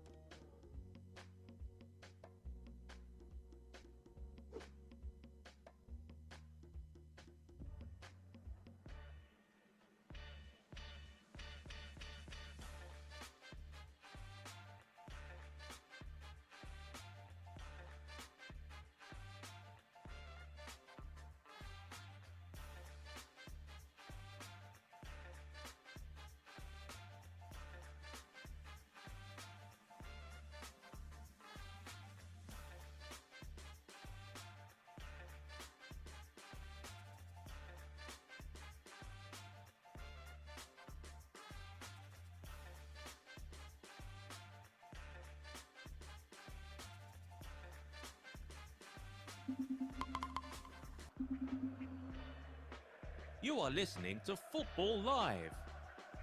Powered by NairaBet. with Josh Bailey.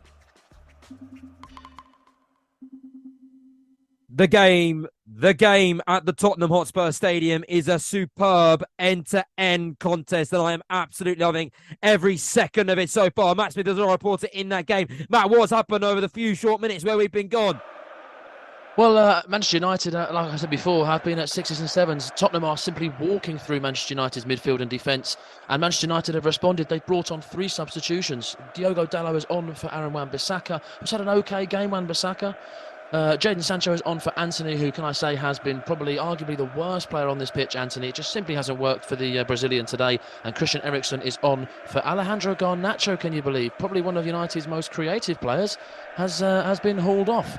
Just as you come to me there, Spurs have also made 2 changes, and Richarlison is one of those men that's been hauled off, and he is furious. He's chucking water bottles. He's furious at Postecoglou for taking him off, but you can't blame the manager. It's he's had a terrible 70 minutes. Perisic is on, and Ben Davies is also on as well. So Spurs and United both having changes, and United holding on, it seems, a little bit to not making this 2-0. Tottenham have had a few half chances here and there, but happy to hold this 1-0. It's 70 minutes played. Tottenham Hotspur 1, Manchester United 0.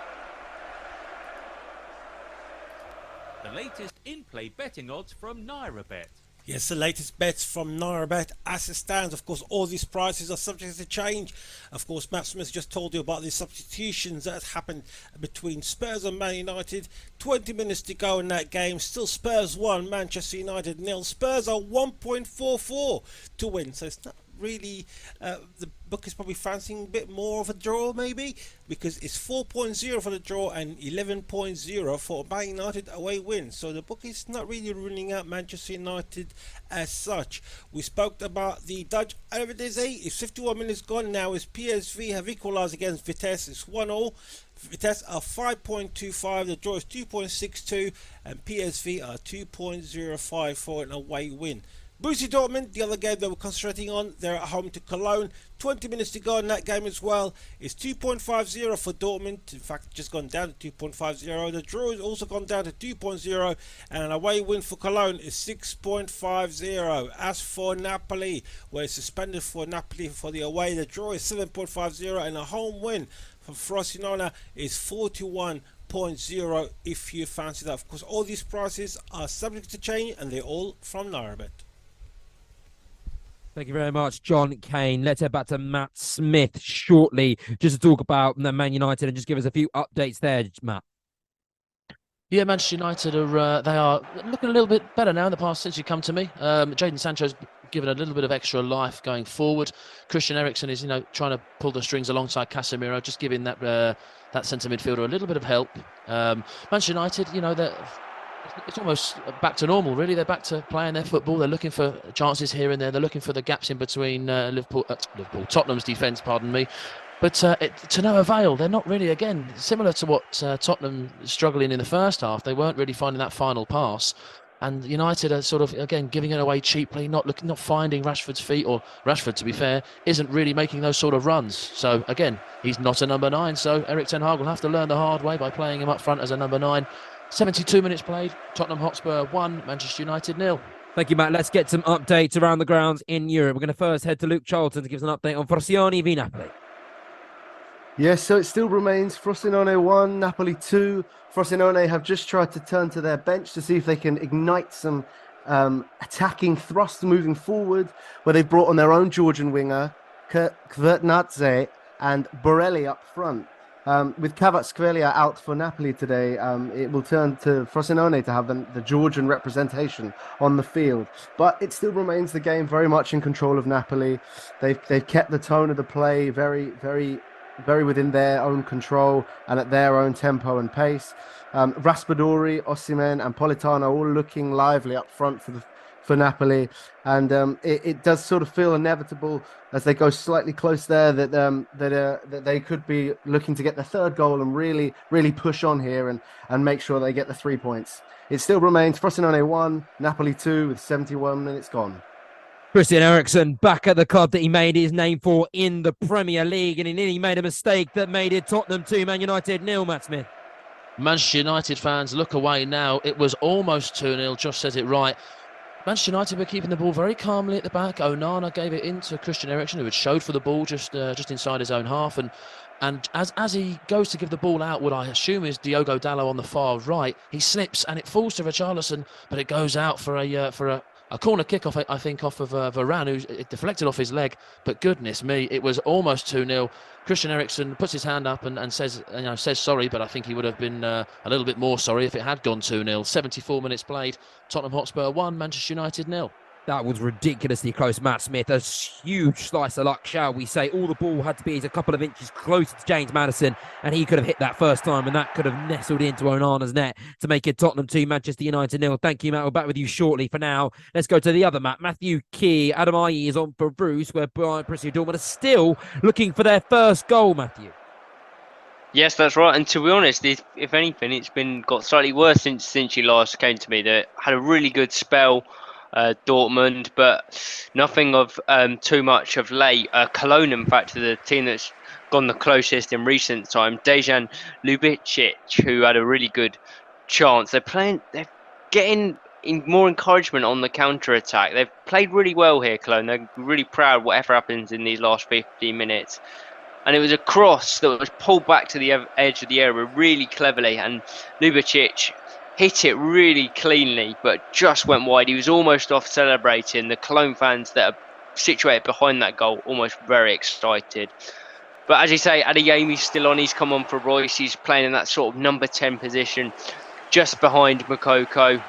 Surprised Donyell Marlin's still on, to be honest. He's really not had much of an impact. Maybe he can in these last 15 minutes and he'll make me eat my words. But 75 gone. It's still Dortmund 0, Cologne 0. Matt, just a quick thing. What has gone wrong for Dortmund today? Their fans must be a little bit gutted. They haven't hit the heights of last season, have they, at all? No, well, as I said, with the start, they started slowly got more into it, but Cologne have been really encouraged, and you could see their confidence growing. Dortmund boasted the best home record in the Bundesliga last year. They certainly haven't shown that today, and in contrast, Cologne only managed to win 3 games at all away on the road last year. But yeah, as I say, their confidence has grown throughout. They've realised they're not playing a Dortmund side at their brilliant, fluent best, and I'm sure they take a point. They'll be thinking we could sneak a goal and grab all 3 here. So still 0-0, but I think that there's every chance of a goal still yet to come in this game, and could be for either side quite easily. Cologne certainly not playing for the point by any means. Thank you, Matthew. And now let's head over to the Tottenham Hotspur Stadium, where Papa Mate Sarr, who's arguably the man of the match, is substituted for Pierre-Emile Højbjerg. And as Sarr leaves, the Spurs fans sing their name. What a special, special moment for the AFCON Player of the Year, who is representing the continent of Africa superbly, isn't he, Matt? He is, and very, very good. 75 odd minutes for the player. He's a bright little player. He broke the play up multiple times for Tottenham, and he's obviously dabbing his hand in a bit of attacking work as well. So a good all-round performance from Pape Sarr. Højbjerg, I think, has been brought on just to shore things up a little bit for the remaining 15-20 minutes. I think that's a very clever substitution from Postecoglou. I think if it stays like this, I think the Tottenham fans will surely not doubt the ex-Celtic boss now. Manchester United are in a world of worry. Tottenham Hotspur are just sitting back here and grabbing Manchester United on the counter-attack. So United are throwing men forward, but they're leaving gaps in behind, and that's where the danger is going to be coming from for Spurs. It's 77 minutes played. Tottenham Hotspur 1, Manchester United 0. I mean, both changes make sense for both managers, really. We'll quickly talk about Erik ten Hag and his changes, bringing on a whole host of attacking just to look to get some supremacy in that midfield, because as we said, Spurs have been running through it in the second half, haven't they? They have, yeah. I think it comes from that sort of centre midfield. I think Casemiro 2-3 years ago would have been able to run the sort of defensive midfield job by himself, but I think last week was evidence of that he maybe hasn't got the legs for it. He needs that support, which is, I think, Manchester United are linked with the likes of Sofian Amrabat and another Onana, but this time Everton's Onana, the central defensive midfielder. So I think that's where Manchester United need to shore up a little bit, because like you say, they're walking through the midfield, and Casemiro in a way can't do it by himself. That's where I thought Bruno would maybe drop in, but he's too much of a threat going forward, isn't he, Bruno? I wouldn't say so today, but a lot of United fans would say we can't have Bruno as a number 6 alongside Casemiro. We need him as a 10. But what do I know? It's 78 minutes played. Tottenham 1, Manchester United 0. I mean, we just need to highlight that away record for Manchester United. Their record against the top 9 teams last season in the league, they got 0 wins. I mean, they might turn this around and it might be all jubilation for them, but that's really concerning form. And trailing here, that's not what you want to see, and that's not the mentality that wants to be installed into this team so very early on. No, you're absolutely right, Josh. It's concerning for Man United fans. They're scraping wins against Wolves, who got beat today, I think 4-1 by Brighton. So Brighton are a fantastic side, and they've got the right mentality. They've got the right manager. I think United have got the right manager. I think Ten Hag is probably the best man for the job. I think he's got his own sort of structure, his own philosophy at the club. And I think he's doing a decent job with the players that he has. And he's maybe trying to sort out the spine of the team with the introduction of Onana instead of De Gea, more comfortable on the ball. And he's starting to maybe get these players playing the way that he wishes them to play. As for Man United, 12 minutes left in this game. What have they got to do to get a result here? Dare I say it, Josh? Score, for goodness sake. It's very frustrating to watch. If you're a United fan, you're sitting here going, why aren't we creating anything half decent? It's frustrating to watch. If you're watching this thinking, oh, this is the season where United have a little race for the title, think again. It's really it's a poor viewing if you're a United fan. It's poor to watch. This is a Tottenham side who have got a brand new manager and a lot of changes here and there across the starting 11, and they have to gel as well. Manchester United have arguably had, more gelling time. There's a lot of players in this that have our Premier League standard have played to the highest standard, so maybe don't need as much gelling. They know each other through international breaks and all this malarkey. But I think Spurs are they are looking the better side, and I think Manchester United fans were going into this game thinking, oh, this will be maybe a bit of a sure win. They drew against Brentford. I think we can give them a good game, but Spurs have turned that on its head. That's for sure. Yeah, on Tottenham and the substitution Ange Postecoglou has made. I mean, a lot's been made. The comments he made in midweek, he said he would have before interrupting Mac because Napoli have their third of the afternoon.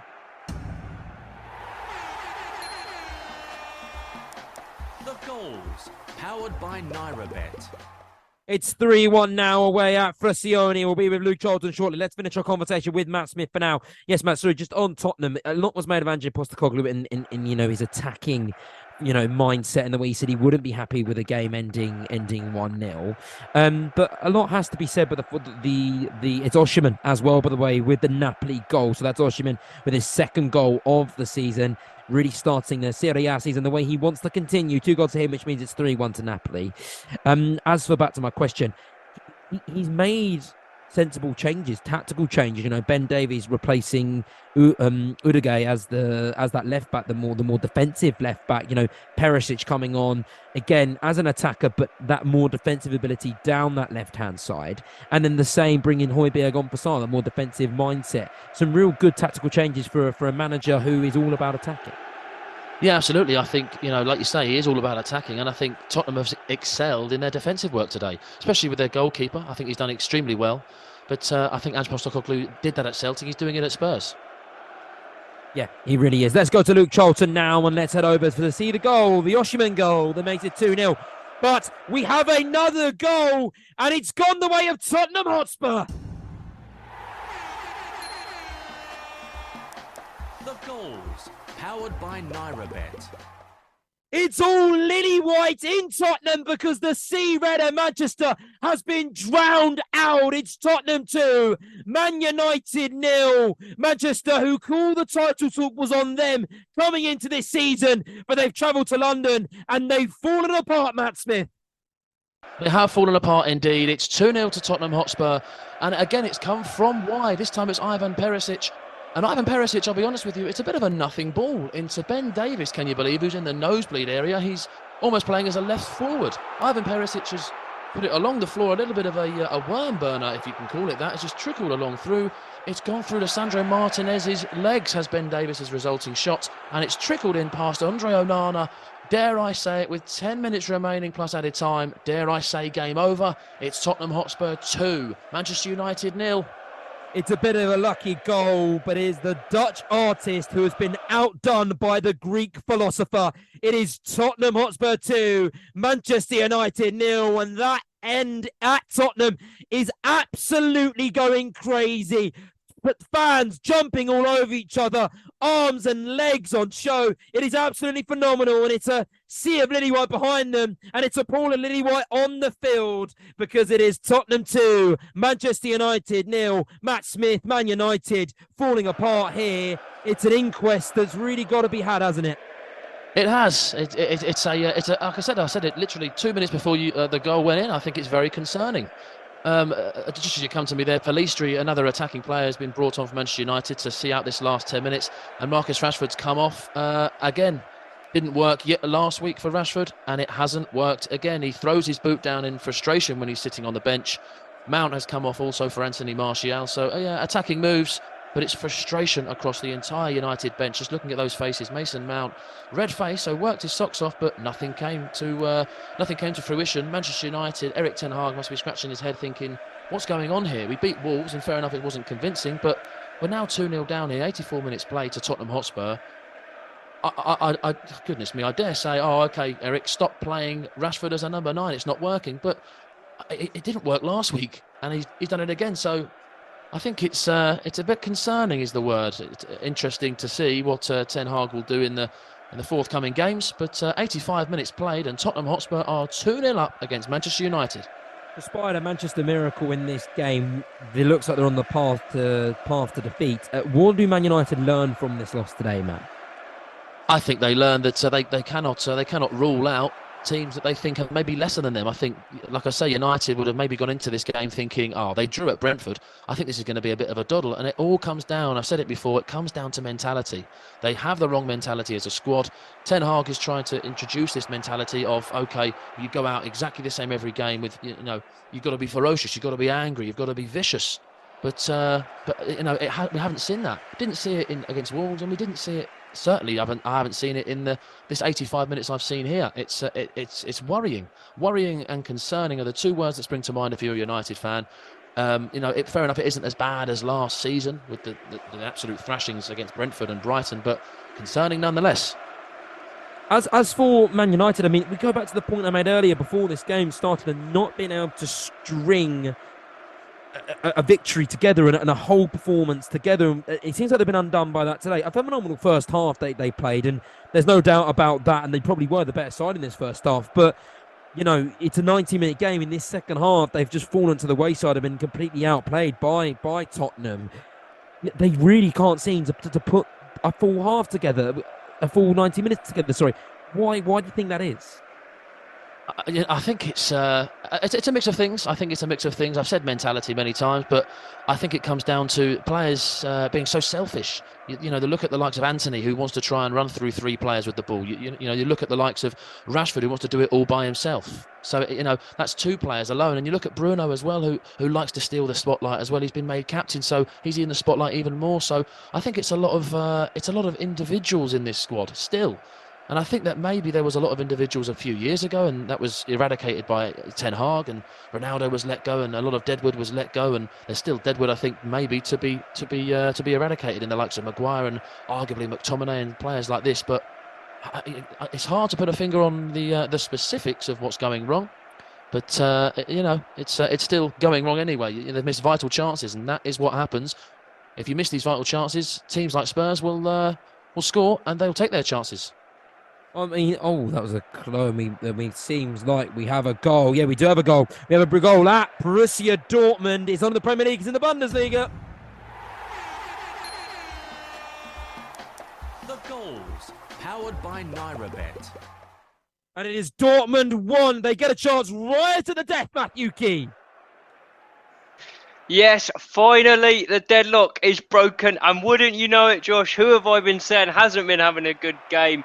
Daniel Marlon, he's the one that's popped up with the goal. It's out of nothing, really. They haven't looked like scoring, but it's a corner. It's a corner. It's been flicked on at the front post. It was, who was that? That was Sula that's flicked it on all the way back to Marlon. He's completely miskicked it. I think he's kicked it off one foot. It's gone over the other. It's looped over the despairing dive of Marvin Schwaber. He couldn't do anything about it. It's looped over his head. It's gone in. And 2 minutes to go, Dortmund look like they've found a winner wow, they've got out of jail here. Not really deserved at all, but it's the 3 points that matter. 88 minutes gone, and it's Dortmund 1, Cologne 0. And now to Napoli to get the report of the Osimhen's second goal.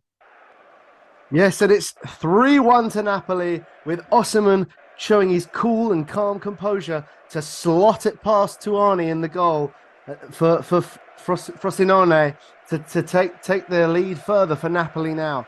It's been coming, and again, it's the influential Di Lorenzo playing at right back, able to drift into the midfield, flicks a lovely ball over the top and in behind for Osimhen. It's a very tight offside call, but the VAR check was very short, and it enabled us to see that Osimhen was just onside and able to double his lead and really get ahead in this race for the Golden Boot, which he won last year with 26 goals in Serie A. He's going to be looking to reclaim that title again. And Napoli, they've made hard work of it at times, and Frosinone can be proud of their efforts and endeavour, but it's just been a golfing class ultimately, and the quality of player on show for Napoli has really shone through, and they really look calm and composed and home run now.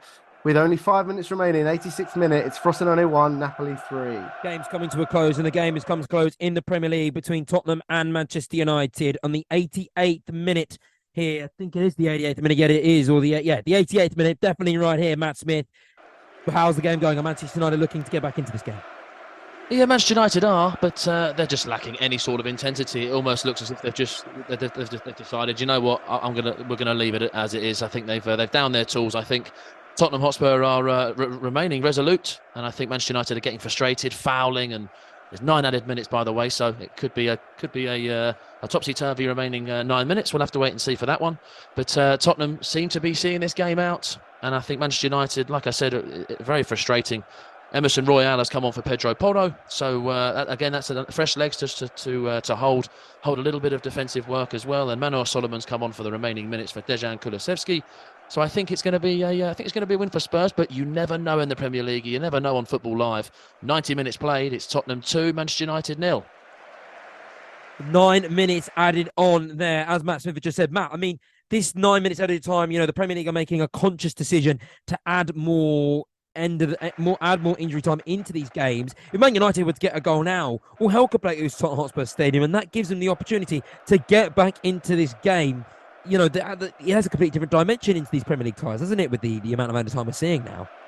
Yeah, absolutely. I think 9 minutes is maybe enough for one. I don't think it's enough for two, but I think, the World Cup saw lots of, 10 plus minutes of added time, which I think a lot of countries' fans were thinking, why is it so many? But I think the referees are doing a good job. I think Howard Webb came out and said that there's so many times that the ball goes out of play, and fair enough, the referee's got a little watch on his hand that will tot up and tally up all the minutes that we've lost. But I think it's fair. I think it's a good decision to make it bigger and make it more enjoyable towards the end as well. It keeps these teams a little bit more fight in them. Are you a fan of it? Do you think it's a good thing? I do think it's a good thing. I think I understand where people go, we'll just finish the game when it hits 90. A lot of rugby games finish at 80 minutes on the dot without any added time. But I think it's good. I think if we're going to move with the times, I think VAR, goodness me, that's still a grey area. But we're moving with the times, and we're going to try and give both teams as much chance and a fair chance of getting a goal late on. I think it's a good. The action, thank you, Matt. The action may end here on Football Live in about 4 minutes' time. However, it doesn't end in the Premier League because there's an 8 o'clock game between Manchester City and Newcastle. It's got to be some game if it wants to add up to what this has been at the Tottenham Hotspur Stadium. I'll give you the team news now, though, because the kickoff is shortly 40 minutes away. It's Ederson in goal. It's in a back four of Walker, Akanji, Diaz, and Gvardiol. That the centre-back from Leipzig. He starts at left-back today. It's then Rodri and Kovacic lining up in the pivot with Foden, Alvarez, and Grealish, the front in three with Haaland leading the line. For Newcastle, will look to challenge Manchester City's throne this year. It is Pope in goal. It's then Trippier, Shaw, Botman, and Byrne. It's in the midfield three of Joe Linton, Guimaraes, and Tonali, and a front three of Anthony Gordon, Isaac, and Almiron. That's Man City v Newcastle. That game is at 8 o'clock. Unfortunately, we won't be covering it on Football Live.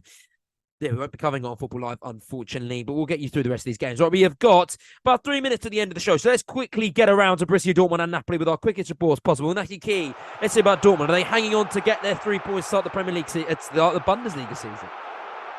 You wouldn't quite say hanging on, Josh. We're in 6 minutes of added time, and Cologne has shown a bit more urgency now.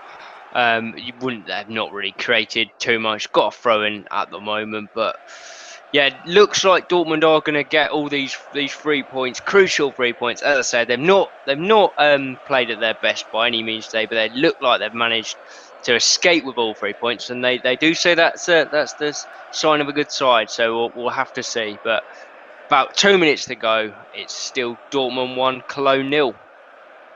Thank you very much. Right, now let's time to round up the full-time scores then of the Premier League. So there was a couple of Premier League games earlier. Fulham lost 3-0 to Brentford. Liverpool beat Liverpool beat Bournemouth 3-1. Wolves lost to Brighton 4-1. Tottenham are currently beating Manchester United 2-0. 95 minutes gone there. Matt Smith and Man United finding a way back into this game.